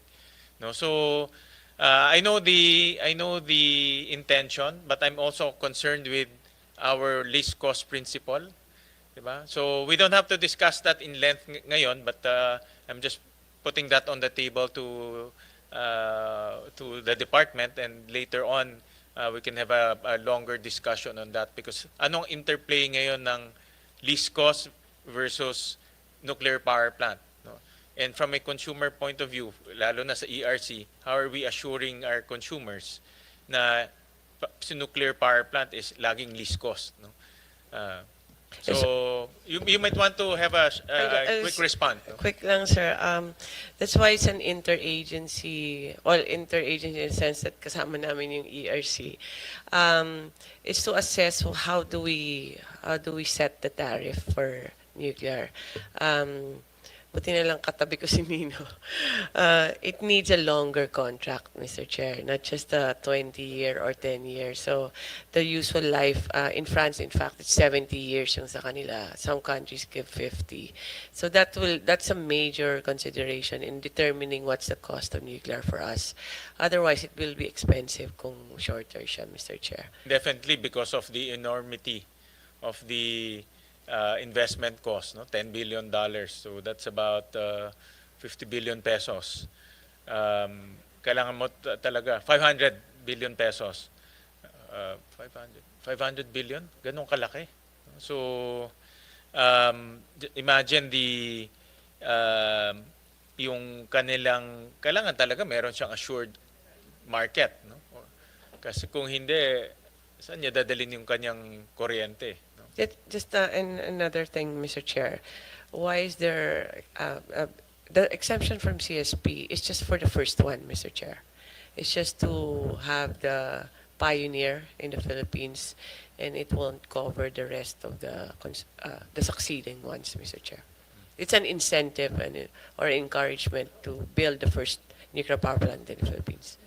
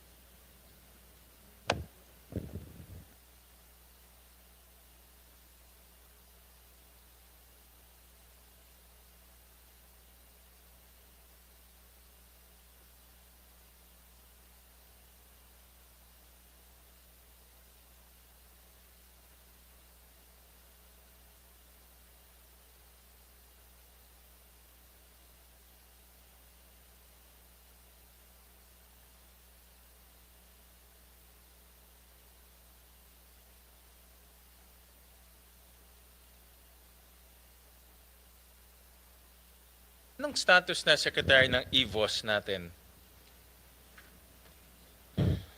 Is it fully operational na? And then also, ERC is part of that eh. No? So kumusta ang implementation natin ng EVOS? Is it fully, everything is fully online already? But I get a lot of feedback. May mga nakausap akong developers na okay, positive feedback actually. And they said talagang nakita nila yung efficiency. No? But in terms of achieving full integration of all departments to EVOS, kumusta na tayo dyan? Before kanina to ka ASEC may no? Before Undersecretary Kapongkol answers, Mr. Chair, EVOS, yes, it's one of the most the pride and joy of DOE, but it's still not there yet, Mr. Chair, to be as we envisioned. It needs more work on the side of the DOE and all the other agencies. But yes, it's has given us much headway in pushing for renewable. Mr. Chair, before Undersecretary Kapongkol explains, I just want to plug in a request, Mr. Chair. Yes, go ahead. There's one issue really of EVOS. It's given 30 calendar days. Pag kompleto na siya, 30 calendar days, dapat ilabas na namin yung decision. Otherwise, it's deemed approved. 30 calendar days converts to 30 minus 8, mga 22 days, working days, Mr. Chair. Currently, we're handling about 26,000, did you say? We have processed 26,000, and we try to keep up naman with the number of people in REMB and the Bureau. But it's really not feasible it's not healthy, let's say. Iba niyan, Mr. Chair, na manganganak na lang sa hospital, may perma pa rin. May nakunan na yun dyan. May mga stroke. It's not healthy for, because of that. We've tried to cut it off, the hours, for example, na dapat past 5 o'clock, but still the stress levels you can see it in the records ng turnover, and we're hoping maybe it can be, our wish is just merely put it in 30 working days, no? Yun lang yun. Kasi hindi kasi yan nag-iisa eh. It has to go technical, legal, and financial. Hindi naman pwede na sabay-sabay lang lahat. Kasi kailangan may order siya eh. But that's our concern. Major concern yun sa REMB, sir. Kasi maybe before we were envisioning a few applications per day or per month, but now we're talking about thousands na eh. So it's not really... we'll make the proper request to you, Mr. Chair. What's envisioned when we were drafting that together with all these stakeholders is really a full automated, almost no human intervention system. Meaning the system, the paper will hop from one office to the other via digital means, via electronic means. So yun yung vision. So that's why nung pino-formulate namin yun yung lumalabas, no, 30 calendar days. But we're open to listen. So you can send us a justification kung hindi talaga feasible. But that is the vision, no, to get it done as quick as possible.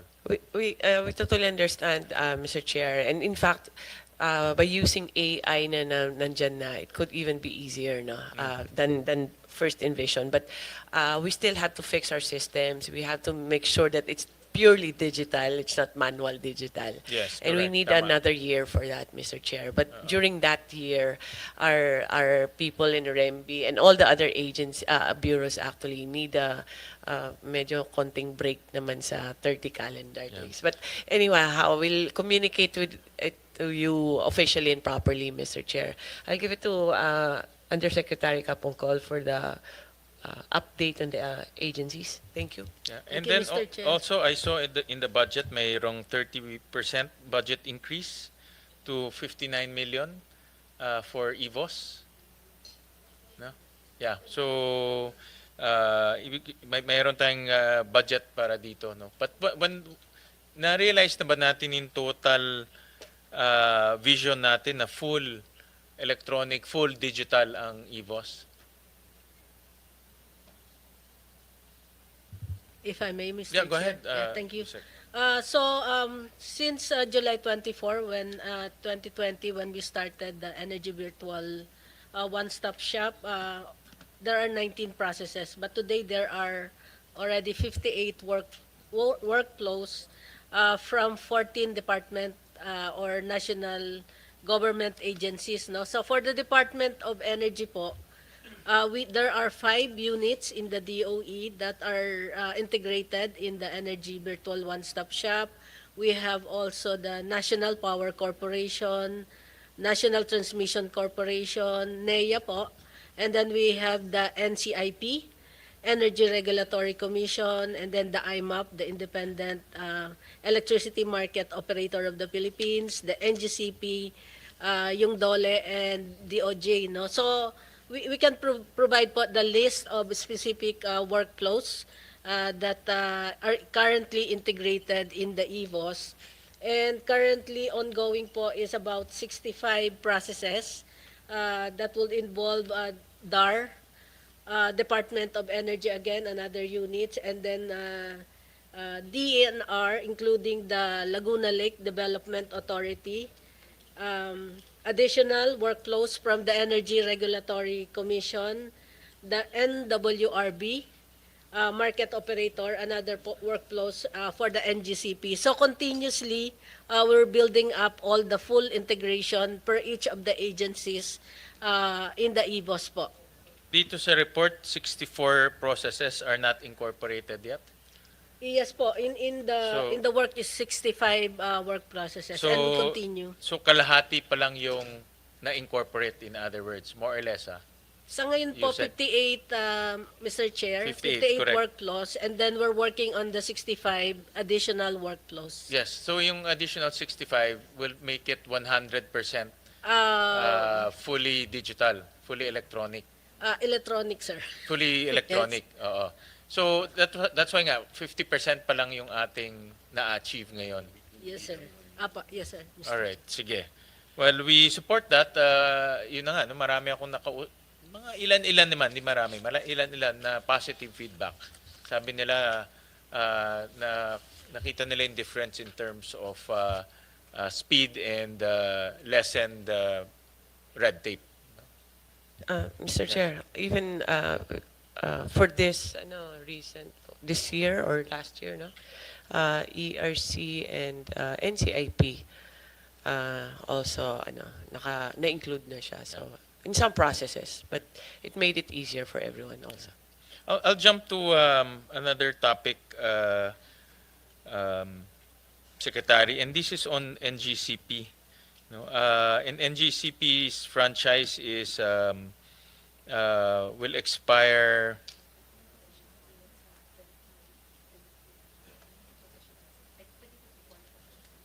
2034. No? Yeah, yung concession agreement.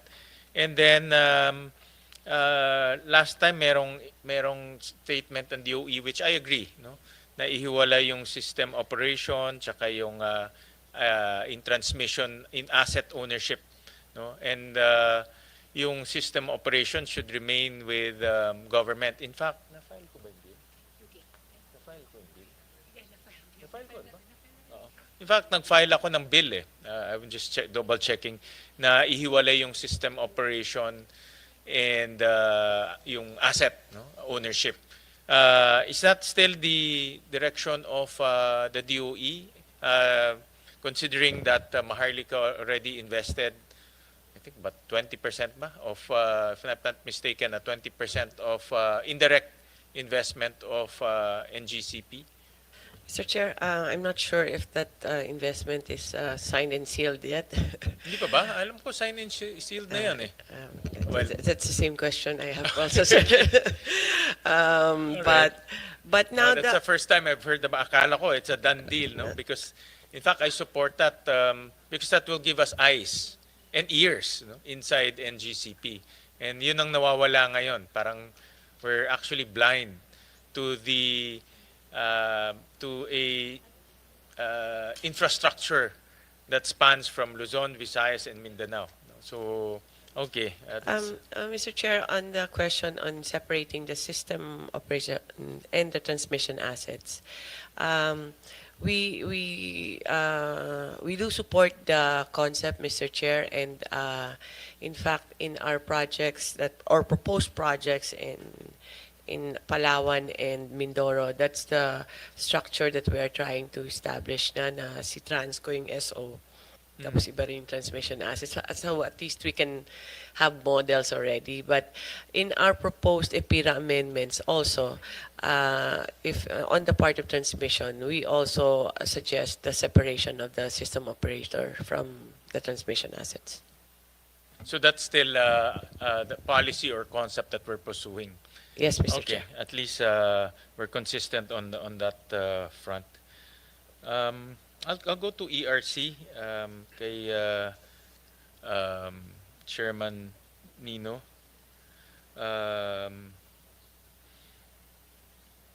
Actually, almost nasa dulo na kami ng budget hearings. We have 2 more days of budget hearings. And inupuan ko lahat ng mga agencies. Wala akong absent. Pero ngayon lang ako nakakita ng agency na hindi nag-request ng Tier 2. No? Tier 1 lang. No? So, ibig sabihin kung ano yung request nyo, yun ang ibinigay. Diba? Any reason for that? Because traditionally, before you, Chair Nino, madalas namin tinutulungan ng ERC by adding extra amounts, especially to support the resets. Alam to ng mga commissioners, no? We would add a few hundred millions. Kasi ako, personally, I believe in order to exact discipline and lower down electricity rates, we need to have a strong regulator. Deregulated tong environment natin eh. Isa lang ang pwede natin gawin para mapababa yung rates at siguraduhin na fair play is a strong regulator. No? So that's why we always augment the budget of ERC. But this time around, hindi kayo nag-request ng Tier 2. No? So, any particular reason? And I heard earlier kay Senator Marcoleta, marami ring mga resets na papasok I think next year. No? So, Yes, Mr. Chair. Insofar as the plan, because when I assumed office, there was already the proposed NEPs for ERC. I just had to look at the details of what is being proposed and looking at the utilization also, which was comparably very low. that's Then, true also. Actually, that's another considered. The utilization is very low. It would be contradictory for me to be asking for additional budget for certain expenditures when, in fact, those that were provided us, we could not even make use of.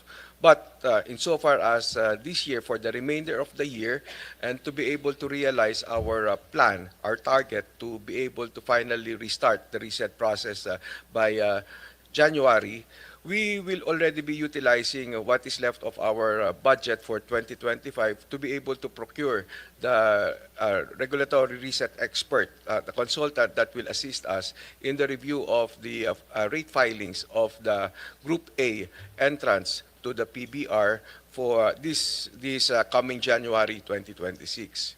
So that is our plan for the rate reset, Mr. Chair. Kasama na siya sa budget for 2026 sa Tier 1 nyo.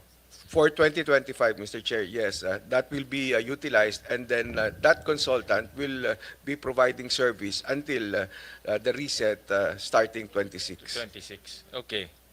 All right. So with that amount, may mga items lang ako nakita sa budget, Chairman. Nakita ko na there's a decrease in the budget of local travel, but an increase in foreign travel. Diba mas kailangan natin ang local travel kasi nag-i-inspect kayo ng mga planta, nag-inspect kayo ng mga DUs. How come there's a decrease in the budget in local travel and increase in foreign?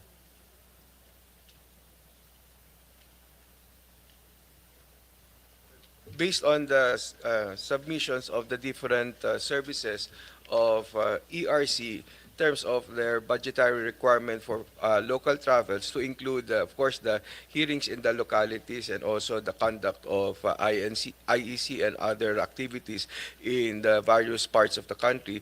They felt that the current budget and that as proposed would already be sufficient. But insofar as foreign travels, considering the developments in the industry that need to be to be kept abreast of developments in technologies like for storage and now nuclear, we would need to capacitate our staff and send them to other countries for foreign travel so they can be exposed to these developments. Deliberate yan. Deliberate na tinaasan yung foreign travel because of this. And I just want to inquire, no, kasi it's in the budget, so I just want to understand. And I admit, kagaya ngayon, nuclear, you will regulate nuclear rates. Admittedly, that's completely alien to all of us, no? I think walang tao sa Pilipinas siguro exposed sa nuclear rate setting. Ibang-iba talaga siya. So, kung yun naman ang intention, then I support that, no? Kasi especially technical know-how is very important to the regulator. Very technical yan, no? Yes, and how they regulate it in other jurisdictions where there are also markets or competitive electricity sectors. Sige. And then I talked to Secretary Garin earlier, and she made a very good point about yung Grid management. the grid management committee, no? And I remember your predecessor or two predecessors collapsed that under the ERC, no? And the DOE, our policymaker, views that this is an important facet of regulation, no? So and there's no budget for that, no? So ano ba ang policy ng chairman ngayon on that grid management committee? And I know that's a very technical group, Talagang it's a multi-sectoral, different, all the players are there and very technical siya. All the experts are there, all the engineers are there. But in the past, I think there was this notion that it's not supposed to be funded by government, no? That's why it was collapsed. So what's the new policy under the new chairman? Thank you, Mr. Chair. As we mentioned in the Committee on Energy during the hearing on the ERC restructuring bill, we actually support the reconstitution of the GMC-DMC either as an inherent part of the ERC organization or as an attached organization that supports or serves as ERC's technical arm. GMC and DMC were created pursuant to the Philippine Grid and Philippine Grid Code and Philippine Distribution Code, which were issuances of the ERC. They were funded not by government but by contributions from the sectors that they represent. For the Philippine Grid Code, it is funded out of assessment from NGCP, and for Philippine Distribution Code, it is funded out of assessments from the various distribution utilities. However, a previous chairperson found this arrangement to be not in order, so it decided not to act on the budgets of DMC and GMC anymore because ERC was the one approving it, but the assessment is made to the stakeholders. So naturally, these organizations died a natural death.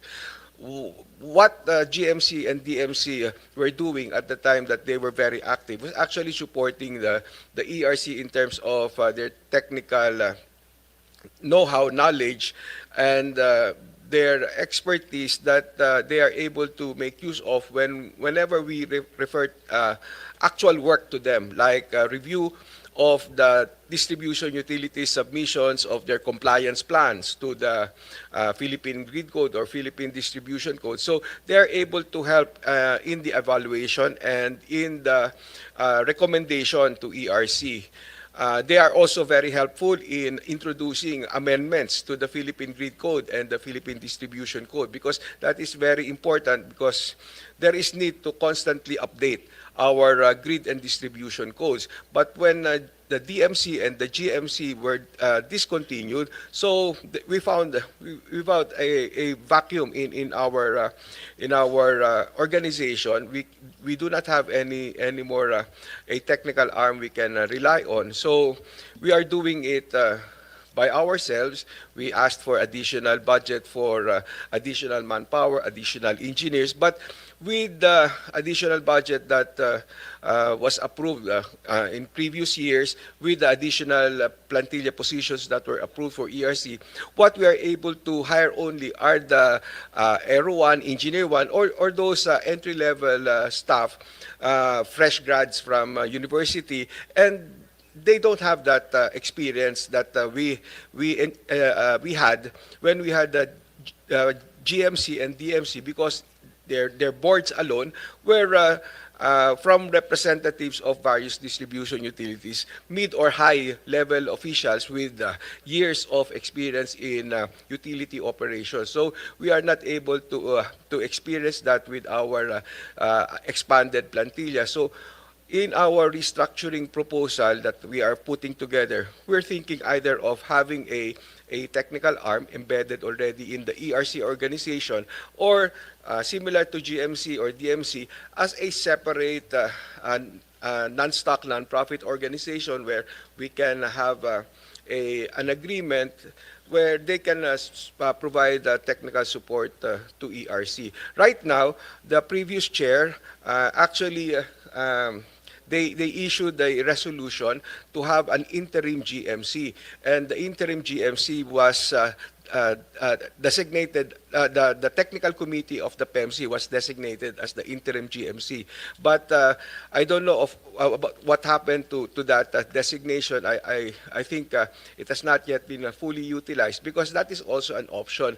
The GMC, there is attached to the PEMC, there's attached to the PEM board a committee known as the technical committee, and there are also representatives here from the industry that can have or possess that experience and expertise that can also be utilized by the ERC, but we need to just explore the possibility of collaborating with them or coming up with some arrangement. But of course, it would be superior if that committee can reside within ERC. And so for that, we may need to support the creation of that committee through a reorganization of ERC and budgetary support for this committee to be embedded in our organization. I think, Chairman, ang issue rin is, number one, saan manggagaling yung funding?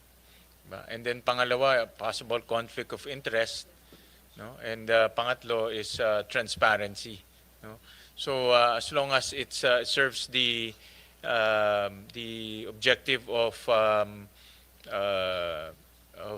public service, then we'll support that. No, I think those are the contentious issues before, but but admittedly, it's ako nakikita ko importante yung technical side.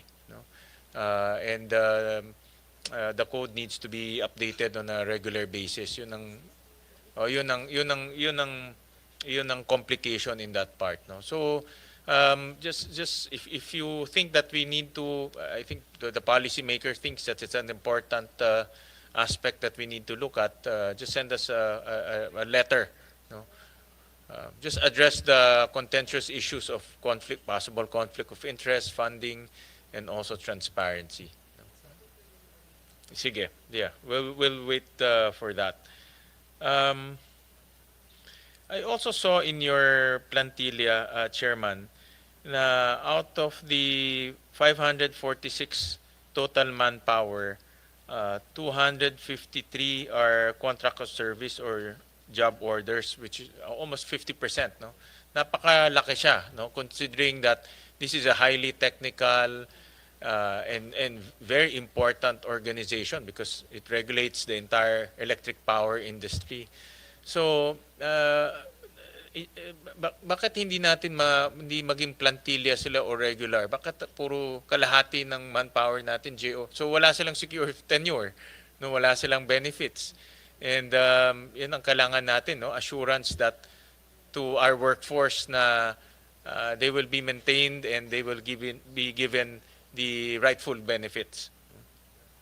Yes, we agree, Mr. Chair. In fact, yun yung gusto din namin na makasama in our reorg proposal na yung aming mga current na positions for contractual COS kung pwedeng ma-regularize because malaki din yung limitation sa aming staff na yan. Hindi namin sila maisama sa ibang mga biyahe or yung hindi mautusan makapag-conduct ng certain activities dahil doon sa status nila as COS. And of course, dahil ganun yung status nila, mas marami sa kanila kung hindi nabibigyan ng security, ay mas madali silang nakukuha ng ibang players.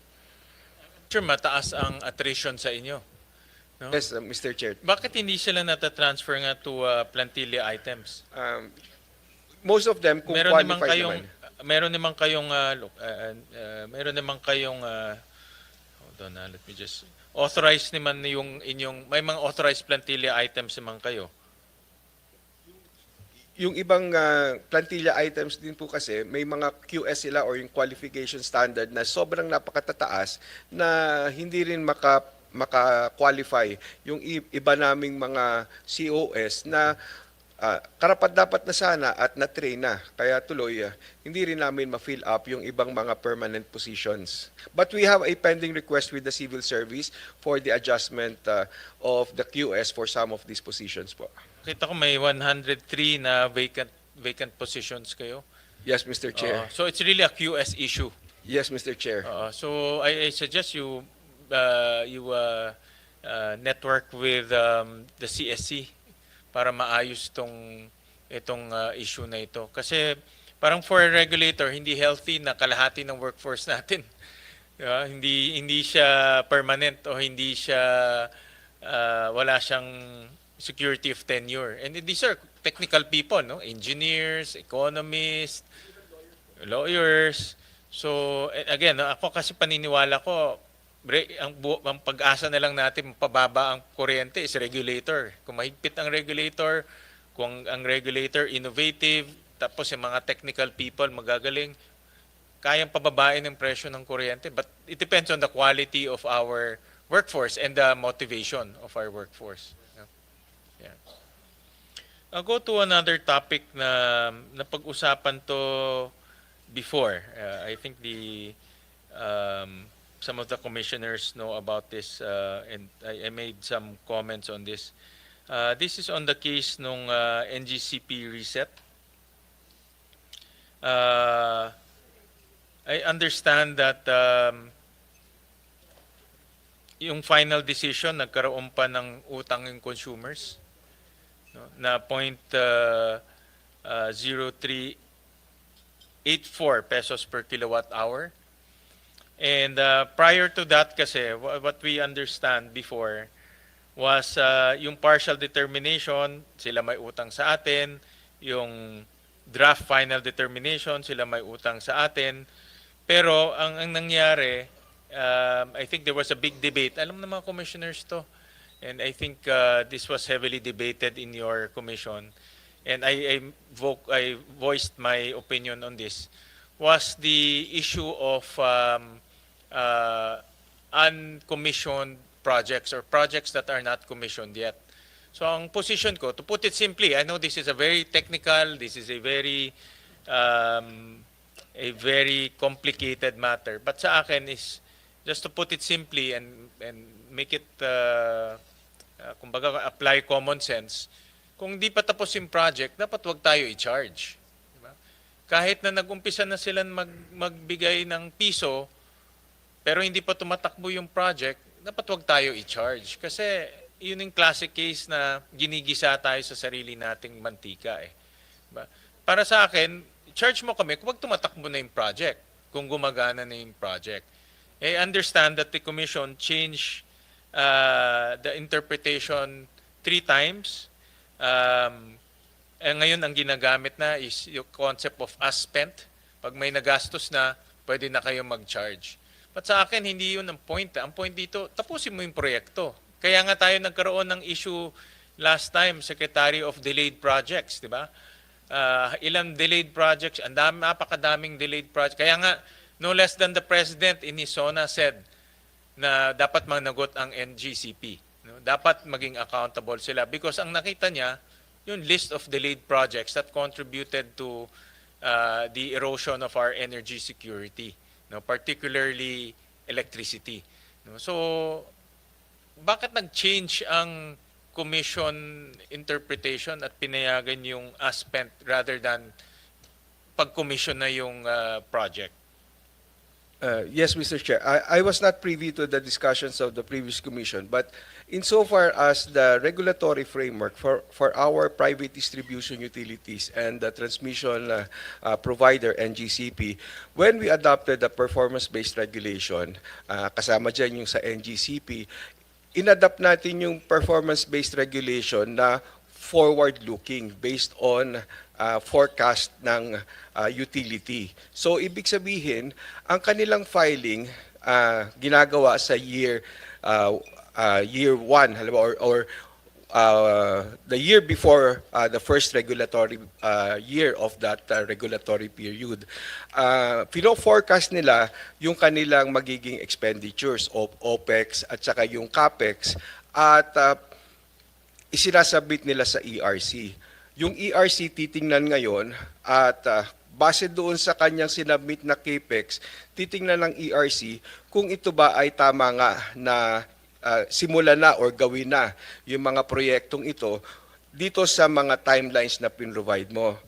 Ngayon, kung yun na ang naging approval ng ERC, ang gagawin naman susunod is ano ang magagastos mo na for each regulatory year of that ensuing regulatory period. So base yan doon sa forecast CAPEX mo at yung actual na implementation mo. At kung ano yung magagastos mo for each of these years, yan ay sinasama na as part of your asset base sa pagko-compute naman nung iyong return on the asset base at saka yung return off. So ibig sabihin, kung sa regular na PBR na nagsisimula siya sa rate reset before the start of the first year of the regulatory period, nagkakaroon na ng konsiderasyon yung mga nagastos na within that regulatory period. At bakit ito nakakasama?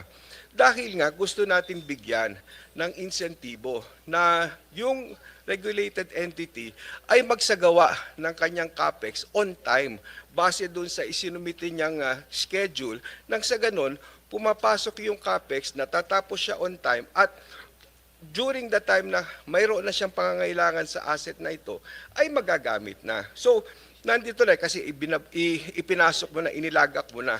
Iba kasi po yung ating regulatory framework noon ng return on rate base na kung saan itatayo mo muna at pagkatapos ay doon ka ngayon mag-a-apply ng iyong RORB application batay doon sa kung ano na yung mga assets mo as of that historical test year.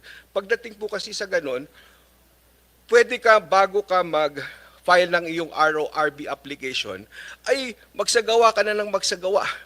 Kumbaga, patabain mo ng patabain yung asset base mo dahil pagpa-file mo, kung ma-considera lahat yan as part of your asset base, mas malaki ang magiging return on rate base mo.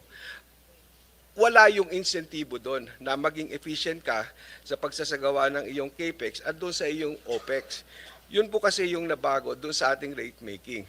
Ngayon, pagdating sa reset ng NGCP at ganun din po doon sa mga distribution utility, nagkulang din po ang ERC dahil hindi siya nakapagsagawa ng reset bago pa magsimula ang regulatory period. Nawawala yung rate incentive, yung natural incentive ng rate making dahil nga ano ba ang i-implement ako kung ako yung regulated entity? Makapagsisimula na ba ako sa CAPEX ko na ito yung aking target? Ang nangyari tuloy, yung NGCP in particular, kinailangan niya mag-file ng separate na CAPEX application, separate, bawat proyekto na kinakailangan na niyang isagawa. At hindi pa rin niya maisagawa ito kung nakapag-file na siya, hinihintay pa rin niya yung CAPEX approval. At medyo naantala din, kaya rin hindi rin nakapagsisimula siya ng construction ng kanyang CAPEX. So naantala nawala din yung insentibo. Kaya I would suppose that yun ang naging konsiderasyon nung naunang ERC in considering na para imimik mo pa rin yung incentives under that PBR. Ginawa mo na kung kailan mo ginastusan yung proyekto na yan. Dahil ginastos mo na yung pera, yung capital investment, inilagay mo na kahit hindi pa nagagamit yung asset, mayroon ka na inilabas na pera at may cost din yon. So, I would suppose na yun din po. But Chairman, in a perfect setting yung description nyo, ay lahat ng rate setting is delayed eh. Diba? Wala namang on time. Diba? Kailan ba naging on time? I think in the history ng ERC, mayroon bang on time? Parang wala naman on time eh. No? In the last 10 years or so po, wala pong naging reset sa private distribution Correct. utilities. So that's yung description nyo, it's a yan yung perfect world. But now it's not a perfect world eh. No? So sa akin, ang basic lang, kasi there's no incentive for them to finish the projects. Kasi nangungulekta na sila. And that's the reason why we saw a lot of delayed projects that led to a lot of brownouts. Nagka-problema tayo sa mga brownouts in the past. So to correct that, dapat ma-penalize sila by not charging us for projects that are not completed. Kasi ang nangyayari ngayon, kahit na matapos ko on time, hindi ko matapos on time, pwede na ako mag-charge eh. Pwede na ako mag-charge. For me, that is one of the root causes. Maybe you're looking at a regulatory process side, but from a reality and application side, yun ang nangyayari ngayon. So that's why, andito yung mga commissioners, alam ko yung naging boto nyo, pero, you know, I think unfair yan sa amin consumers. Ako consumer ako, no? And I don't agree paying for projects that are not commissioned. No? That's number one. Kasi, diba, for practical reasons, sino naman magbabayad ng ng amounts na hindi pa tumatakbo yung project? Diba? From a regulatory process, tama kayo, pero hindi perfect itong process natin. Puro delay. Diba? Delay na yung reset, delay pa rin yung paggawa. Mabuti ko on time pa si NGCP, okay yun. Mabuti kung sinabi niya, okay, 2 years tapos na kami, okay yun. Eh, hindi, nakita natin, may 10 years hindi pa tapos. Diba? So, yung pera, alam naman natin anong ginagawa nila eh. Gagamitin nila yung collection dito, lalagay dito, tatapusin doon, bago tapusin dito. I mean, negosyante yung mga yan. They're conserving their capital. Diba? So, we have to be also very analytical on how they are managing their cash. At yun ay nakikita natin. They're just switching from one project to the other project. Yun ay nakikita rin namin eh. Kaya hindi nila talaga matatapos. Mr. Chair, meron pong mekanismo din para mahuli yan. Kasi under the normal PBR, every time na magre-reset ka, babalikan mo din kung ano yung ginawa niya. Kung halimbawa, dun sa previous na regulatory period, nagkaroon ng CAPEX approvals at ganito yung schedule. Kapag ka nagkaroon ng delays or hindi na isagawa, pagdating sa susunod na reset, nagkakaroon po ng recalculation, yung mga net efficiency adjustments. Lahat po nito nakukonsidera para kung ikaw nga talaga ay hindi mo tinupad yung schedule ng pagpapatayo mo nung asset na yon o yung pasilidad na yon, pwede yan na bawiin or bawasan yung susunod mo magiging taripa moving forward. At yun lang. Nabawasan ba with this? Ngayon, hindi. Nabawasan ba after? Kasi po ito, kalalabas lang po ng ERC nung fourth reg final debt niya. Ngayon po ay meron pang nakabinbin na fifth reg until 2027, 28. Pero magkakaroon pa po tayo ng susunod at amin pong gagawin na ngayon na kada reset ay nasa oras na. Tulad Kasi, po ng gagawin namin sa mga DUs. I remember si Secretary pa that time nag-present dito ng mga delays. Diba? I remember siya nag-delay kasi nga ang issue that time was yung mga brownouts na nangyayari. Si Secretary Garin pa nag-present dito. Yung mga present niya na delays different. Natandaan ko may mga 5 years, may 7 years. Yung ba na penalize ang NGCP? In fact, hindi. Na-reward pa nga sila dahil nagkautang pa yung consumers. Diba? That's the point I'm trying to make. Were they penalized? Yung mga delays na may evidence ng delay that's for sure. Anong penalty ang siningil natin sa NGCP? Meron daw po na ilang mga show cause orders na na-issue. Yeah, but show cause yun. But yung actual financial penalty, check po. wala. Mr. Chair. Walang actual financial. Kaya nga, imagine mo, Chairman, si Presidente na ang nagsabi sa SONA. No, first time na ang Pangulo kinall out yung transmission operator, diba? Because of the delays. But if you will not penalize them, and instead reward them because as spent, sige, gumastos ka na kahit piso, charge mo na lang consumer.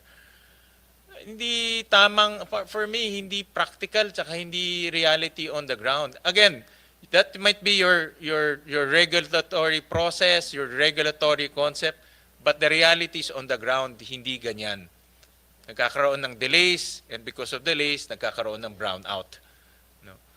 Yan ang realities on the ground. Iba yung textbook regulatory process, iba yung realities on the ground. Yan, katabi mo si Secretary Garin. Siya nag-present dito, I remember, nagkaroon ng resolution to look at the brownouts. So meron ba, tanong mo si meron bang penalty? Sa alam ko, wala. Mr. Chair, can we request Comdigal who was already commissioner Sige, at the time? Digal, meron ba? I know you voted in favor of that. Yes, Chair.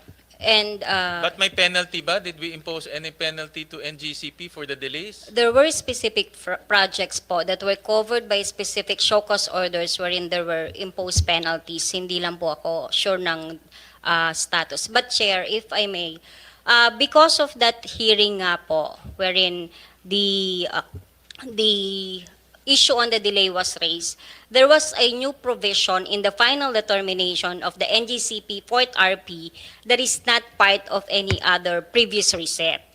To address po the issue on the delay, there is now a annual CAPEX review true-up. What do I mean by that po? Although naka-MR po yung NGCP na FD, pero nandun na po to dun sa FD. Ang sinabi po namin doon, itong RAB na binigay namin sa iyo, may kasamang CAPEX na meron kang kinumit na timeline. But at the end of the year, pag ni-review namin na meron kang hindi nasunod dun sa timeline mo, that amount pertaining to that asset will be removed and there will be adjustment.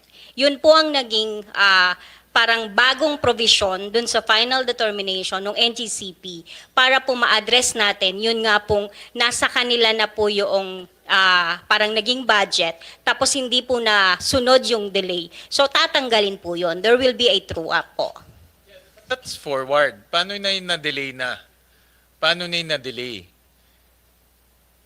Yun ang tanong ko. May mga delays na, may mga brownouts nangyari due to delays. Yun pong mga delay, na po siya, na-covered po siya nung specific project na na-delay because all the decisions of the Commission in approving the CAPEX, meron na po siyang timeline na kinumit or inapprove. Minsan nga po yung sinasabi nilang timeline, hindi po namin yun ang ina-approve. We approve a timeline in accordance dun sa isinasubmit nilang TPSR o kaya yung number of months na kinumit nila nung sila po yung nag-file ng application.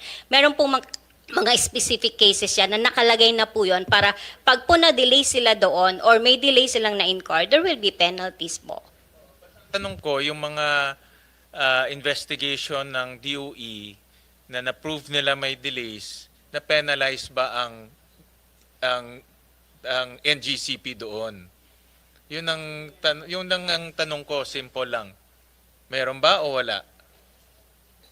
Ang alam ko po may na-isyong mga show cause Yeah, orders show cause, po. show Hindi cause- pa, wala lang Show po ko akong slap data in the ngayon. Apo. slap in the hand lang yun. Apo. Alam We mo ba? will submit na lang po siguro kung meron na pong nabayaran or meron na pong na-evaluate na may penalty. Yeah, Wala kaya- lang po sa akin andito ngayon naman yung sila, data. Alvin, bakit i-check nila kung meron? Mr. Chair, Yes. I think there was once for 5 million pesos. Yun lang yung maximum naman talaga pwede nila impose. Yeah, but 5 million. Very small. But 5 million is compared to NGCP, wala yun. Naglolokohan lang tayo pag ganyan. It's not because of ERC, it's because of the rules that's So sa batas yata, my sir. point of the matter, Chairman Nino, is let's be fair to the consumers. I know what you're saying. Naintindihan ko yung inyong regulatory process, naintindihan ko yung regulatory concepts, but the reality is on the ground, nagkaka-brown out because of delays. At hindi natin pwedeng i-baby ang NGCP. No? We need to be tough. Kasi kung gusto nating disiplina, kailangan ni regulator mahigpit. Kasi kung sasabihin nila, sige, gastos kayo, pwede niyo man charge sa consumers. Bahala na kung 20 years nyo mapailaw yan o ma-activate yan. Lugi naman yung si consumer. Di ba? Nangongolekta ka na, konti-konti mo ginagawa, in-collecta mo, gawin mo muna yung isa dito, gawin mo muna yung isa dito. Di ba? Hindi naman tama yon. Di ba? We have to be fair to the consumers. I voiced this out. Alam niyo yun, nung last budget, sabi ko, hindi pwedeng ganyan. Yeah, but then, hindi naman nangyari yon. No? So, ngayon, nandito yung mga consumers, nandito yung mga commissioners. Let's be fair. No? Reconsider that concept ng ASPENT. I don't agree with that. That's unfair to us, the consumers. No? And ngayon, may bagong ng chairman, you reconsider nyo yan kasi hindi maganda yan . No? It's not an incentive for NGCP to do its job. In fact, we're rewarding bad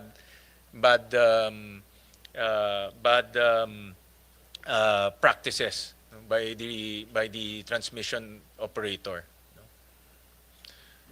Do you want to say I'll move on to but if you want to have a rejoinder, I'll move on to another topic nilang. So, yun lang ang gusto ko Chairman, kasi nagulat lang ako na natuwa ako sila may utang sa amin . After nung final, kami pa nagkaroon ng utang sa kanila. Hindi naman, tapos sila pa na-delay. Diba? Isipin nyo yung narrative. Sila yung na-delay, nagka-brown out, pero kami pa nagka-utang. Look at the narrative. Diba? That's the narrative na lumalabas. No? So, and we are trusting our commissioners, ERC, na protektahan kami. No? Kasi that's part of your mandate to protect the consumers. No? But the narrative in there, kay ikaw pa yung delay, ginamit mo pa yung pera namin sa ibang project, tapos kami pa magdadagdag ng presyo. No? That's not hindi tama yon. I find that unfair. No? So, let's leave it at that. I-review na lang ng commissioners. Andito naman lahat ng mga commissioners and we have a new head. So, I trust that the new head, kilala ko naman si Chairman Nino, I trust that he will protect the consumers and put the consumer interests at the forefront. No? I'll go to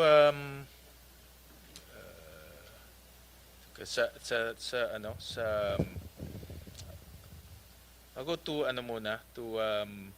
NPC kay Pres Nograles.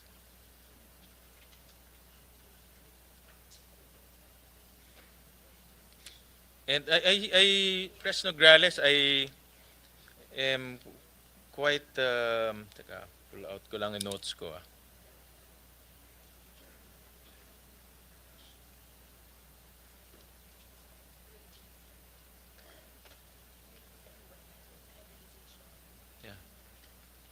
Meron akong here. I saw in your budget meron kayong Clean and Affordable Electricity Program, which is 540 million, 546 to be exact. And Power and System Reliability and Resilience for 441, then Access to Electricity 572. And I'm very happy to see that meron ng Clean and Affordable Electricity Program, no? Ang NPC to a tune of 546. Can you explain this program? And I'm very happy to see that meron ng ganito ang NPC. Considering that NPC, what, 90% of your generation comes from diesel? Tama ba?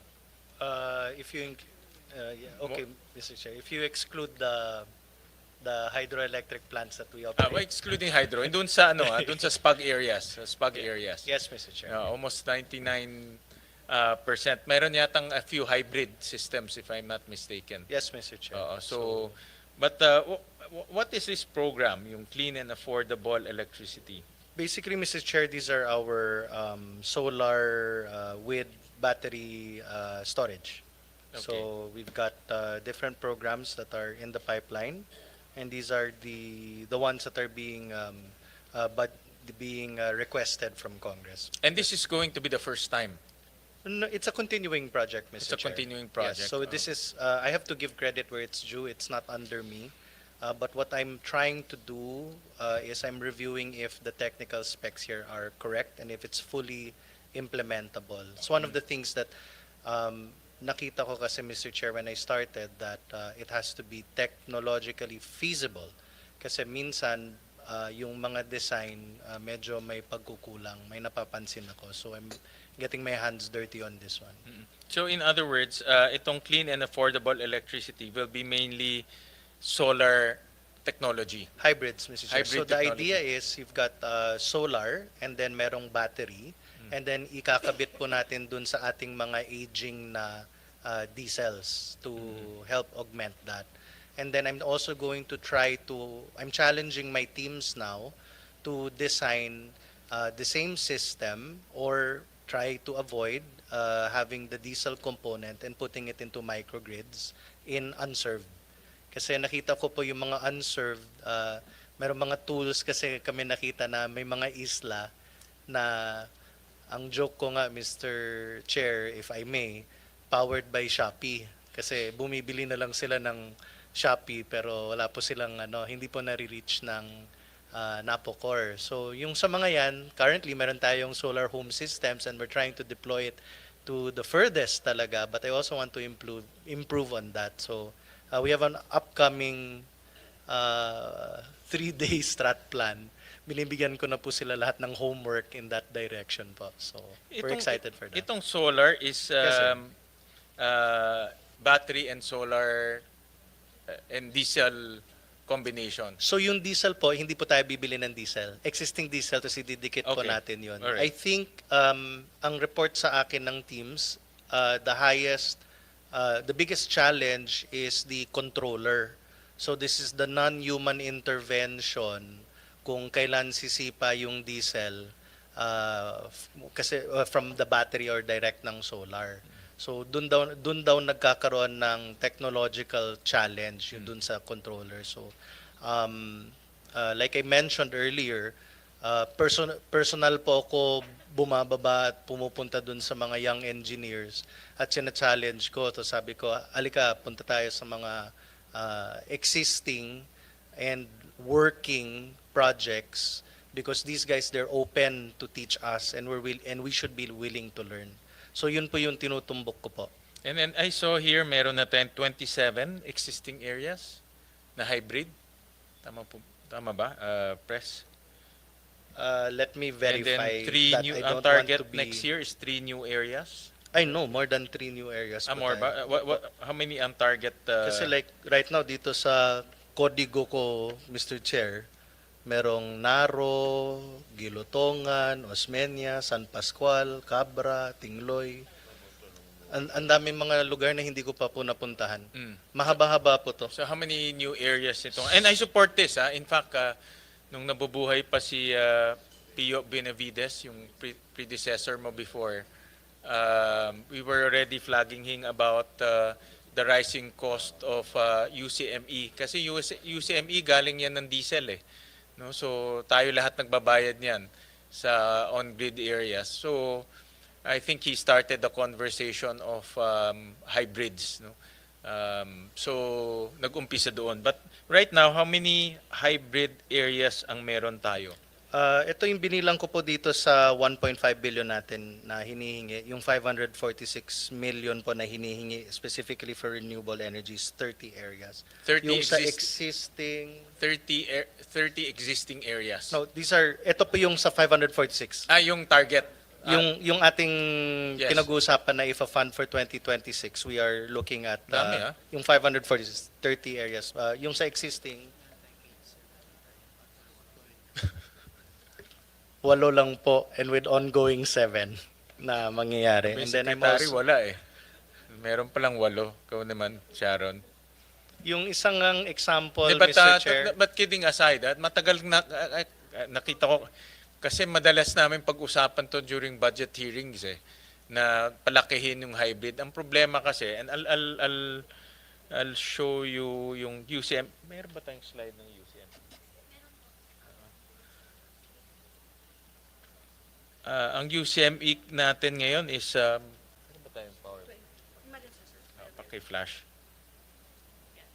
Yan, almost 14 billion na ang UCME natin because of, this is primarily because of diesel prices. Diba? Ang diesel naman, di bumababa, pataas eh. No? So pag pataas ang diesel prices, tataas rin yung UCME natin. So ngayon, ang if you compute yung difference ng yung approved subsidy rate, 7 pesos, 7.4 pesos. Ang true cost ngayon is 26. So ang difference is 18 pesos. So ganong kalaki ang subsidy per kilowatt hour. Yun ang ganong kalaki ang binabayaran ng consumers outside of the missionary area. So the strategy is to lower down the use of diesel, and the only way to do that is to hybridize. No? tama po yan, Mr. Chair. In fact, that's why we're prioritizing the hybridization because the way that we estimate it, it's going to be 12 or below per kilowatt hour. So that, yun po yung challenge na binigay po sa akin. Napakalaking challenge, pero sige lang po. Okay. Well, ano ka naman, ikaw kilala kita as innovative eh. So and very aggressive. So hopefully we get meaningful impact with the hybridization projects kasi that's the only way na bababa yung consumption natin. And this is related to diesel consumption eh. Kaya yan lang ang only way natin eh. Yes. Just to add, we're also talking already with NPC on giving them more microgrid areas and use the microgrid concept in some of the islands, Mr. Chair. And that's my question. Meron ba tayong plans for microgrid areas this coming 2026? Ang concept natin dito naman is to invite the private sector to invest in microgrids. Sila na bahala, no? Including distribution. No? Sila nang bahala. But regulated, of course, by ERC. No? But sila nang bahala doon sa generation and distribution, but microgrid lang, maliit na areas. No? NPC is the one who will bid that out eh. DOE ba? DOE.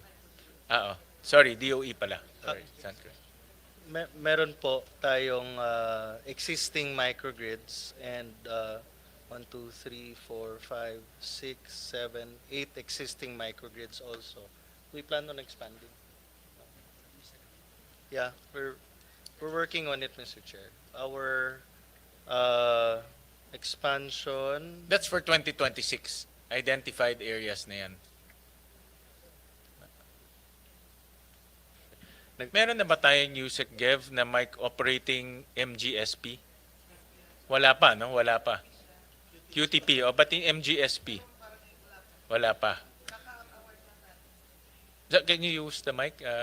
We awarded it December 2023. Okay. They have 18 months to build it. Okay. Wala pa. But they're already mobilizing? They are mobilizing, Oh, sir. how many areas? 8 lots. 8 lots. Okay. sir. Okay. Okay.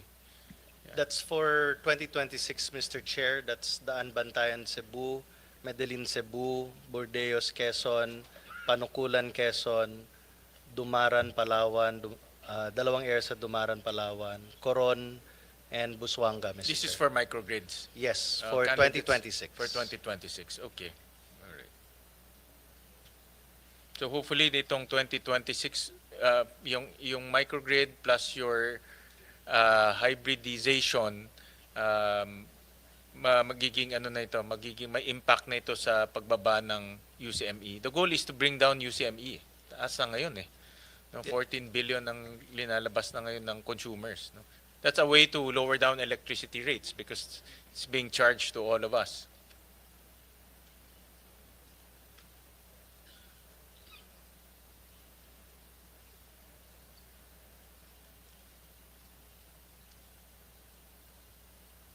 Mr. Chair, I'm just to give support to what you mentioned. Meron po tayong hybrid dun sa Kwaming where we save 1.1 million pesos worth of diesel a year. So it also helps in decreasing our carbon footprint. But right now, you said you have 8 areas na may hybrid na. We have 8 areas operating. Ongoing. Ongoing, di pa operating. Sorry. I stand corrected, Okay, Mr. Chair. ongoing. I was going to ask magkano na nasa-save natin eh. So, sige, ongoing. Alright. But yun lang ang aking Press Jericho to pursue the hybridization project, and I see that you have budget here. But that's the only way, again, no? If you want to lower down electricity costs, one way is to lower down the UCME. Yeah. Magkano na UCME ngayon? How much is the...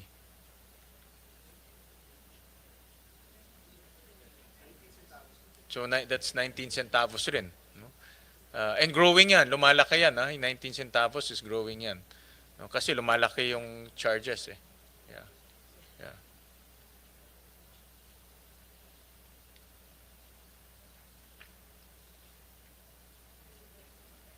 Meron pa tayo sa-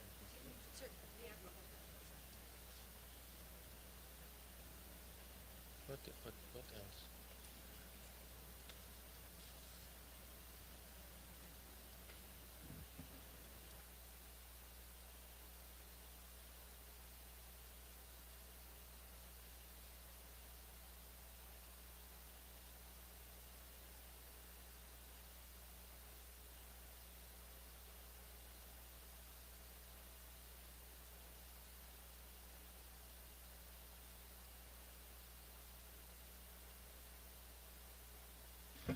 Aside from yung Siquijor and Siargao, meron pa bang areas tayo na problematic because of the NPPs? Meron bang ano? Yeah, Okay, go ahead. Mr. Chair, this is a multi-agency and everybody wants to Daming answer. daming gustong sumagot. I eh. know, but I just want to point na lang Ang daming gustong who sumagot. does what, no? Actually, on the part of DOE, we have a task force for the islands in which Mario has several islands targeted this year and next year. That's together with the rest of the agencies. They visit these islands, mag-evaluate ano yung sitwasyon and what are the proposals. And sila Nani also has their own set of cooperatives, let's say, no, not just specifically islands. For example, Basilan is one of their major, or Zamboanga, which is not an island but also a problem. But they have certain areas also. But between the two, DOE and NEA, always involved will be Napocor also because sila yung power producer. So, if you don't mind, Mr. Chair, maybe Mario can answer and then Nani can follow through. Huh? I just want to know, kung meron pa tayong mga problematic SPUG areas, particularly NPPs. Pag NPC naman, di naman nagiging problematic eh, kasi may generator sila. But yung NPPs, kagaya ng nangyari sa Siquijor or sa Siargao ba is an NPP? No, it's on the grid. On grid siya, kasi yung cable ang Yung cable ang naging problema sira, po, sir. no? Oh, yeah, maybe Sikihor, mga ganyan type. Yeah. Meron pa ba tayong ganyan na areas? Yes, Mr. Chair, we have several islands that we are continuously monitoring, and in fact, on Monday, we're scheduled to visit Catanduanes.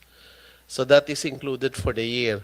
But aside from that, so we have to revisit several off-grid areas that covers not Luzon, Visayas, and Mindanao. So may mga program po kami, like Northern Palawan, we're looking at Busuanga, Coron, and adjoining islands. We are also looking at the interconnection of Camiguin Islands. Masbate, but Masbate is under rehabilitation at this time, so we still have to, we are recognizing that the rehabilitation will improve the system already in Masbate. Camotes is already under our monitoring. We have already visited that. But we have Calayan Islands in Cagayan and several others. Marami po, sir. But for this year, we are confined with first Siquijor, Camotes, then we have remaining Catanduanes and Camiguin for this year. These Camiguin and Catanduanes are NPPs. Catanduanes is NPP provided with sole provider, but Camiguin is grid connected. However, its connection is currently not working properly, resulting to under voltage. Okay. So ano siya, hindi siya problema ng power producer. It's a cable problem. Yes po. Yung sa Masbate, galing ako doon eh. Masbate, Problema talaga. yeah, I wrote DOE about that. yes, but Masbate was totally damaged by Typhoon Opong. But even the typhoon, But even before the Problema typhoon, na yan. it's probably, actually po, target na niya namin siya for this year. Kaya lang nga, parang naunahan tayo ng bagyo. So the restoration ng Masbate should put in place yung necessary correction that could have been implemented kung wala yung nangyaring damages. So parang naunahan na tayo ng rehabilitation to improve.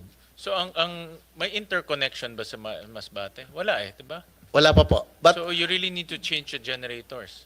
yes. But you see, Masbate has a good power supplier, but we have problems on the system, the overall system.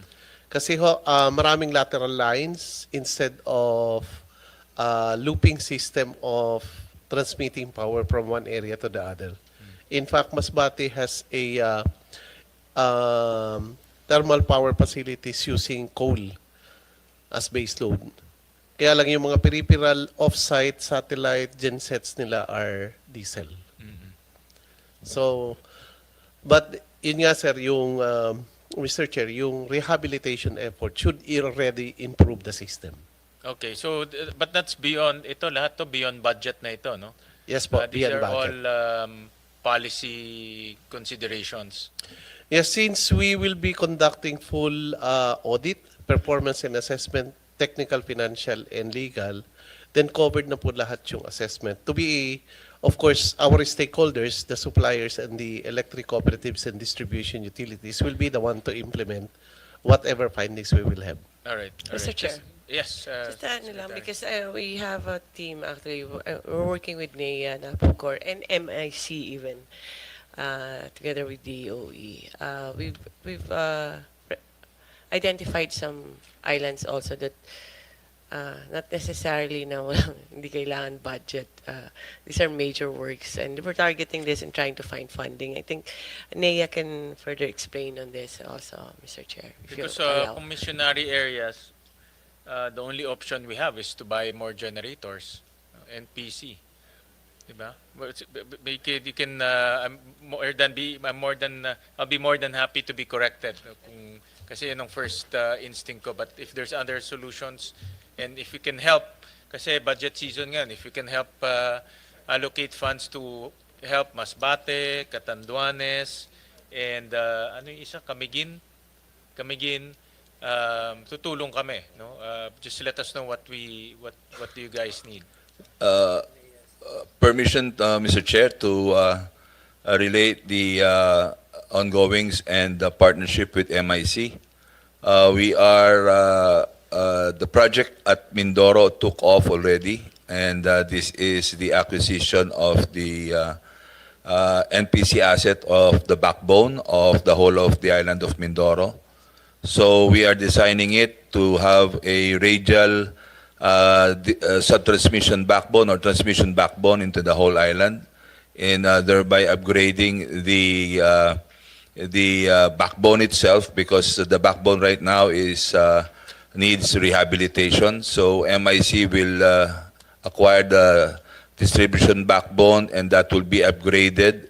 And that was designed by the UP College of Engineering, Professor Wali.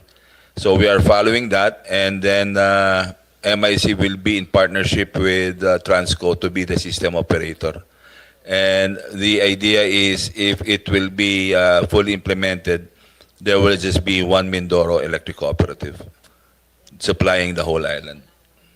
And the same template will be done with the island of Palawan.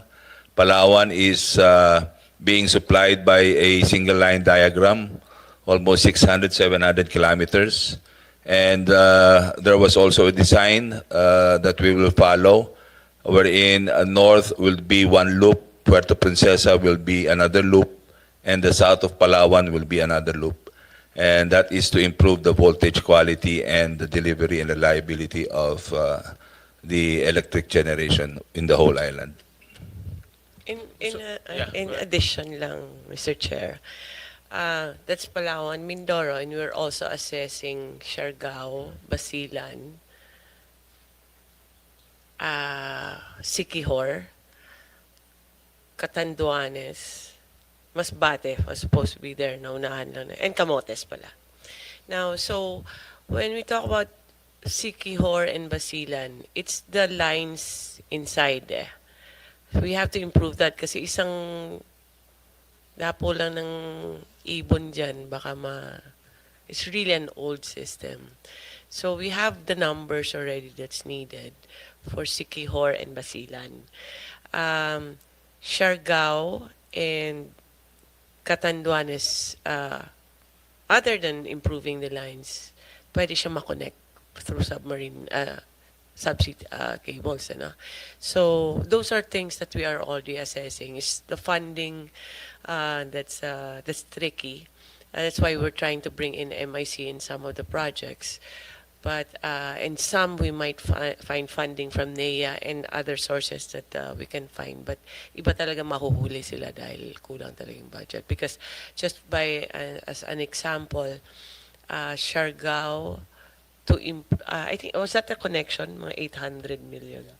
Just to connect Siargao to the mainland, it's already 800 million, Mr. Chair. So we're trying to, through loans or through other fundings or through GAA, that's what we're trying to figure out with these islands, because these islands are potential tourist areas, Mr. Chair. Example, Camotes tourist area yan. Of course, Basilan is a thriving province, and then you have Siargao, Siquijor, these are tourism. Most of these are very important tourism areas. We have assessed already Basilan, Siargao. Ano pa bang mga napunta niyo? So the funding will come from MIC, Maharlika. Only with regard to Mindoro and Palawan, Mr. Chair. In Siargao, the circumstance is that last December, nagkaroon ng glitch yung submarine cable nila. So we are now trying to put an N-1, no? So NEA loaned in the tune of 840 million to Siargao to do an N-1. So mahirap, baka biglang bumigay. I mean, dugtong na lang kasi siya, Mr. Chair. So it was apparent that Congressman Dagook really would put an N-1 submarine cable connecting the three islands. And the same thing with Basilan, kahit na magdagdag kami ng generation, if we will not put a rehabilitation or do a rehabilitation of the distribution backbone, the whole island will still suffer a poor quality of electricity. And that is what we're doing right now. We did a study. It's in the tune of 400 to 500 million. I already started pouring in 100 million before the end of this year, and we'll just be doing it in phaseology. Although generation NPP, there's a pending CSP that is being conducted, and the new NPP will come in. So I heard earlier, Administrator, that ang Maharlika papasok sa ganitong mga projects. Yes, Trans- Mr. Chair. Specifically transmission projects. Yes, sub-transmission. Actually, 2 years ago, Mr. Joel Consing visited in my office, and they want to put money into the power energy industry. So these are the things that were suggested to MIC. We develop it, and now we are implementing it in Mindoro already. What will be the arrangement? Obviously, they will be the funders, but who will own the asset? They will be the asset owners. They'll be the asset And they will be actually bundling with the franchise of Transco for Transco to do the system operation so they can recover from the investment of the And assets. mostly this will be in the SPUG areas. SPUG areas, sir. Mostly in the SPUG areas. Yes, sir. But these are not small SPUG areas like Palawan. Well, Mindoro and Palawan, I believe, consist 60% of the UCME, consumes correct, 60% of the UCME. So hopefully, with the rehabilitation and upgrading of the distribution backbone, a lot of renewables can be accommodated. And the same is true with Palawan. Sila na rin dapat mag-fund nung hybrid. Kabit na nila doon, hybrid system, para mapababa yung UCMP. Hindi pa namin napag-uusapan, Mr. Chair, but they are just limiting themselves into the transmission assets. Okay. All right. Well, I'm inquiring because I know that marami mga problematic areas and it's the budget season. So if the Senate can intervene in allocating some portions to improve the electricity situation in those areas, now is the time.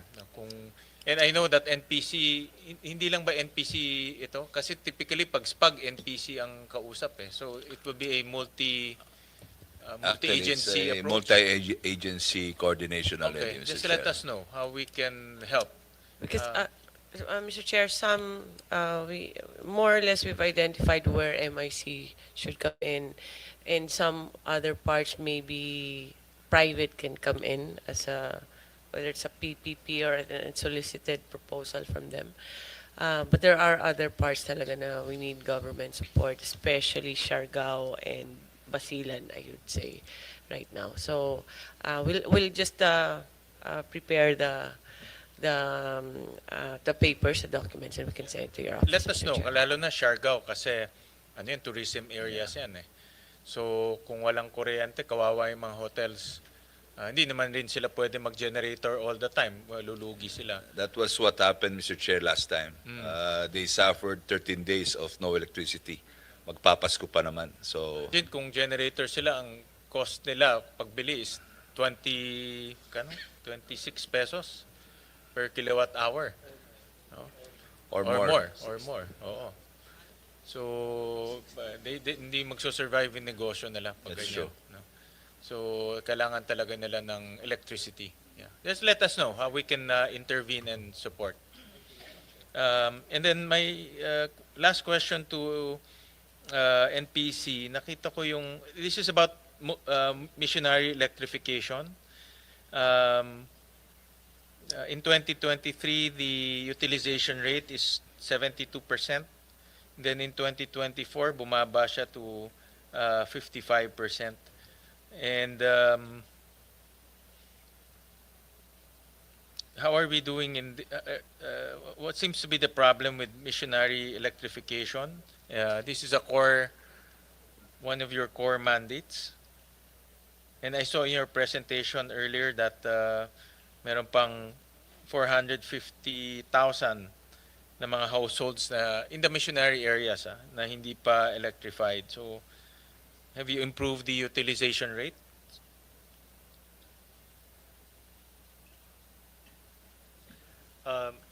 Mr. Chair, It was before my time. Yes, but, definitely before your time. The answer, the quick answer to the question is it was deferred by the NPC board at that time. Um,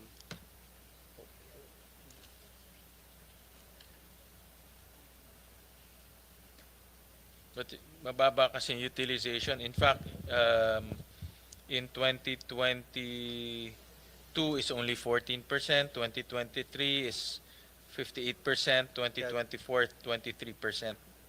This is a core mandate Yeah, missionary electrification. Mr. Chair, these are actually the implementation ng mga tie lines, distribution lines na hindi natuloy. Ito. Yeah. So merong sa Holo na mga tie lines. This one is Palawan also, no? May mga tie lines din sa Palawan na hindi natuloy yung implementation because it was deferred. So that's why yung utilization bumagsak at that time. And what's the action plan to improve utilization? So while it's deferred, it doesn't mean na it's not going to push through. It's actually being pushed through. Then we're pushing that to be 90%, Mr. Chair. Okay. Kaya ba within the years that feasible? Before 2025? Yeah, naka-target na, Mr. Chair. Okay. 90%. All right. Sige, we'll monitor that. Thank Yes. you. Thank you. Thank you, Mr. Chair. I'll go to NEA, to Administrator Almeda. And I just want to get some updates on the solar home systems in mainstreaming. I think this is a good project. Alam ko na Yes, Mr. You Chair. explained this very well last time. I remember. Yeah, we did a presentation Oo, in your maganda office. siya. No? So Yeah. I just want to get an update. Kumusta itong solar home system project natin? We are able to energize, installed already about 30,000 units. There's an ongoing installation of 12,000 units, and there is an ongoing procurement bidded out already of another 10,000 units. So we are expecting at least 50,000 units to be installed within the year. I withheld the bidding first because it was programmed to bid out about 80,000 units this year, Mr. Chair. However, I will be lacking already in manpower to validate and issue certificate of final inspections because I was precluded by some COA findings regarding my EAW. So I wish to appeal, Mr. Chair, that this special provision on the use of EAW as part of the operational revenues be granted to NEA because with the bulk of subsidy projects NEA is implementing right now, we are having limited source of manpower to validate everything. And we are also about to, if I may, Mr. Chair, we are also about to implement 294 energization of the last mile schools, powered also by solar home systems. And we're just awaiting downloading of the funds from DBM. We have already bidded it out. And if the use of the engineering and administrative overhead will still remain the same, I have to admit, I have to be honest that we will be having difficulty in the timely liquidation and implementation of these projects.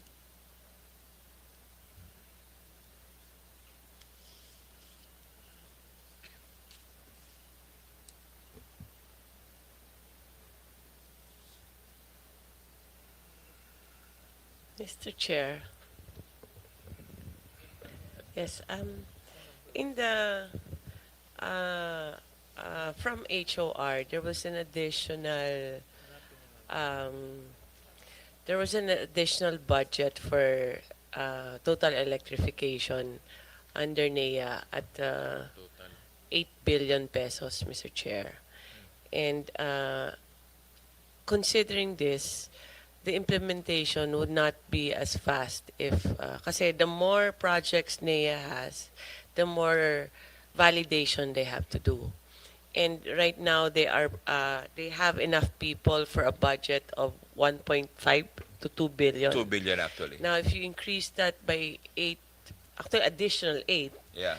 then the manpower won't be enough. Now, NEA has a proposal of allotting a certain percentage for, ano ba? Hindi ko No, makita. the administrative expense is really something that is ongoing right now. It's rather the use of that administrative fee of 3% per project that should form part of the engineering and administrative overhead. However, I can understand COA because based on the provisions before, this EAW can only be, as per the provision, it can only be utilized on the project itself. No, so if we identify one project, we can only spend some engineering staffing or field validators just for that project, as compared if it will be considered as operational revenue and it will form part of the internally generated funds, then we can hire regular engineers to beef up our manpower to validate and inspect all these projects. I mean, these are all last mile schools, PVMs, to the farthest, the unviable and unserved areas. Mr. Chair, you can just imagine the travel time, the logistics involved, and for us to come up with an efficient and accurate validation of these projects. We need warm bodies, really. And not only warm bodies, but rather qualified personnel to issue and sign the certificate of final inspection and audit. We'll break it down one by one. No? We'll start off first with yung solar home systems.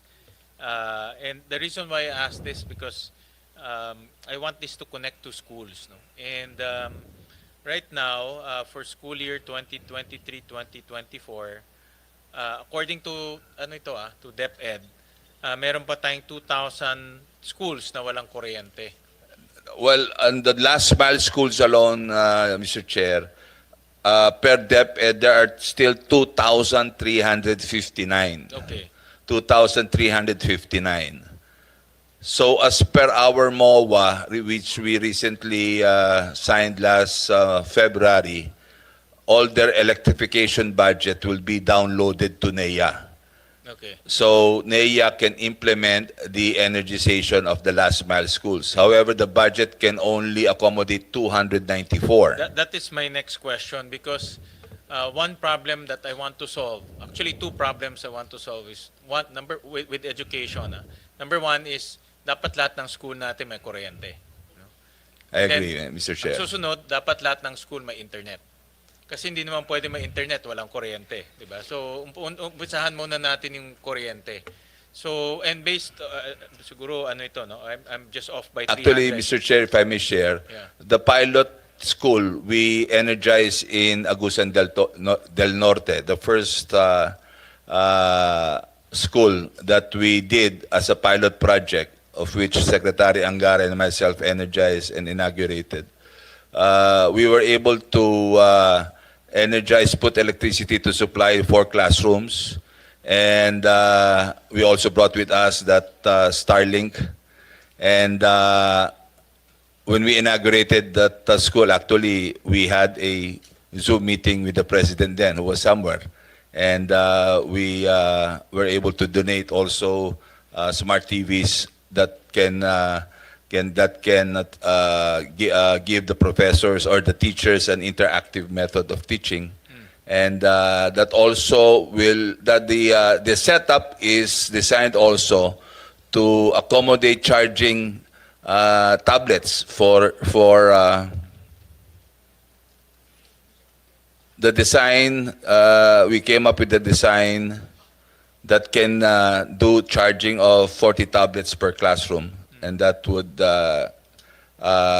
give the students the opportunity to receive tablets that are normally given to public schools here in the metropolis. In assumption natin itong 200 ang 2,300 schools na walang kuryente. Assumption natin na sa co-ops sila, co-op areas. Yeah, within the franchise area of the electric Okay. cooperatives. And the way to reach those 2,300 schools through solar rooftops.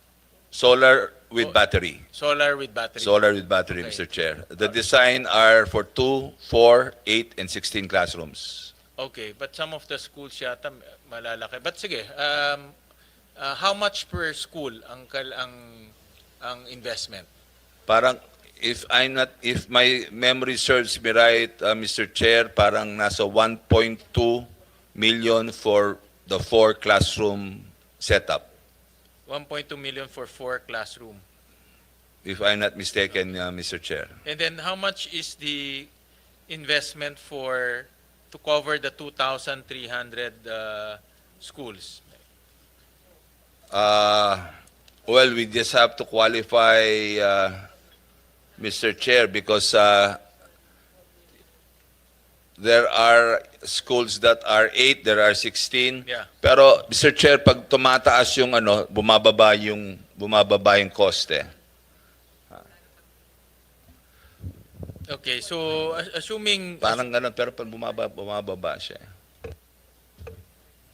assuming 1 million siya per school, assuming lang I'm just Yeah. making some easy calculation. So lalabas mga 2 billion, 2.3 billion Something there. ang Something kailangan there. natin. Something there. Oo. I'm checking, alam ko ang DepEd allocation is about 1.2 billion ang electrification nila. So ang kulang na lang natin is another 1.2 to make it 2.4.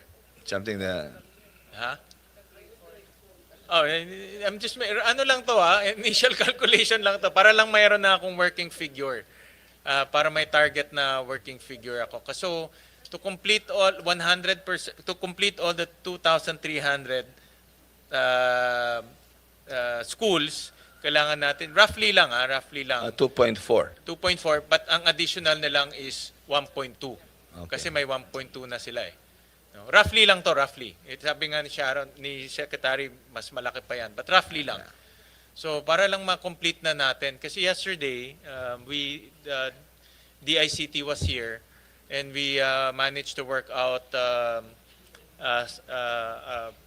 provision with them na yung mga wala pang internet, lalagyan na ng internet through the free Wi-Fi Yeah, but the program. electricity should be present. Kasi yung free Wi-Fi program is about 5 billion pesos and more. So, malalagyan na yung schools. Ang problema ngayon, walang kuryente. No? So, that's why I'm working with NEA to electrify those schools na wala pang kuryente. So, we'll take note that we need to add 1.2. Pwede bang idiretso na yan sa NEA?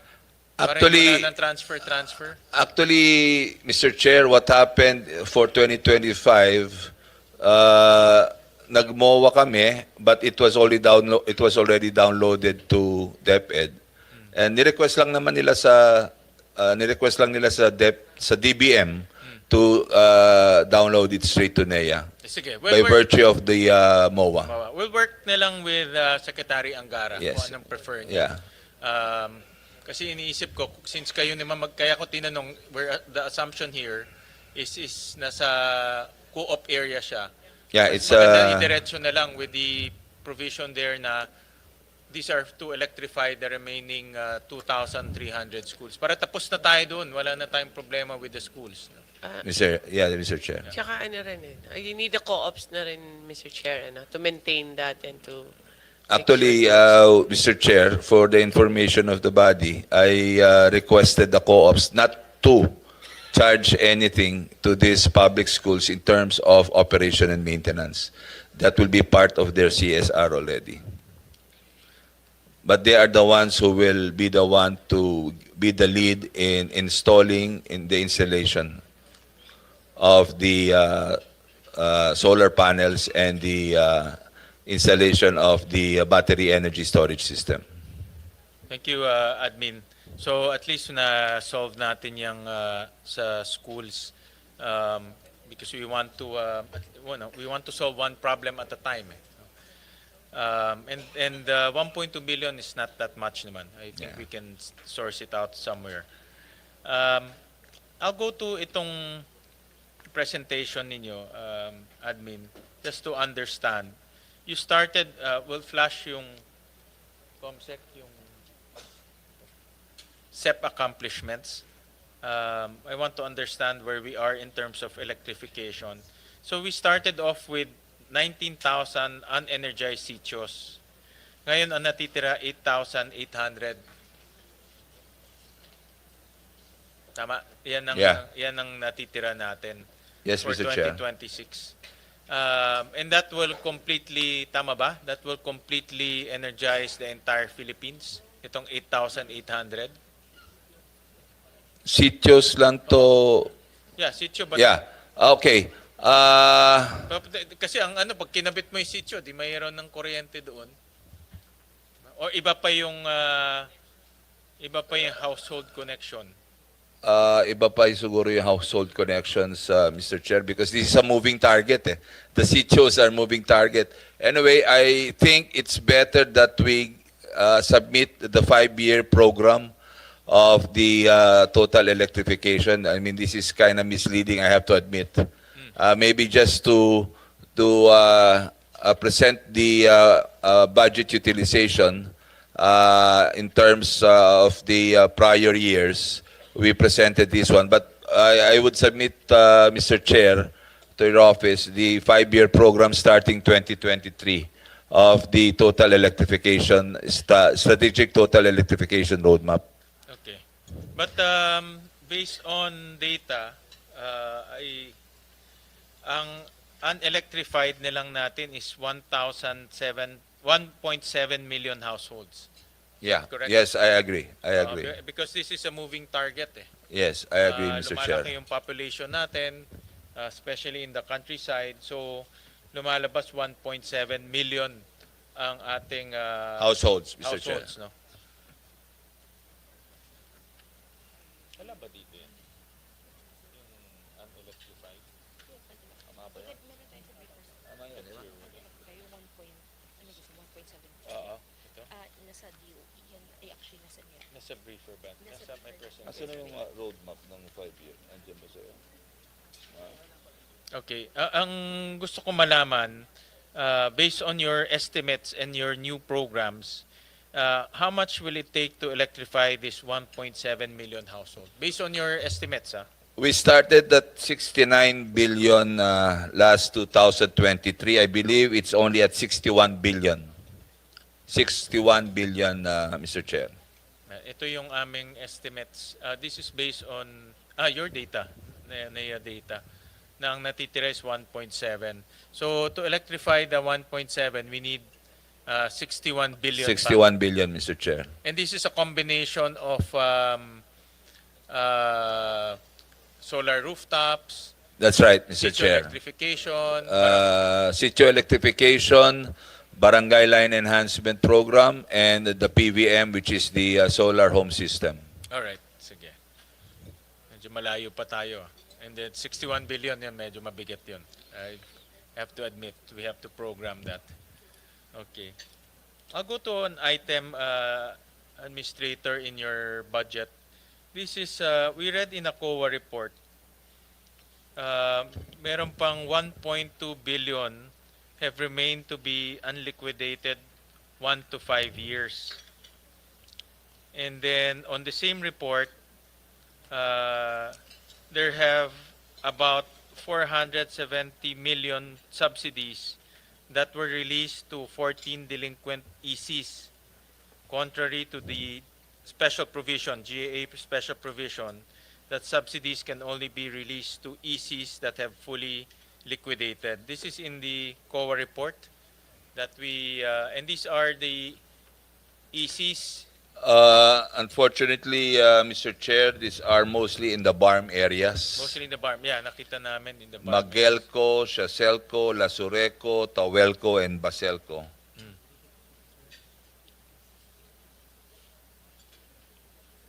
Ito yung mga unliquidated, itong 1.2. That's right, Mr. Chair. Oo. I'm sure matatagal na ito. Medyo matagal na, Mr. Chair. Matatagal na ito. Oo. But ang concerning, admin, to be honest about it, itong 479 na nag-release ng subsidies to 14 delinquent ECs contrary to the special provision. Can you explain that? Meron tayo.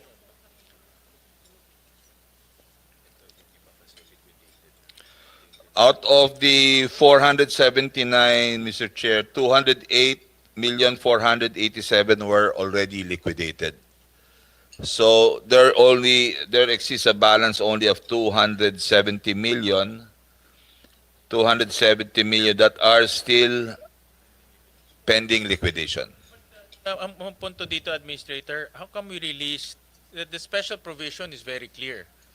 Kung may delinquent ka, hindi ka pwedeng mag-release ng subsidies. Because again, it creates this bad precedent as well as bad habit of not liquidating. We're rewarding bad habits. No? So ito yung mga ECs na may delinquent. Again, this is from a COA report. No? So pinadala lang sa amin. Actually, Mr. Chair, based on the record I have with me right now, most of which are calamity grants. These are emergency and resiliency fund. That's why in the special provision request we had is to allow the grant of the release of calamity resiliency funds to cooperatives because case in point, like what happened in Masbate right now. Imagine if they will be disqualified to receive emergency resiliency and calamity fund because of some pending liquidation of a sitio electrification project, and we will be going into the tune of 300, 400 million because the whole distribution backbone has to be restored. I mean, we will be punishing the residents of the province just because of some mismanagement practices of the management of the co-op. And I believe, as administrator, I mean, it will just be fair and right that the release of the calamity and resiliency fund be treated on an emergency nature rather than as just a subsidy by itself. We will consider that. We will study that. But it seems to me that logical naman siya dahil hindi naman nila kasalanan ng calamity. So, and they need help. So we can release calamity loans. But yung mga hindi naman tinamaan ng calamity, pero nakapag-release kayo ng loans, meron bang ganyan? And then granted na tinamaan sila ng calamity, but the special provision is very strict na kung kung delinquent ka, huwag ka munang kumuha ng loans hanggang maayos mo yung iyong delinquency. No? That's the special provision that we included. No? So it's a direct violation of the special provision, no? Unless you have a legal basis that can defend your actions.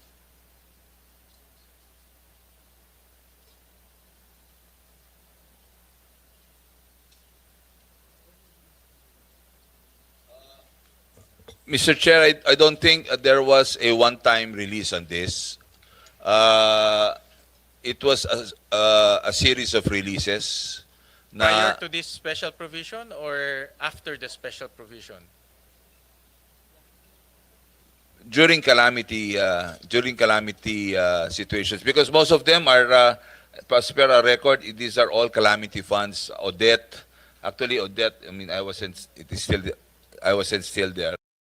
As per our record, these are all calamity funds. Odette, actually Odette, I mean, I wasn't still there. Mostly Odette ito, Mr. Chair, yung tumama sa Visayas and Mindanao na matindi.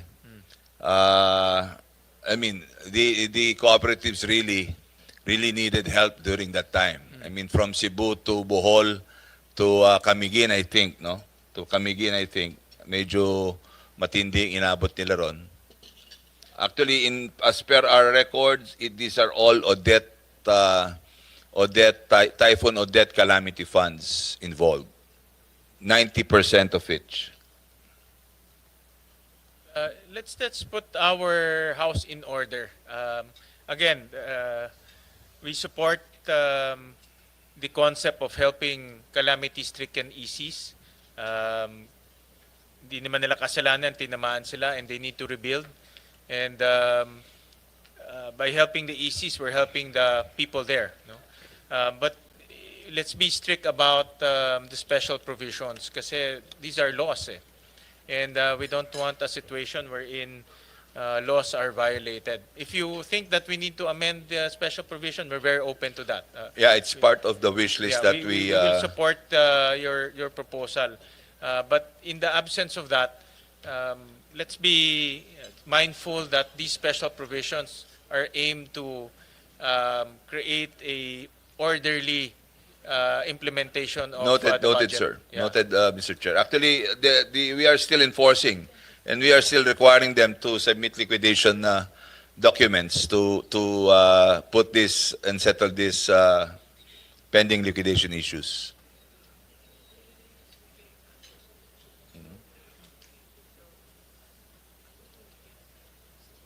Now. Kasi these are base sa COA report, it's na-release 2024. So these are just kalambang Odette. Di ba Odette is Odette yata is 2020. When is Typhoon Odette? Not 2024. Third tranche na yun, 2024, sir. Mr. Chair. So marami siyang tranches. Yes, it's a series of tranches yan, Mr. Chair. Okay. Normally 3 tranches. Was the special provision there na? I'm checking, but baka mas alam nyo pa.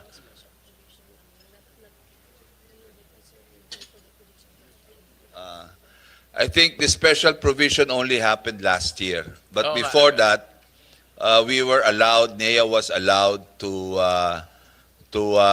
release in tranches pending certificate of final inspection of sitio electrification projects. Okay. I'm checking when this special provision came about. But definitely this special provision came about 2024. Yeah. No, and there were releases 2024, no. So may violation siya. Even though in tranches, the argument might be in tranches, but then again, we're not looking at tranches, we're looking at the releases. So meron ng special provision. Mr. Chair, I would put things in order in NEA about this. Okay, yeah, just be mindful of Yeah, that, no. thank you, and like Mr. I said, Administrator, if you think that we need to amend this, you need to Yes, please, Mr. Chair. tweak it. We're very open to that. We want to make sure that that NEA is responsive to the Yeah. needs of our We have to, constituents, no? Mr. Chair. Yeah, but wag tayo mag-violate ng special provision kundi magulo eh. Yeah. Yeah. So I want to put I'll be on the mindful of that, Mr. Chair. I'll make sure that things will be in order as far as liquidation is concerned. On emergency and resiliency funds.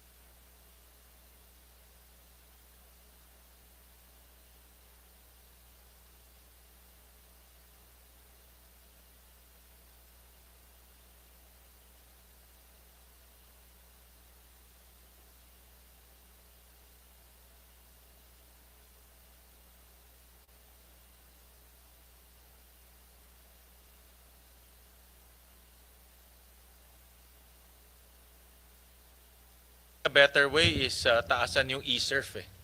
Kasi yung e-surf is really meant to, yung Electric Cooperatives Resiliency Fund. Actually, Kasi that's, Mr. Chair, 200 million Oo lang, nga, tapos maliit. subject to reimbursement, subject to replenishment. And just like right now, Typhoon Opong and the typhoon before that, there is a pending SSURF application already.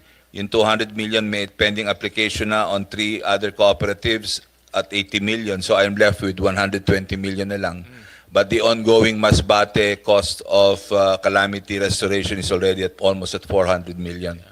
So when I saw the administrator of the Office of Civil Defense in Bugosibu, I was really talking to him, Mr. Chair, and asking him, sana mabigyan mo ako ng speedy replenishment kasi ang lalaki ng mga replenishment at stake dito sa mga tinamaan. E-surf pwede ma-replenish yan, no? Yeah, nare-replenish naman, sir. Pero but you compete with the other agencies. That's true. They get That's it true. from the NDRRMC Yeah, fund. Office of Civil Defense. Oo. But typically, magkano naggagastos for Kasi yung e-surf is grant siya. Ang yung binibigay nyo na sa mga ECs, loan siya. No. Diba? Mr. Chair, those are grants Grant too. rin. Grants Grant too. rin. Yeah. Okay. So ang nasa GAA is 200 million subject for replenishment.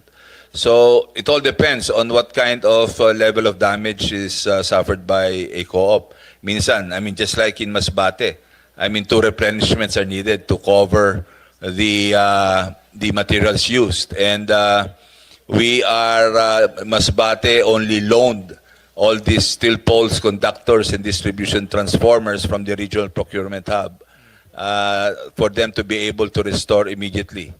That's why they were able to restore the backbone in less than 20 days. And now, in less than 30 days, they will be able to restore the whole province. The ones you gave for Typhoon Odette, is that grant or loan? Grant yun, Grant Mr. rin Chair. siya. Yes. Grant rin siya. Grant Okay. yan. Alright. Sige. How much do you need for e-surf in 1 year? Typically. More or less yan. I would say if we can increase it to 500, hindi na kami mabibigla. Hindi na kami mabibigla. Because depende, Mr. Chair. I mean, pag medyo tinamaan ng sobrang serious, kahit yung 500, malalapnos mauubos. But definitely, yun naman, hindi naman namin kailangan ibigay kagad in tranches namin binibigay.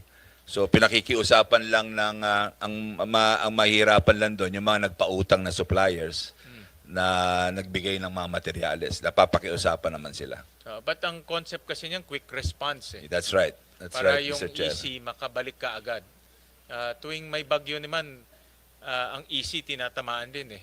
No? In fact, sila yung one of the casualties, mga EC, bagsak First yung mga, casualties Well, bagsak yung frontliner mga- sila, Mr. Chair. bagsak yung mga poste, bagsak yung mga wiring. So, the first thing that the residents want, mabalik yung kuryente. Pero That's hindi true. naman nila mabalik yung kuryente kung walang pang-repair. But with the present program, Mr. Chair of NEA, we established a regional procurement hub in every region. So there was a timely response, a quick response, because all major items like the steel poles, the conductors, and distribution transformers were delivered to Masbate in a span of 2 to 3 days. Mr. Chair, kasi I do support the increase of their quick response fund kasi dapat kasi nauuna talaga yung electricity doon eh. Otherwise, the hospitals won't go. All the relief operations, hindi makakagalaw kung wala. Kaya dapat ready na sila to go the day after ng calamity. Thank you, Mr. Chair. Thank you. We'll work on that. Pag umiikot rin ako after the calamity, talagang yan request ng tao. Kailan babalik ang kuryente? Pero maraming bagsak kasing mga poste. So, That's true, Mr. and the Chair. co-ops nakatali yung kanilang working capital. So, it's a way to help the co-ops without passing on the cost to the consumers. Just to emphasize the point, like Masbate, even the evacuation centers, the control command center, and even cash, Mr. Chair, walang cash doon dahil walang electricity. So it was difficult for them to really start the operations at that time. So kaya nagpapanik din kami pag nadidelay ang mga tao na tutulong from the other co-ops. All right. Thank you. Thank you for that.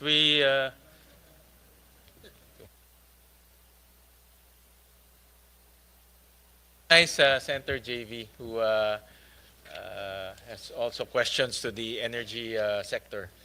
Thank you, Mr. Chair. Nice to see you still here. I came from the Coast Guard anniversary with the President. Kaya umalis ako muna ako. Pagbalik ko, dito pa rin kayo. So, nice to see all of you again. Anyway, just siguro, no, I asked this question to the Secretary when she, during her confirmation, just like to get the DOE's position. Of course, yung EPIRA, no, I asked if we can get yung inyo pong suggestions, which provisions, I'm sure that most of you will agree already by this time that we really need to amend the EPIRA law. Now, we just passed in 2001 with very good intention to lower down the cost of electricity by encouraging competition, by privatizing Napocor power plants, transmission lines, distribution system. Ang nangyari po, natuloy yung Napocor power plants privatization, privatization of the transmission lines. Ang di lang natuloy, pagbaba ng presyo. Di ba? Lahat ng privatization natuloy. Pero yung inaasahan natin na competition supposedly to lower down the cost of electricity, hindi po nangyari. So, which particular provisions would you think that DOE would propose to this committee so that we can already start the ball rolling and amend the EPIRA law, which again, has not really served well its intended purpose. Sige, Secretary. Thank you, Mr. Chair. We have a draft of the possible amendments. Ang gagawin ko dito? The first, there are several parts in the EPIRA, and it divides it per sector of the industry. Na. So, first, my priority was the PSALM extension, which is done already, and second would be the ERC strengthening, not per se in the reorganization of ERC, but streamlining their processes and also giving it teeth. Kasi like the question by the chairman earlier, what are the penalties that have been given to NGCP, for example, for any violations and the delay? So they are limited as to, I think, only 5 million pesos per violation. So we are trying to increase that, and also in addition to the increases in the penalties, not only monetary but also in the number of imprisonment. Also that any penalties that are collected from any of the violations of the power players will be considered by ERC to be as possible refund to our consumers.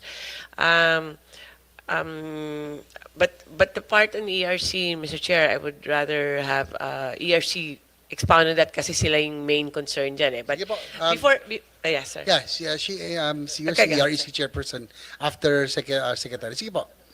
And Tapusin lang ni Sec. Yes, sir. So before ERC, I'll just go through the major changes on the generation side. Ano yung generation side changes? And we want more accountability on the part of the generation on their performance. For example, if the contract says you have to deliver 10 megawatts and some, unfortunately, there are some generation companies that only deliver half of that, there is no substantial penalty or accountability. So gusto namin i-strengthen yan. Transmission, separation of the... Ang NGCP kasi ngayon, isa lang yan eh. Transmission, sila yung nagpapatayo, tapos sila nag-ooperate. We want it separated. And then on the distribution, hindi ko na maalala. Ano yung distribution natin? There's also more provisions on distribution. I don't want to go to all of that, but we can submit it to the chairman and also to Senator Ejercito. All the provisions that we are proposing, we can submit it in portions or as a whole, Mr. Chair. Pero ready na po kami if we want to submit with for you to sponsor, Mr. Chair. Yes, I will be willing. I'm sure our chair would likewise be willing, as the former chair of the Committee on Energy. No, anything that would really bring down the cost of electricity, because I think siguro sa ASEAN, no, we are losing to our foreign investors, foreign direct investors, because of two things: poor infrastructure and high cost of electricity. So if we can really do something about this at the soonest possible time, then we will have a better chance against our ASEAN neighbors. Mr. Chair, one proposal of Senator Marcoleta is to remove the VAT. It can also be incorporated in the EPIRA, although it is a more controversial topic. It might be more prudent kung separate bill siya. But it can also be an option. We can also incorporate it in the proposal, Mr. Chair. Thank you. Sige, si RC Chair. Yes, Mr. Chair. Just for the record, we were able to impose penalties on NGCP for its delayed CAPEX. There were around 34 CAPEX projects that got delayed. So we were able to impose 15.8 million. But as the Secretary has stated, there may be already a need to In the span of how many years po yan, Chairman? It was a one time. There were the two cases. One time, it involved 34 projects. But as the Secretary has stated, there may already be a need to update the fines and penalties that may be imposed pursuant to EPIRA under Section 46. Then we, of course, support the pending bills in Congress for ERC strengthening. We have gone through the different versions of the bill. In particular, for ERC's strengthening, we support fully the proposals for at least a partial use of the income or the excess revenues collected out of the imposition of regulatory fees, and as well as the creation of that consumer advocate. That is also a feature of several of the bills that we were able to study. I believe that with consumer representation, there would be a better discussion of the issues that are presented before the Commission, and so we can come out with better decisions. Thank you for that. I'll take advantage. The Secretary mentioned NGCP and Chairman also, Chairman Juan. No? Meron po in question kasi dito, galing sa media natin. Take advantage ko na, Mr. Chair. Gandang tanghali, boss. Baka pwede pong ma-update sa DOE NAPOCOR, pwede rin NAPOCOR, dito naman si Chairman Jericho, is the DOE still considering taking back the operations of the country's sole grid system, NGCP? Thanks, boss. For security, for issues of national security. Mr. Chair, I do agree that there has to be a certain degree of control of the government, not just for national security, though.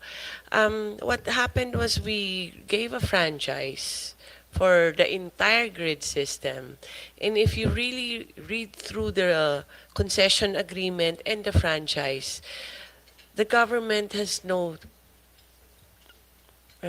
powers over, very limited authority.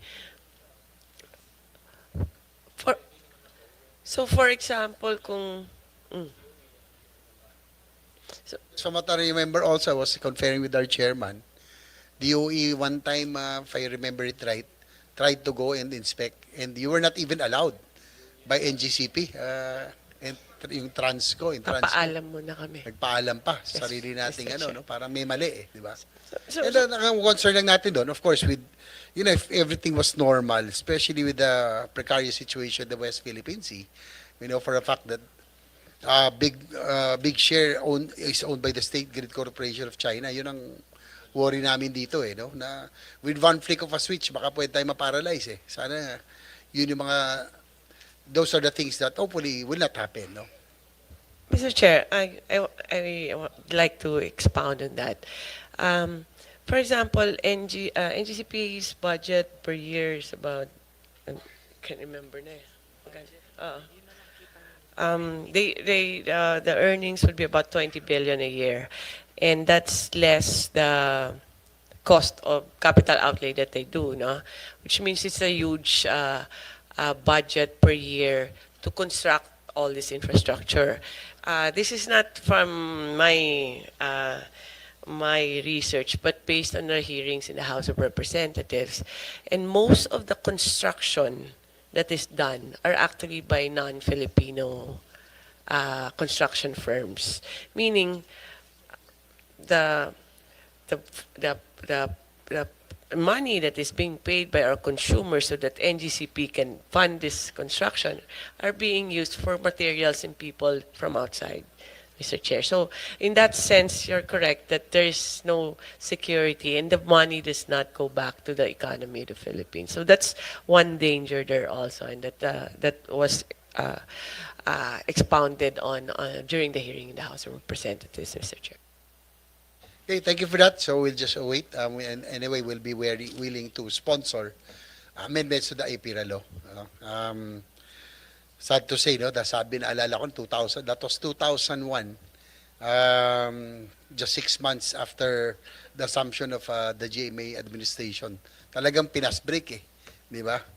Mura pa noon ng lagi isang envelope lang. Di ba? Para lang maipasa ito. Ay, nako. Tapos buong buhay nating pinagdudusahan, no? Yung 500,000 para mabigay yung ewan ko, totoo yun. 'Di ba? Parang buong buhay natin pinagdurusahan, 'di ba? So hopefully we can make amendments and at least correct a wrong that was done before. Mr. Chair, it can also be done through a review or amendment of the franchise of NGCP. It can be done through EPIRA or maybe more effectively through the franchise. Thank you, Mr. Chair. Okay, thank you. Senator JV, before we move to another topic, because this is a very important issue, but I was surprised to hear from Secretary na hindi pa done deal yung Maharlika deal, because what I was thinking is yung gobyerno, okay, na-privatize na ito, pumunta na sa kamay ng private sector, 40% nasa State Grid of China, but our way to have eyes and ears is to buy out the local partner or the local entity, no? And which I support and which I think it's important. Kung wala man tayong kung nagkakaproblema man lang tayo dito sa whether pinapapasok ang DOE o hindi, but kung may ownership ng Republic of the Philippines, wala silang choice kundi papasok talaga tayo doon dahil tayo na may-ari noon Pero I was surprised to hear na that's not a done deal yet. It's not as per our conversations with MIC, Mr. Chair. Wala pa yung how do you call it, the contract itself. There was a letter of irrevocable letter of intent, or I thought we were celebrating na mababa yung nakuha natin. 'Di ba? Nakatipid pa tayo, napakagaling ng Maharlika team dahil nakatipid tayo, nakakuha tayo ng discount. Pero wala pa pala. We are supposed to get parang nabudol yata tayo no? Hindi, but I'm just saying, hindi naman it's beyond the bayad It's really, sabi nga ni Senator JV, it's for national security purpose. That purchase, I am not looking at making money out of it I'm looking at securing the country, no? So that's the whole point. But I was surprised na wala pa palang ganun, no? So far, we have not gotten any official communication regarding that we have two new members of the board. There's supposed to be 12 and an additional 2 to accommodate Maharlika. As concessionaires, they should inform Transco for the very least, Mr. Chair, of Okay. any changes. But we'll do we'll submit we'll send them official inquiry also, And Mr. also Chair. some updates because DOE should be in the loop of with this transaction because again, no, it's a national security concern, it's an energy security concern. So dapat in the loop ang DOE. So Yes, just Mr. Chair. update us with the real situation. Yes, Mr. Chair. Thank you, Mr. Chair. Likewise, I had sayang yun, no? Because I think it will be a very wise investment for Maharlika. Kasi ano to eh, tuloy-tuloy to eh. This will be a cash cow instead of putting it in investments that are not that have no certainty. At least this tingin ko walang talo rito and we'll hit two birds with one stone. We'll have a very good investment for Maharlika. At the same time, yun nga, yung binabagit ni Chairman din, binabagit natin, yung issue of national security. I'll move on to another topic, yung one of the things that I was really happy during the SONA PBM, noong nabanggit niya na magkakaroon tayo ng 200 bagong power plants, no? Siguro if just ilan po ba sa halos 200 power plants itong base load plants, ilan ng renewables, siguro yung breakdown lang kung talagang 200 nga. Siguro kung renewable, marami siguro talaga ito. So can you give us yung update on this? Yes, Mr. Chair. The President mentioned, I think it's 195 power plants. May renewable tsaka yung non-renewable. Totaling to about 11 gigawatts, if I'm not mistaken, Mr. Chair. For that task, we have created a special task force for 200 power plants, headed by Undersecretary Fontebella and Undersecretary Marasigan. If you allow, Mr. Chair, Yusek Mario can explain further. Thank you. Yes, Yusek Mario. So for the record, ilan po yung base load rito, power plants? Because I'm more particular, Mr. Chair, doon po sa base load kasi I think this is what we really need. Okay, we support renewables, but whether we like it or not, still intermittent. Iba yung base load which we will need to power our needs in the next coming decades. Sige, Yusek Mario. Thank you, Honorable Senator JB. Actually, what we are monitoring is about 196 projects and also battery and storage systems. Then for the coal facilities that we are envisioning in the next 3 years, that would be equivalent to 970 megawatts. For the natural gas, we are eyeing for 440 megawatts. And then the rest would be in the form of renewable energies. The largest contribution would be on solar and wind. So mga ilan po yung total sa renewables na megawatts that you estimate po? Ang estimates po natin sa renewables would be around 7,000 megawatts. That's good news, no? Hopefully it will be online. Ilan ba talaga yung natin? Do you have an estimate of the power generation, the power needs that we will have in the next 10 years, 5 to 10 years? Kahit lang, rough estimate.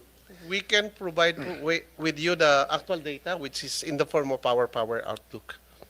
Sige po. For our better appreciation, we'll know. Thank you very much po. So, of those, Music Mario probably can answer. Ilan naman dito ang committed, ongoing, or indicative pa lamang? Lahat po yung binanggit kong projects na 196 are committed projects.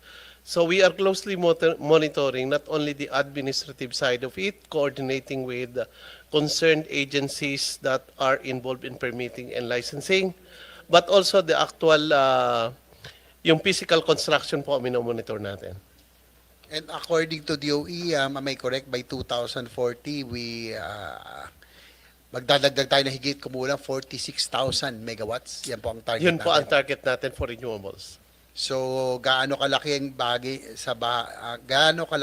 ng gap na ito ang masasaklaw ng kasalukuyang pipeline? Yung po, ah, yeah. Kung ang nasa pipeline po natin ng renewables, it will be in the tune of 20,000. But our ultimate target by 2050, just for offshore solar alone, is in the tune of 19,000 megawatts. So yun po yung ultimate target natin, particularly on the clean energy scenario. But if we want to push through with more renewables, that could even be larger in terms of offshore solar wind, which is in the tune of 50 gigawatts or 50,000 megawatts. It's a challenge. We have to put up the infrastructures, but ano naman po, we're pursuing all those challenges. Thank you. Yung po sa Yusek Mario, about sa base load, alam naman natin we're still heavily dependent on coal. If I remember it right sa yung presentation, nasa 40% pa rin. So of the base load power plants that you intend or yung pong planong itayo ngayon, ano pong karamihan doon? Is still coal, LNG?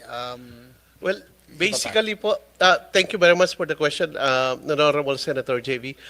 Basically, the base load capacities that we are looking at remains to be the coal thermal facilities that are not covered by the coal moratorium. But our intention for renewable energy in complement with natural gas and pump storage hydro is to make the intermittents base loads. So makikita po natin yung first project natin ng solar with battery. This is the biggest solar facility that we will have, the Terra Solar. While it is at the tune of 3.6 gigawatt in terms of installed capacity, to make it base load with a battery, it will only generate at 850 megawatts. So that means po mag-operate siya 24 hours. If that scheme can be developed further, then we are looking at renewables also turning into baseload capacities. Notwithstanding that geothermal and some other storage hydros can already serve as baseload facilities. Also, our initiatives for nuclear will provide us additional baseload capacity. Thank you very much, Your Honor. Thank you, Yusek Mario. I think yung low-hanging fruit natin, yung geothermal, yan na marami tayo eh.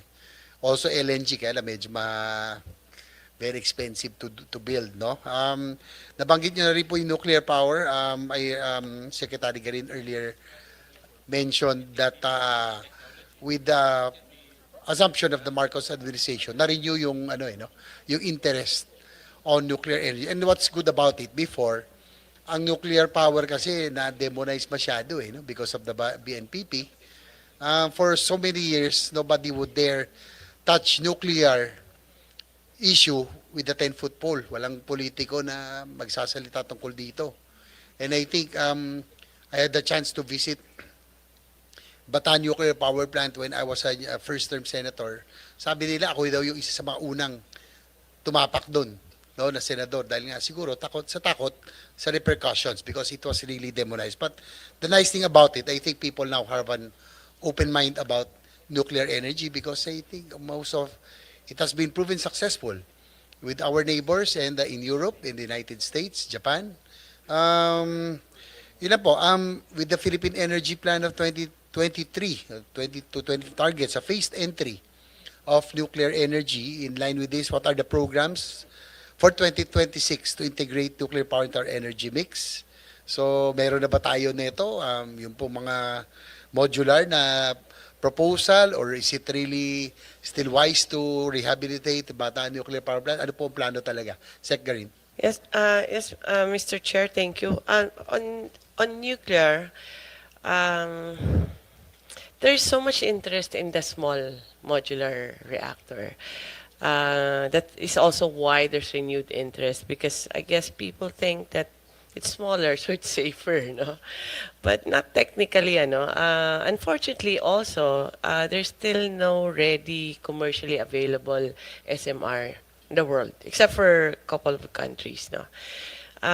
But although given that, we are preparing as if we're going to have whether SMR or the conventional, which could be 1,200 or 600 megawatts. We do have a target of 1,200 megawatts by 2032. It will depend, however, on the technology that we get. Who decides which technology? More or less, it will be the private, like any coal power plant or diesel or gas-fired power plant. Sila magde-decide ng commercial side. Um, well, what we need, as on the government side, however, we just need to make sure that if ever somebody wants to build it at that pace, that fast, agencies have to be ready to accept na applications. So we're gearing up. Pero the sheer size of yung pong normal nuclear plant will take about 5 to 10 years to build. Even more. Even Sa more, sir. Mars. Sa UAE, their first one was 14 years. Now they're down to 4 years. So it's expensive to delay it also. Naging mahal din siya. So kailangan talaga very precise ka. Kaya we cannot rush into nuclear. We have to be ready. The agencies have to be knowledgeable. Our operators have to be knowledgeable, have to be trained. Kaya ang gusto lang namin na by next year, capacity building, we're done already. Preparations for the permitting, we should be finished already. Kaya, para pa may nag-apply, we understand it can be more than 5 years, but at least they can start na, we can grant a license na within 2 years or so. Yun yung objective. Construction, we cannot control, Mr. Chair. But we're really, it's really part of our roadmap to have nuclear energy, at least a licensed one by within this term, Mr. Chair. Thank you. Nice to hear that. At least everybody's open about it. And I think there are a lot of good stories about it. Yung mga good, mga successful energy mix. No? Yung France, I think, 70%, 70-30. No? Yung pong ano. So, Can I yes. just add lang? There's always a question of kaya ba to ng Pilipino? We've proven that already. We built Bataan Nuclear Power Plant actually and almost turned it on. So kaya back then, if kaya natin yun, I mean, even more so. Kaya. Tsaka yung mga nag-welding ng Bataan Nuclear Power Plant are female. Yes, sir. Kasi maganang kamay. Tama? And Kaya. in fact, UAE is building 4 in a row, di ba? Most of them, the construction is done by Filipinos there. So the ability is there.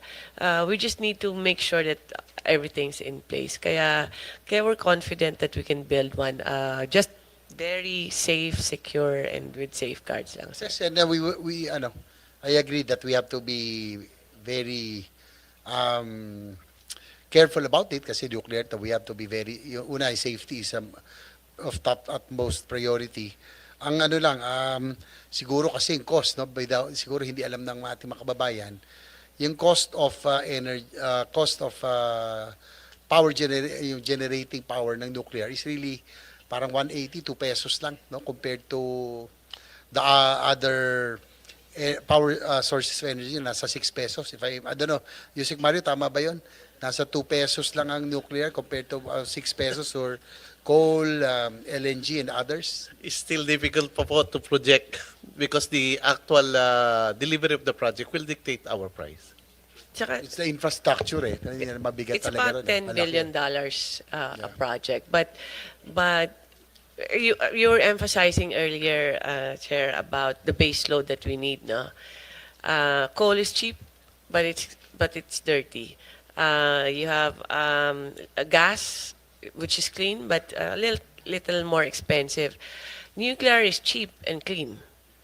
So it's one of the best solutions for base loads, Mr. Chair. Yeah, that's why I'm really pushing for it. It's clean and it's cheap. Yun lang, ang ano lang doon, drawback, yung the time to build, no? At least 10 years, at least. And also, what's frustrating, yung ating Bataan Nuclear Power Plant, if I may remember it right, may tiganap ko ng mga sinauna dito. It was built in 1970s, completed in 1986. Ang twin plant niya is the Cory 1 of Seoul, South Korea. That's the very first power plant of South Korea also. And South Korea already has more than 20 power plants. And look at what it has done for them to industrialize. Natalo na nga nila ang Japan. Dati po, pag sinabi mong Kia, sasakyan mo, pinagtatawa na. Pag nakasagasa daw ng bubble gum, hindi natatakbo. Di ba? Yun ang joke nun. Pero ngayon, mas mahal, mas maganda na yung mga Hyundai, Kia, di ba? Daewoo, cars, and even the television sets. Dati, Sony, Philips lang. Pero ngayon, it's LG and Samsung na. So, nuclear energy, cheap source of power, has really done so much wonders in the industrialization of countries like South Korea. Nakakalungkot kasi kasabay natin, Mr. Chair, yung Cory 1 no? Ng BNPP. Twin plant nga yan Bago nga sila tumakbo, nauna sa atin, hiniram pa yung spare parts para mapatakbo doon. Di ba? Tama ba ako? May mga taga Mr. Chair, dito. panahon ni Mario yan. Joseph Mario, totoo ba? Mukhang ikaw lang ang buhay dito noon Sige. Nandito na po ako sa energy at that time. So, yun lang, no? Sayang yung frustration natin. What could have been na lang tayo Kung nasabayan sana natin yung Korea, we could have been much, much better than our ASEAN neighbors at this time. Diba? So, we have one na hindi tumakbo, sa kanila nasa 20 plus na. Kasabay pa nun sa atin. No? So, I'm glad that the DOE already has this position on nuclear energy and developing it better in the future. Thank you for that. Last na lang po, nabanggit kanina as the chairman of Committee on Tourism, nabanggit na rin po kanina ni Senator Pia, yung mga areas like Siargao, ginagawa naman ng paraan, Palawan, Bohol, Mindoro, because I go around a lot, promoting tourism on my motorcycle, my personal advocacy. Yun nga lang po, talagang nakakaano pag nawawala ng energy. Siguro dagdag yun na lang po yung Mindoro, yung mga island destinations in our and please update us from time to time so that sige pa. Yes, sir. Mr. Chair, like for the tourist island areas natin, would be, I think, Palawan, Mindoro. That is being studied na for Maharlika, hopefully, or any investment, private investment or public investment to improve the distribution system within. Siargao, hoping to improve the system within also, but add a connection. We're already doing the computations for that. Basilan is also potential for tourism. There's also a study on improving the distribution lines in the backbone. And then Camotes, there is no major problem with Camotes actually. It's just the potential that it will grow bigger and bigger, and we just need to make sure that all the players there are behaving. And Sikihor, sir, we need to improve the system side. So all the tourist areas na in the Philippines are being assessed now, and we're trying to figure out together with all our agencies on where to get the funding for all these projects, Mr. Chair. Okay, thank you for that, Secretary Garin and the DOE family. Mr. Chair, thank you. That's all for my questions. Mr. Chair, maybe the good senator can bring Chairman Nino for his inspection of the lines of the Philippines. Nagbabike din pala to Sama kayo bike tapos kakain ng marami. All right. Thank you for that, Senator JV, and thank you for those very important interventions. I'll go to PNOC, and I saw in your budget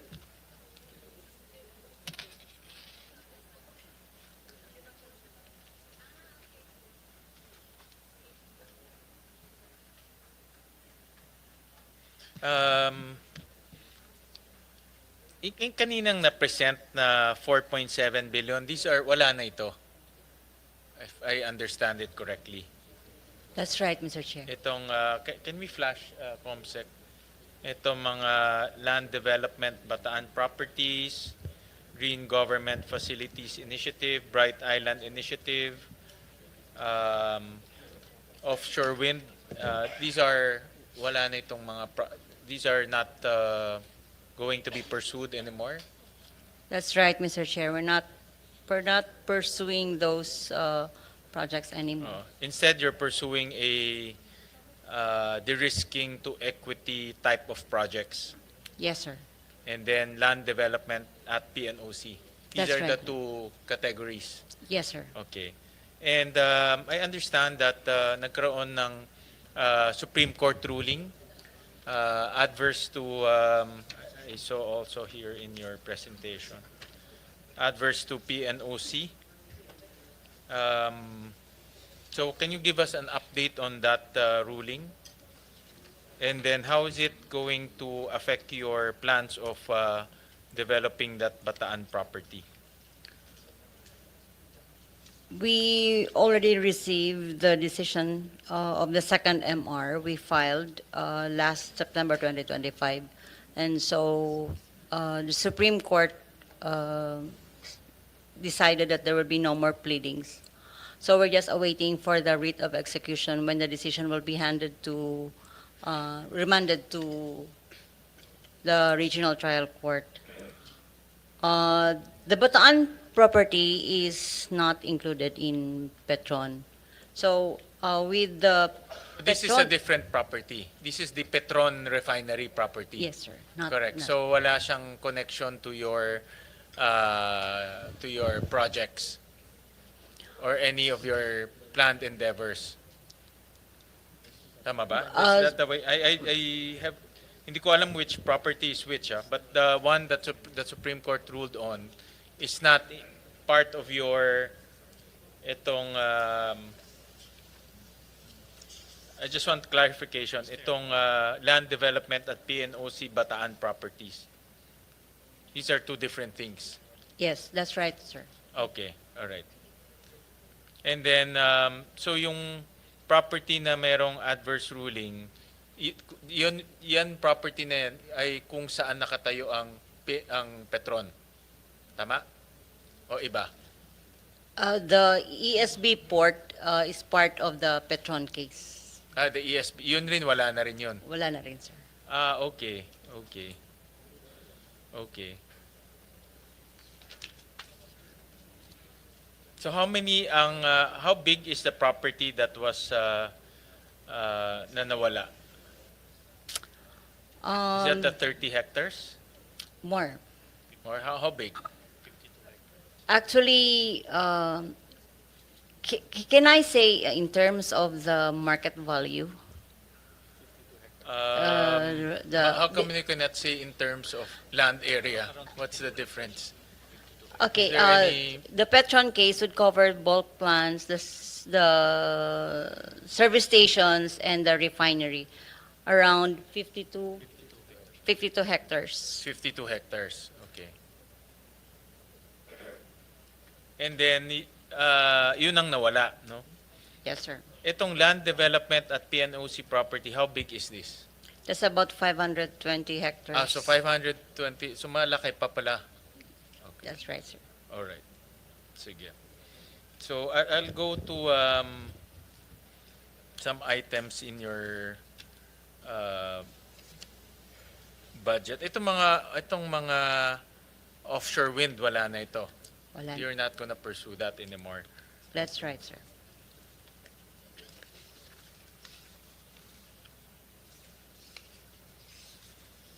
So itong mga de-risking projects, what are these de-risking projects?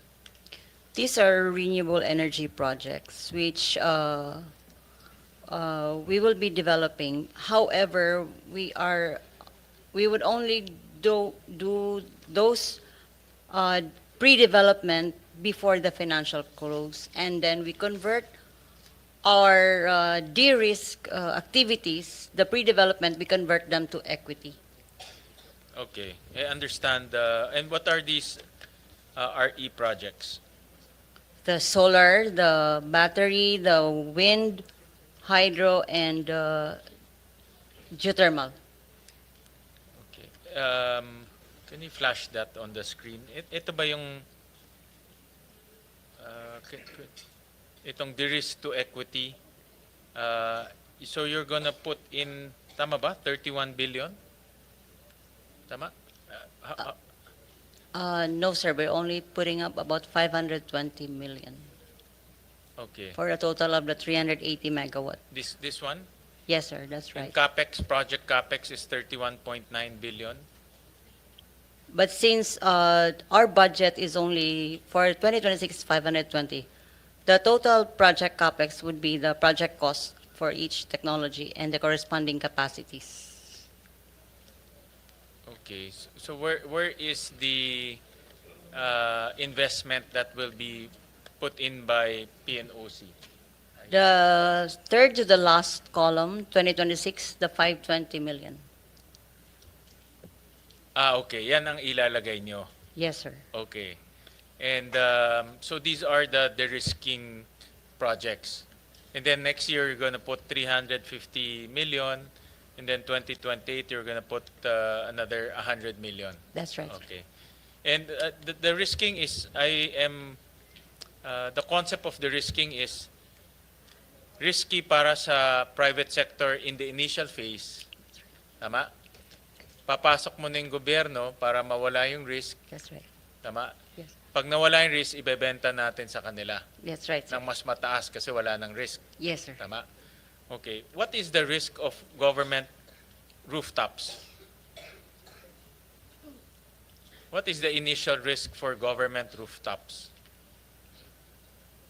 There are technical risks. There are regulatory risks also in the rooftop. What's the regulatory risk? Just to correct, the government rooftops there are not new builds. But since we have already have government rooftop projects, we intend to convert them to equity. We invite project developers convert those what we have started to equitize them. We are not putting up new built government rooftop projects, sir. But we're going to put 50 million. Yes, sir, 50 million. New money into government rooftops. No, sir. We are not putting up a new investment on government rooftop. Okay. Those are existing. Mayroon dito 50 eh. What's that 50? But the 50 million for the PNOC de-risking budget, actually, andyan na yan, sir. Because these are not new builds. We will convert them into equity. Because we have projects that we have started but not yet operating. So we are converting them to equity. Okay. Who owns the project? PNOC, sir. PNOC owns the project. Like itong government rooftops, 50 megawatts, ang may-ari niyan is PNOC. That's right, sir. And then 2.5 billion ang capex na ilalagay ng PNOC. Or nilagay na. Yes, sir. Linagay niya na. Oo. Okay. And to de-risk it is you will convert 50 million into PNOC equity at close. Yes. But you own the project. It's 100% owned by PNOC. Yes, sir. We plan to dispose of them, sir. You plan to sell 50 million worth? Yes, sir. Trying to understand, hindi ko... Yes, sir. That's right, sir. Okay, so 2020, you plan to sell 20% at 50 million. Yes, sir. 20% will be the equity. Convert that to 20% at 50 million. Okay. And yung 2026 na 50 million, what is that? So yung 50 million doon sa PNOC de-risking, that's sales. Diba? Yes, sir. Yung 2026 na 50 million, that is investment. Yes, sir. So how can you explain to me what's the difference? In isa cash out, isa cash in. Tama? Uh, the annual dividend column to PNOC is what we expect.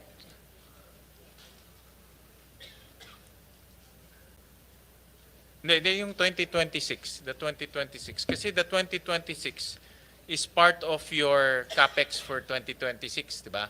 Yes, sir. Correct. So yan ang ilalabas ng gobyerno. Or nalabas na, sir, nailabas na. Because we're not building.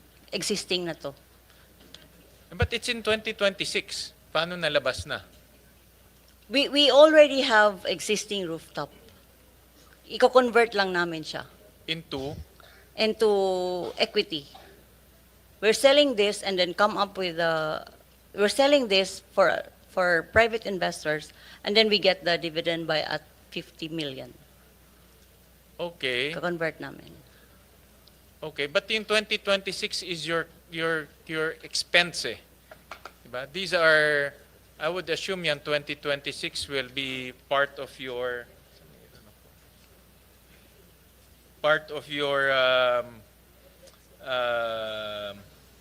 investment. Yes, It's in sir. the form of maybe MOE. Or MO, yeah, Tama? MO, yes, sir. So yung 50 million sa 2026 is MOE. To put it simply. Okay, yes, sir. Tama? Yeah. So naglabas Tama, sir. tayo ng 50 million. Correct? Yes, sir. So, ang tanong ko ngayon, maglalabas tayo ng 50 million. The government rooftops is supposed to be, we're supposed to de-risking government rooftops by coming out with 50 million. Ang tanong ko is, anong risk sa government rooftops?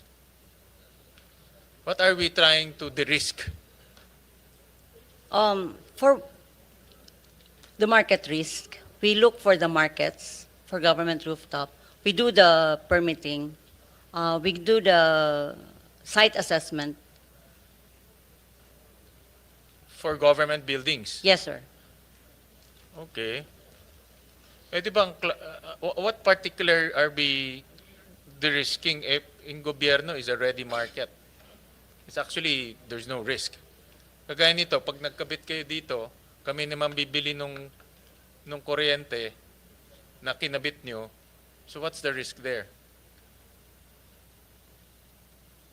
Yung presyo. We will look for the government, well, the structure itself has to be evaluated. So that's one of the technical risks. And we do the permitting.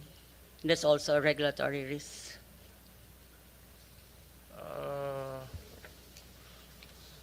But everyone goes to regulatory approvals eh. That's part of the process eh.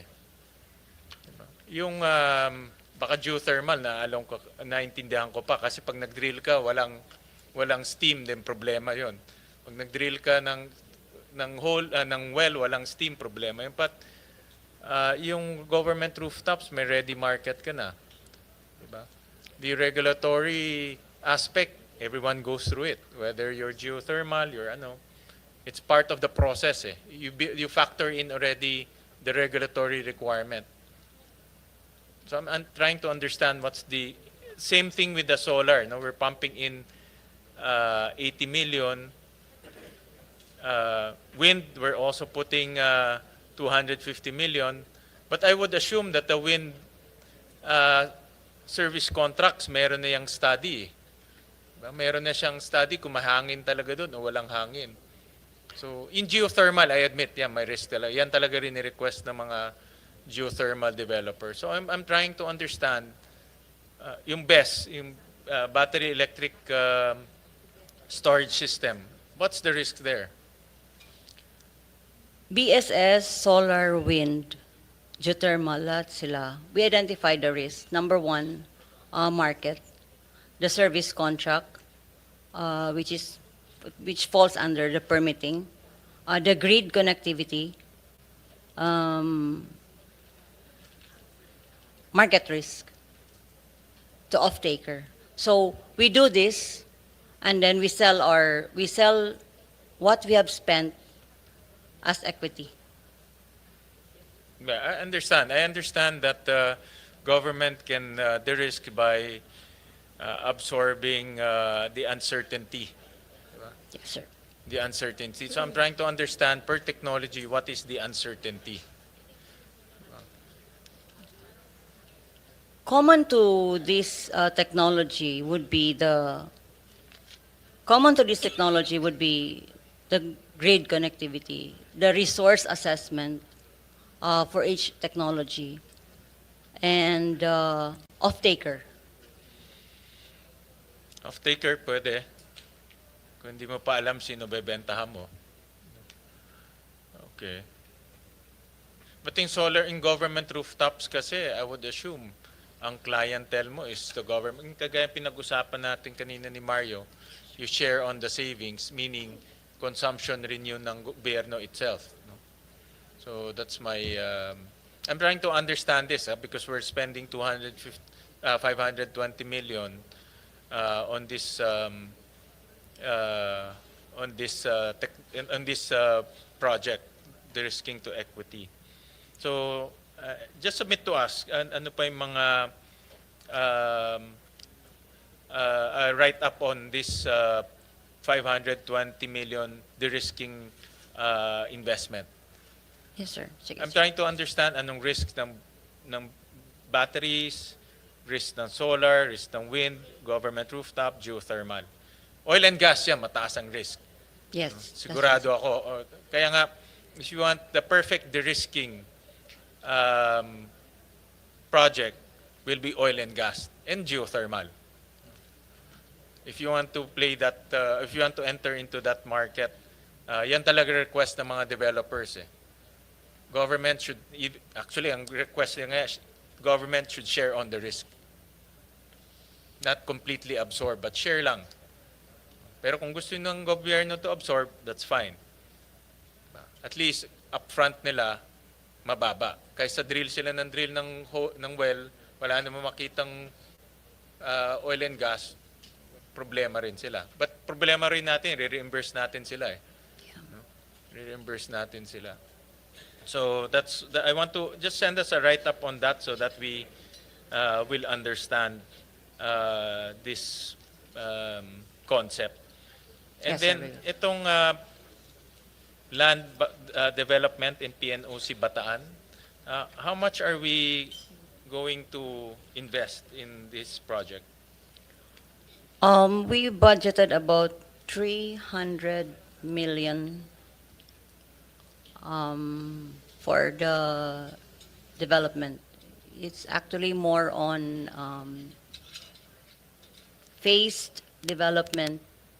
The original proposal to that was about a billion, but then we reduce it to phase the development. Okay. And the land development is here, the concept here is maximize rental value. Meron ba tayong ano dito, feasibility study or here, may feasibility study ba? Like for example, how much are we going to, what is the total project cost? What is the expected rental income? Who will be the ones renting? Meron bang ganun na ano? Do we have any feasibility study on that?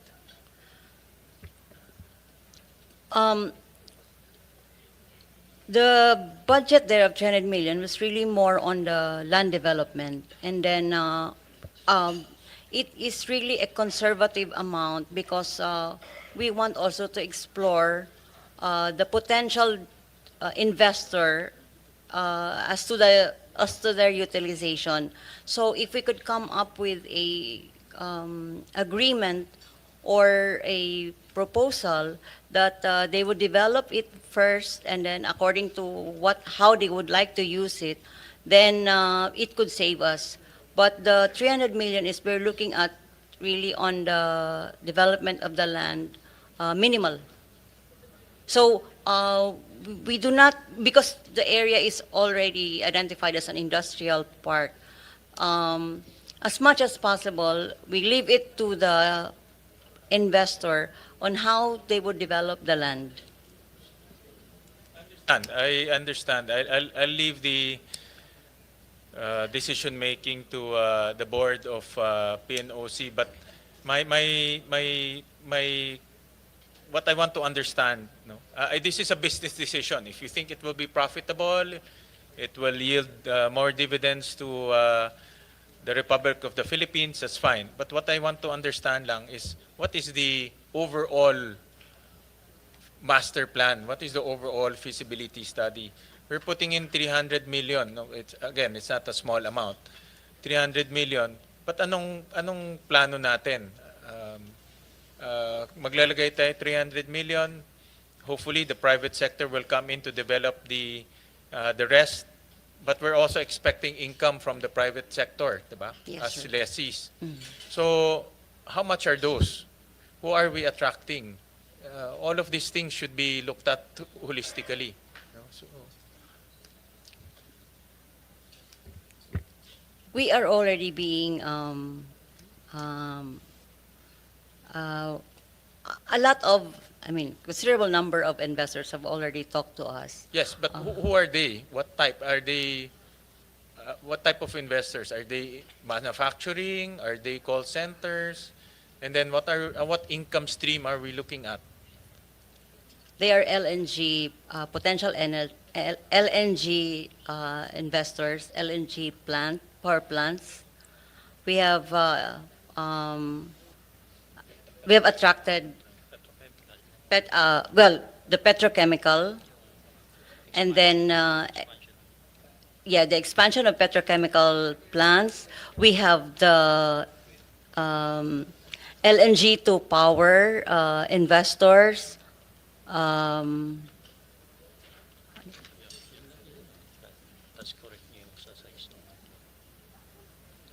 Yes, sir. So I think those are the profile of our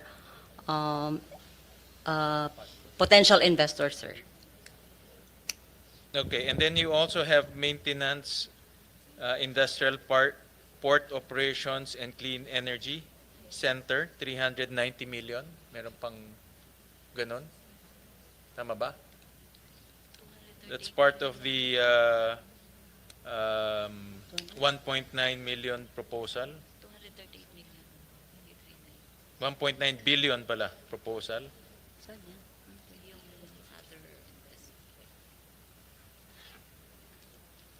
There are three items here. 300 million for land development, 520 for de-risking, and then 390 for the industrial park, port operation and energy center. What is this? Total of? 228 lang yung for industrial park, ASB and head office na maintenance. Okay. Just a small correction, sir. That's only 228 million 390. Covers rehab of the industrial park, Maintenance ASB. maintenance of the ESB. Yeah, I stand corrected. 200, Yes, sir. 228, 390 pala. Million. Yes, sir. Okay. What is that? That falls under the other capital outlay. But what is it for? Of industrial park, The maintenance of the industrial park, 62 million. 62 million, rehab and maintenance of the ESB at 45, and the energy center and other PNOC properties, 66, purchase of various ICT equipment, 41, Transport equipment. and transport equipment at 11.9. But I understand wala na yung ESB, di ba? That's already, that project has been canceled already. Yan yung sinasabi ko kanina that we invested 88 million for the ESB, pero eventually kinancel. Yan yung kinancel. Oh, yung kinancel. Tama, nag-invest tayo 88 million. Kasi yung unang proposal nyo 800 million, sir. So 800 million pala, nagkamali pa ako. 800 million Yes, sir. ang investment. Supposedly, sir. Supposedly, pero hindi siya. Hindi, magkano yung actual na lagay? Nagastos yan. Wala, sir, wala. That was not utilized. Oh, at least walang na-utilize. Yeah. No? But yun ang nagiging nagiging issue rin na can you give that Maintenance lang. ito. Yeah. Here, 117 million for energy supply base ESB, Yes, and sir. then 88 million for offshore wind port. It was not, it was Hindi na not nagamit yung utilized. 88. Yung 177, For the regular maintenance. Maintenance lang, sir. so everyday nagme-maintain tayo. Tama? Yes, sir. That's right, sir. If I may. Sige, go ahead, ma'am. Sige, kayo na yeah. sumagot If para I may, we put this. Yes po. Oo. The 107, yung 100 plus million na utilization. Identify yourself first para Yeah, I'm on Miss record. Jennifer Racho, the Treasury Manager of PNOC. Sige, okay. Yes, the 100 plus million utilization for the energy supply base that basically consists of the payment of kasi the assets sa ESB was previously owned by EC, the PNOC EC. So binayaran po namin in 2024. That is why may ganong kalaking utilization po. But basically, ang pinakano lang doon, sir, is maintenance of the Yes. the pier ng ESB, ng mga assets doon. Wala pong about or sweep na disbursements. So maintenance lang ito, talagang Yes po. physical maintenance. No? Yes, of the How much pier. is the physical maintenance? For 2026, sir, we are requesting of about 45 million na budget For for 2026? 2026. Okay. Just to maintain the facility, sir. Itong 177, Bulk of that's almost 116 million was paid to EC. so in terms Yeah, for of... for the payment of the facility. okay. And then itong ESB, is it generating revenue? Yes, sir. Yes, for berthing and the pier How much operation. how much a year ang revenue niya? On an average of 120 million revenue. 120 million revenue. Yes. Okay. Ano ang net income niya? Ang net niya mga around 80. 80 or million? 70, yeah. Okay. Pero gumagastos tayo ng 45 to maintain. That's only a proposal budget, pero usually naman po hindi siya talaga 100% na-utilize. Okay. Magkano ang maintenance? I guess yung 40 kasi 120 minus May 40 is 80, 'di ba? mga ganun. Mga ganyan, di ba? Opo. Okay. Pero kasama na yung mga employee cost doon. So, Oo, yeah. yeah. Kasi lahat na 'yon. Yes, Oo, lahat na. Okay. So, ganito na lang kasi you have 3 items. Submit to us yung feasibility study ng land development. In land development, parte yan ng ESB? O iba yan? No, Totally that's iba. in That's a the- new project. Yeah, in the Bataan Industrial Park Oh, po that's a yan. brand new project. Yes. Okay. Submit to us a feasibility ng land development of Bataan. Kasi we're investing 300. Yung de-risking to equity, a feasibility, also a description, and also itong ESB kasi para malaman rin namin kung ano yung income stream ng ESB. Oo. At ang importante dito, the point I'm trying to make, Christina, is, and I've said this many times, alam siguro ni finance officer yan, na itong mga investment na ito, kahit na corporate budget ninyo, these are still public funds. Yes, No? of course. So we need to be accountable to the public, Of course. no? And make sure that all the investments yield to results, especially corporate entity kayo eh. No? Yes, po. That's why sinasabi ko in the past kasi nag-invest sila sa ano ba yung invest? Meron pang off-grid yung may mga iba-iba, may merong off-grid electrification, kaya daming mga projects na it's not connected to one another. So, and sayang yung pera, no? Yes. Na-notice ko kasi PNOC is just doing projects for the sake of doing projects. No? Para lang may magawa. No? Yun ang na-notice ko eh. Kaya ano-anong project na yung ginagawa eh. And I said this many times. So magandang pag-usapan yung mabuti Yes. kung ano ba talaga ang direction gustong tahakin ng PNOC. Mr. Chair, Yes. just give us a few days and we'll recalibrate the proposal because, for example, talking to PNOC mother and also NPC. There could be a collaboration between these two because basically the mandate of PNOC is energy security, and it has to be something that will in line with that. And one way is to do some work together with NPC on whether it's electrification or the hybridization of islands, for example, Mr. Chair, or even with the other works that other agencies that we have. So we'll just do as DOE being the chair of the PNOC, we'll talk again and then we'll submit to you as soon as possible. And I think the president is new also, if I'm not mistaken. No? So it's good to get yourselves together and craft a roadmap. Where do you want to go? Again, meron kayong board. I leave the business decision to you. I leave the direction to you. But sa amin naman, we're just looking at when we invest, ano bang return. No? And when we invest, sigurado bang merong benefit to our constituents. No? Kahit na GOCC or corporate yan, it's the same money. No? That's Republic of the Philippines money yan eh. We'll do and we'll submit probably within a week, Mr. Chair. Thank you very much. Thank you. Thank you.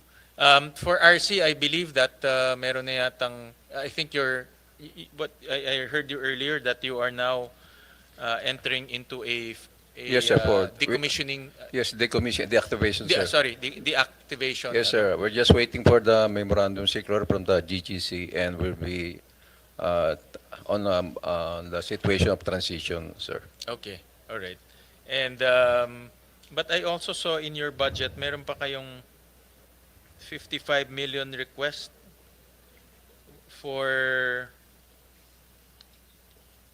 a solar project.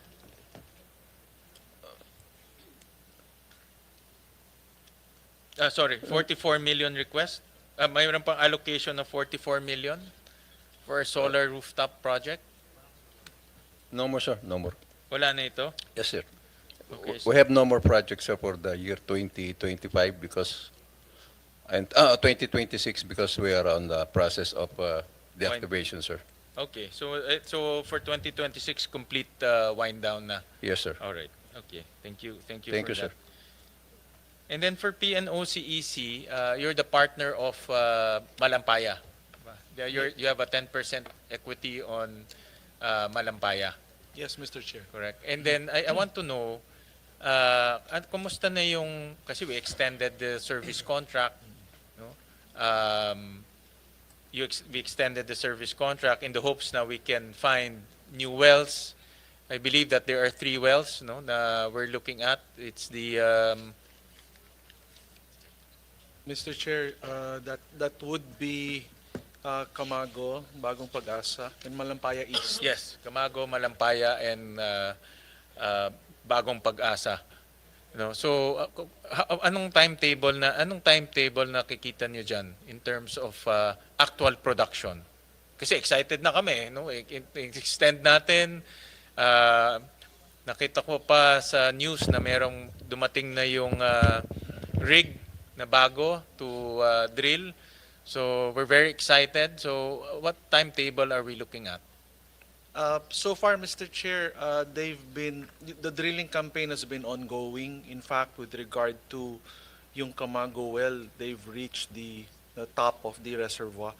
So right now, we're still on schedule and on budget, and we expect yung delivery po ng first gas on schedule fourth quarter of 2026. So far, yung schedule po na yun and yung target date for first gas delivery is still there, and the operator naman continues to update the consortium and the Department of Energy. And also, all updates po are given to the Department of Energy, and the Department of Energy will also always be in a position to say kung ano po yung status nung drilling campaign. But for now, it's on schedule. And ano bang ang potential? This is purely gas, no? Wala tayong makukuhang oil dyan. Purely gas po. Purely gas siya, no? Yes. And ano ba ang potential, ano yung expected or ano yung potential for these new wells? Like we said po, yung initially, you know, like the operator was reporting for Camago, for instance, they've reached yung the top of the reservoir, and according to them, there's positive finding for gas. The log data indicated the presence of hydrocarbons. So for at least po for Camago, for the Camago well, the prospects are very good. So they have not, and they have they continue to they have proceeded to drill also the other two wells. It's the based on their seismic study, what is the estimated potential of that area of the new wells, yung tatlo? And what is the expected revenue for government, Okay. Ganito including po, the ano. 10% PNOCEC? So Mr. Chair, the remaining, okay, if Malampaya Phase 4 is successful, incremental Camago and Malampaya East reserves are as follows: 290 billion cubic feet of gas and 9 million barrels of condensate. So it is expected that these additional recoverable reserves will extend the life of the field until 2034.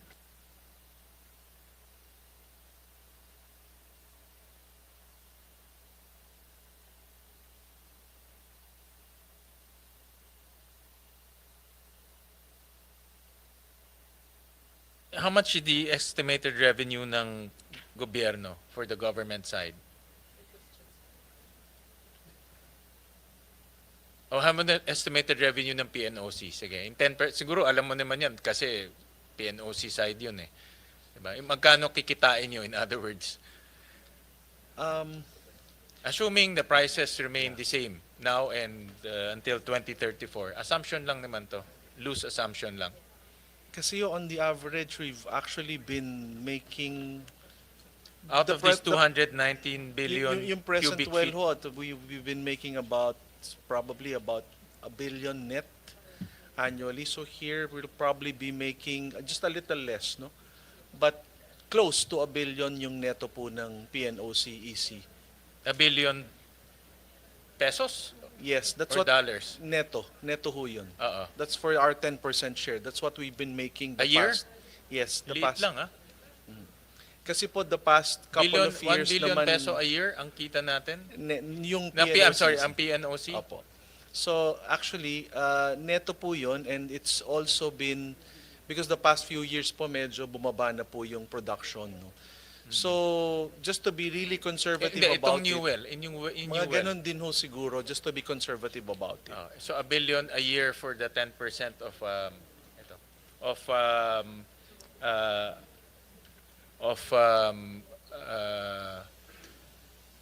PNOC EC.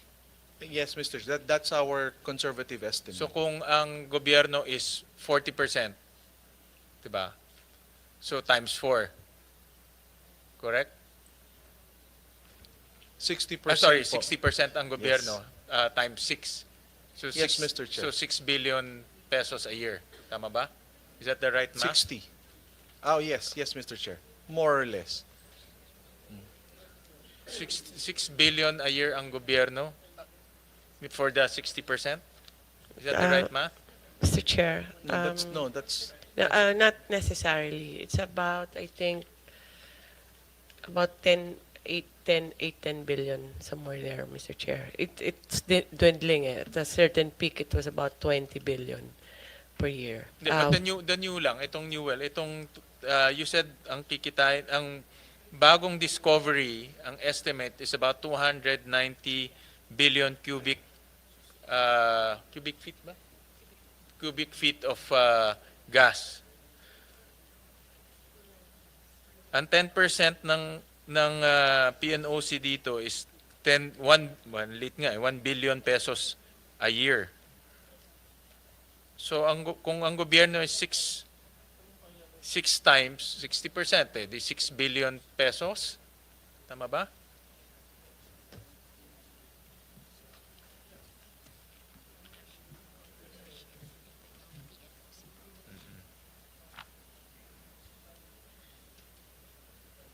Para lalo kami ma-excite kung magkano kikitain natin, di ba? Yun ang punto ko eh. Para may good news naman. Yun ang kasi puro flood control, puro corruption, puro nakawan. Ito, hindi nakawan to. Pera papasok sa atin to eh. So that's why I'm trying to estimate. Kung meron kayong estimate. Mr. Chair, Estimates lang to. our Subject- estimate is yeah. we will maintain what we are earning now. Okay. Kasi babalik din siya eh. Once Yes. it's there, no? So, we're collecting now about 10 billion on the 60%. So, 10 billion plus 1 billion of PNOC. Mga ganun, Mr. Chair. 10 billion pesos a year. Yes. Yes, Mr. Chair. Okay. Parang liit ah. Well, it won't go back to its original kasi Because of the capacity. capacity. Mga 50% lang siguro yung pinakamataas na nung at its high point.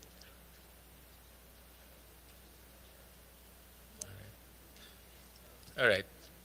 So then that income stream will start coming in fourth quarter of next year. More or less. No, more or less.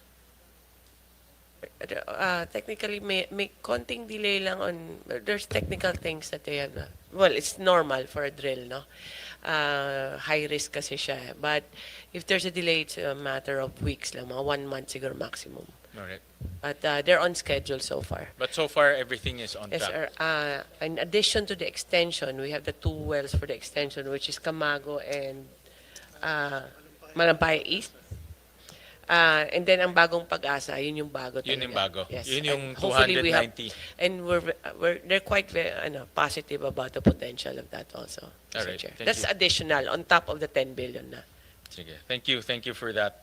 I just have some questions to PSAM.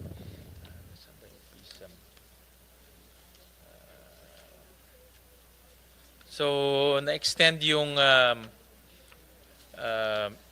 President De La Serna, na-extend yung life ng PSAM Yes, sir. to another 10 years. Yes, Mr. Chair. And then there's still remaining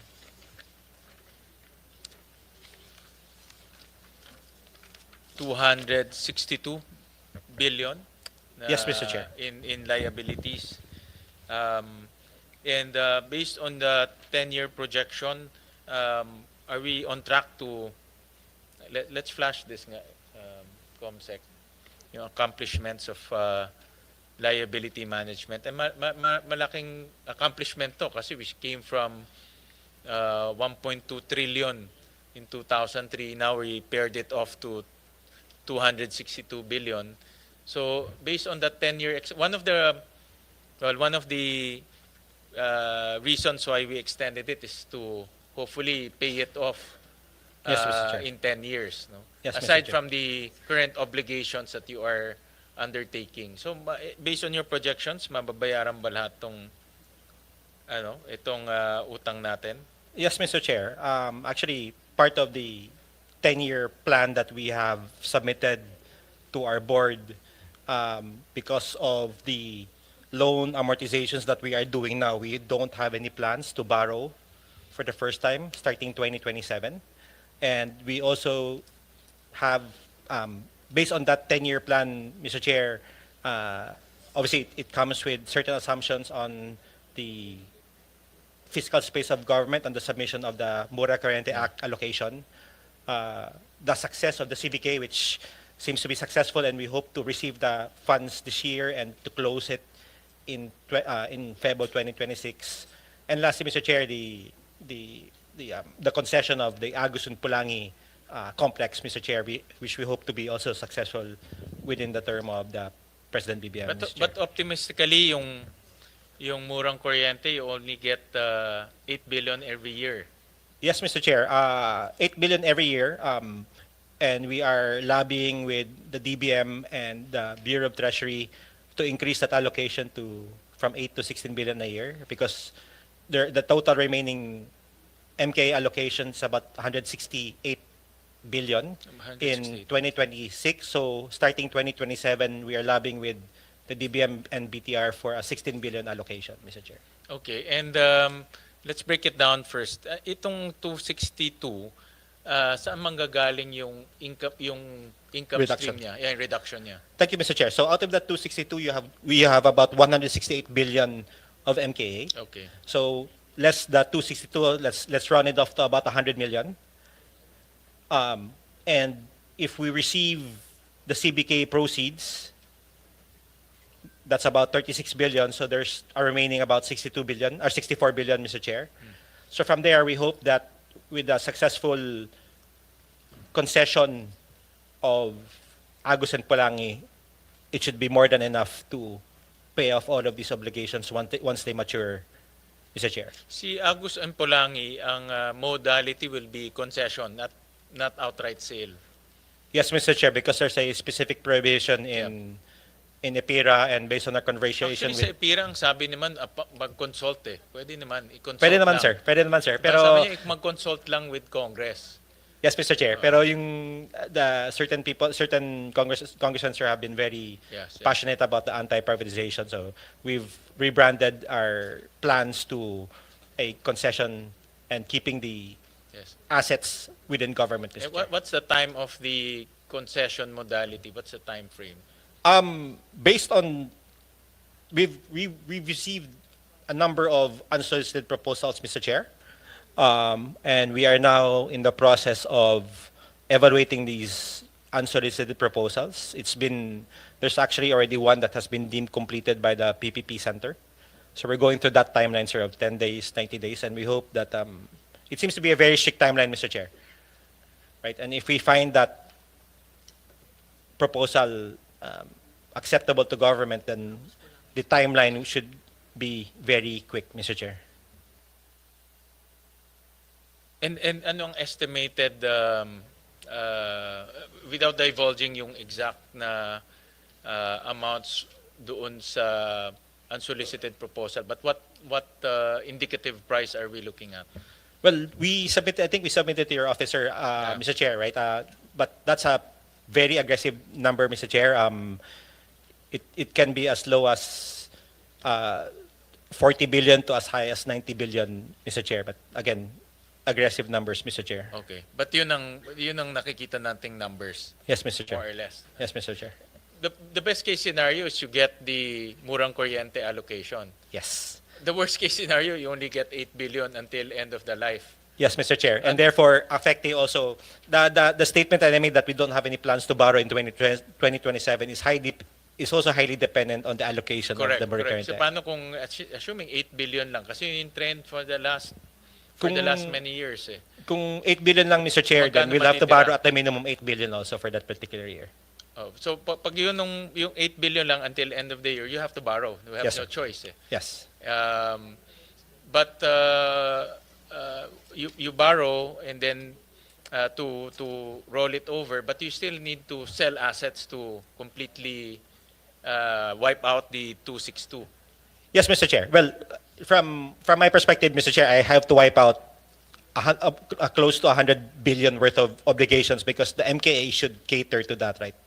To the differential. Tama, So whether or not I receive 8 billion today or receive the balance at the end of 2036, it's now a national government Yes, liability. liability. So I just need to provide at the minimum 100 billion, which I hope to receive already from Agus Polangi and other privatization Yun activities. that's my point eh. Ang crucial dyan is the concession modality. Yes, Mr. Chair. Because if 8 billion lang ang mabibigay sa inyo, you have no choice but to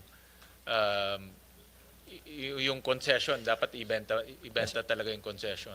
Yes, Mr. Chair. So from upfront payments to, depending on the modality of the proposals coming from the various unsolicited proposals, Mr. Chair, it can be an upfront payment, then an annual amortization of payments, Mr. Chair, and we hope that should be more than enough to pay off the 262 billion obligation, Mr. I Chair. also heard earlier that yung Mindanao coal, it's STEAG, is still with it's still in your portfolio. Yes, Mr. But Chair. it's not operating. It's an operating IPP coal-fired power plant Okay. in Mindanao, Mr. Chair, 200 megawatts. The original plan of PISAM there was what we call an ETM, on early transition mechanism, or therefore, in layman's terms, an early retirement of that power plant. However, based on our discussions with the DOE, given the security and stability of the Mindanao grid on energy, we are looking at no longer an early retirement, but a retirement of the power plant in 2031, Mr. Chair. But you're gonna sell the IPP. No, the Anong commitment of national government, Mr. Chair, is a decommissioning of the power plant. at to decommission sayang naman. But it's an operating plant. But secretary, why will you decommission it? By the end of the IPP period in 2031, because it also comes with a commitment from international lenders to lend or to build RE power plants as a replacement, Mr. Chair. So, yes, we do lose a 200 megawatt coal-fired power plant in 2031, but hopefully it also comes with a... Walang interested party to take that? Well, I know coal now is medyo sunset technology na siya, pero walang interested party. At the moment, Mr. Chair, as compared to the market now, I think, in my personal opinion, Mr. Chair, there's a the market for a coal-fired power plant in Mindanao is very small. I'm not promoting coal. I'm just saying asset kasi yan eh. Asset Yes, ng Mr. Chair, gobyerno. it comes with... Kung merong interested, benta na lang natin. Bahala na siya mag-decommission. Yes, Mr. Chair, I agree. Gagastos ka pa sa decommissioning. Agree, Mr. Chair. It's a 200 megawatt coal-fired power plant. Correct. But you have to spend for decommissioning. Tayo gagastos ba yun? It will be a burden on PISAM. I think we have yet to see the final proposals, Mr. Chair, but it will be a burden on PISAM or national government to decommission the power plant. Correct. However, it goes hand in hand also with the corresponding funding for new RE facilities. So that's where the national also government gains. What do you mean goes hand in hand with RE? Part of the proposal that we've seen from ADB and the other international banks, Mr. Chair, is that if there's a commitment from PISAM or national government to retire the power plant in 2031, there will be a corresponding financing for new RE facilities in the Philippines of more than 200 megawatts, Mr. Chair. Meron siyang offset, in other words. May kapalit siya. So I will finance new RE projects. Decommission mo yung coal-fired power plant mo. Yes, Mr. Chair. Okay, all right. Mr. Chair, Yes, go ahead, Secretary. CBK was actually 36 billion, tama na? 36 billion? Yes, Mr. Chair, Secretary. And there's a chance that the probability that Agus, that's why Agus, we would rather have it done as soon as possible, and possible stream would be about 60 billion. Am I correct? We're right there, ma'am. With 60 and 36, Mr. Chair, that's more than enough to fund our electrification project. Ano yung 60 billion is going to go to creditors eh. Mga utang, di ba? He has Kasi 10 years to pay for them anyways. May utang pa tayo eh. 262. So, ang pangtapat sana yung Malampaya proceeds through the MKA, Mura Kuryente Fund. Pero kaso lang hindi nabibigay ng DOF. So, they're compelled to sell assets to cover the deficiency. Actually, kino-cover nila yung deficiency ng gobyerno natin. Tama? Yes, Mr. Chair. I think what Secretary Shan is trying to imply, sir, that there's as part of the energy family, we're also part to help the Yes. electrification of the Philippines, and I think there's conversations wherein, since PISAM is receiving 36 billion pesos for CBK, then if a certain portion of that can be allocated for the electrification of the Philippines. Yeah, okay. So yung 36 billion will go to paying off liabilities or ano na yan, national government, well, I'm guess, titimbangin nyo, ano mas mura, umutang or bayaran ng, I guess, mas bayaran, diba? Again, I think the DOE family wants a certain portion of that, Mr. Chair, for funding of household electrification, Mr. Chair. Okay, all right. Okay, yeah, it's during the DOF budget hearing, they're factoring the revenues from CBK as part of their income stream. So, all right. So with that, I don't have any more questions. Senator JV, do you have any last words? Mr. Chair, thank you to the DOE family, Secretary Garin, the rest of the DOE family. Yun na lang po, yung IPIRA amendments, we would want it already. Kakalungkot yung IPIRA, ipinera kasi noon eh. Kailangan palitan na, kailangan amendahan talaga. Maraming salamat, Mr. Chair. Mr. Chair? Yes, go ahead. Just a last request lang on our part, Mr. Chair. On top of the others that we've mentioned, we have a request for funding for the Philippine Gradiometry and Scientific Survey, which is 627 million. With this we will have more. Hopefully, with this is small compared to the possible more malampaya income stream that we have.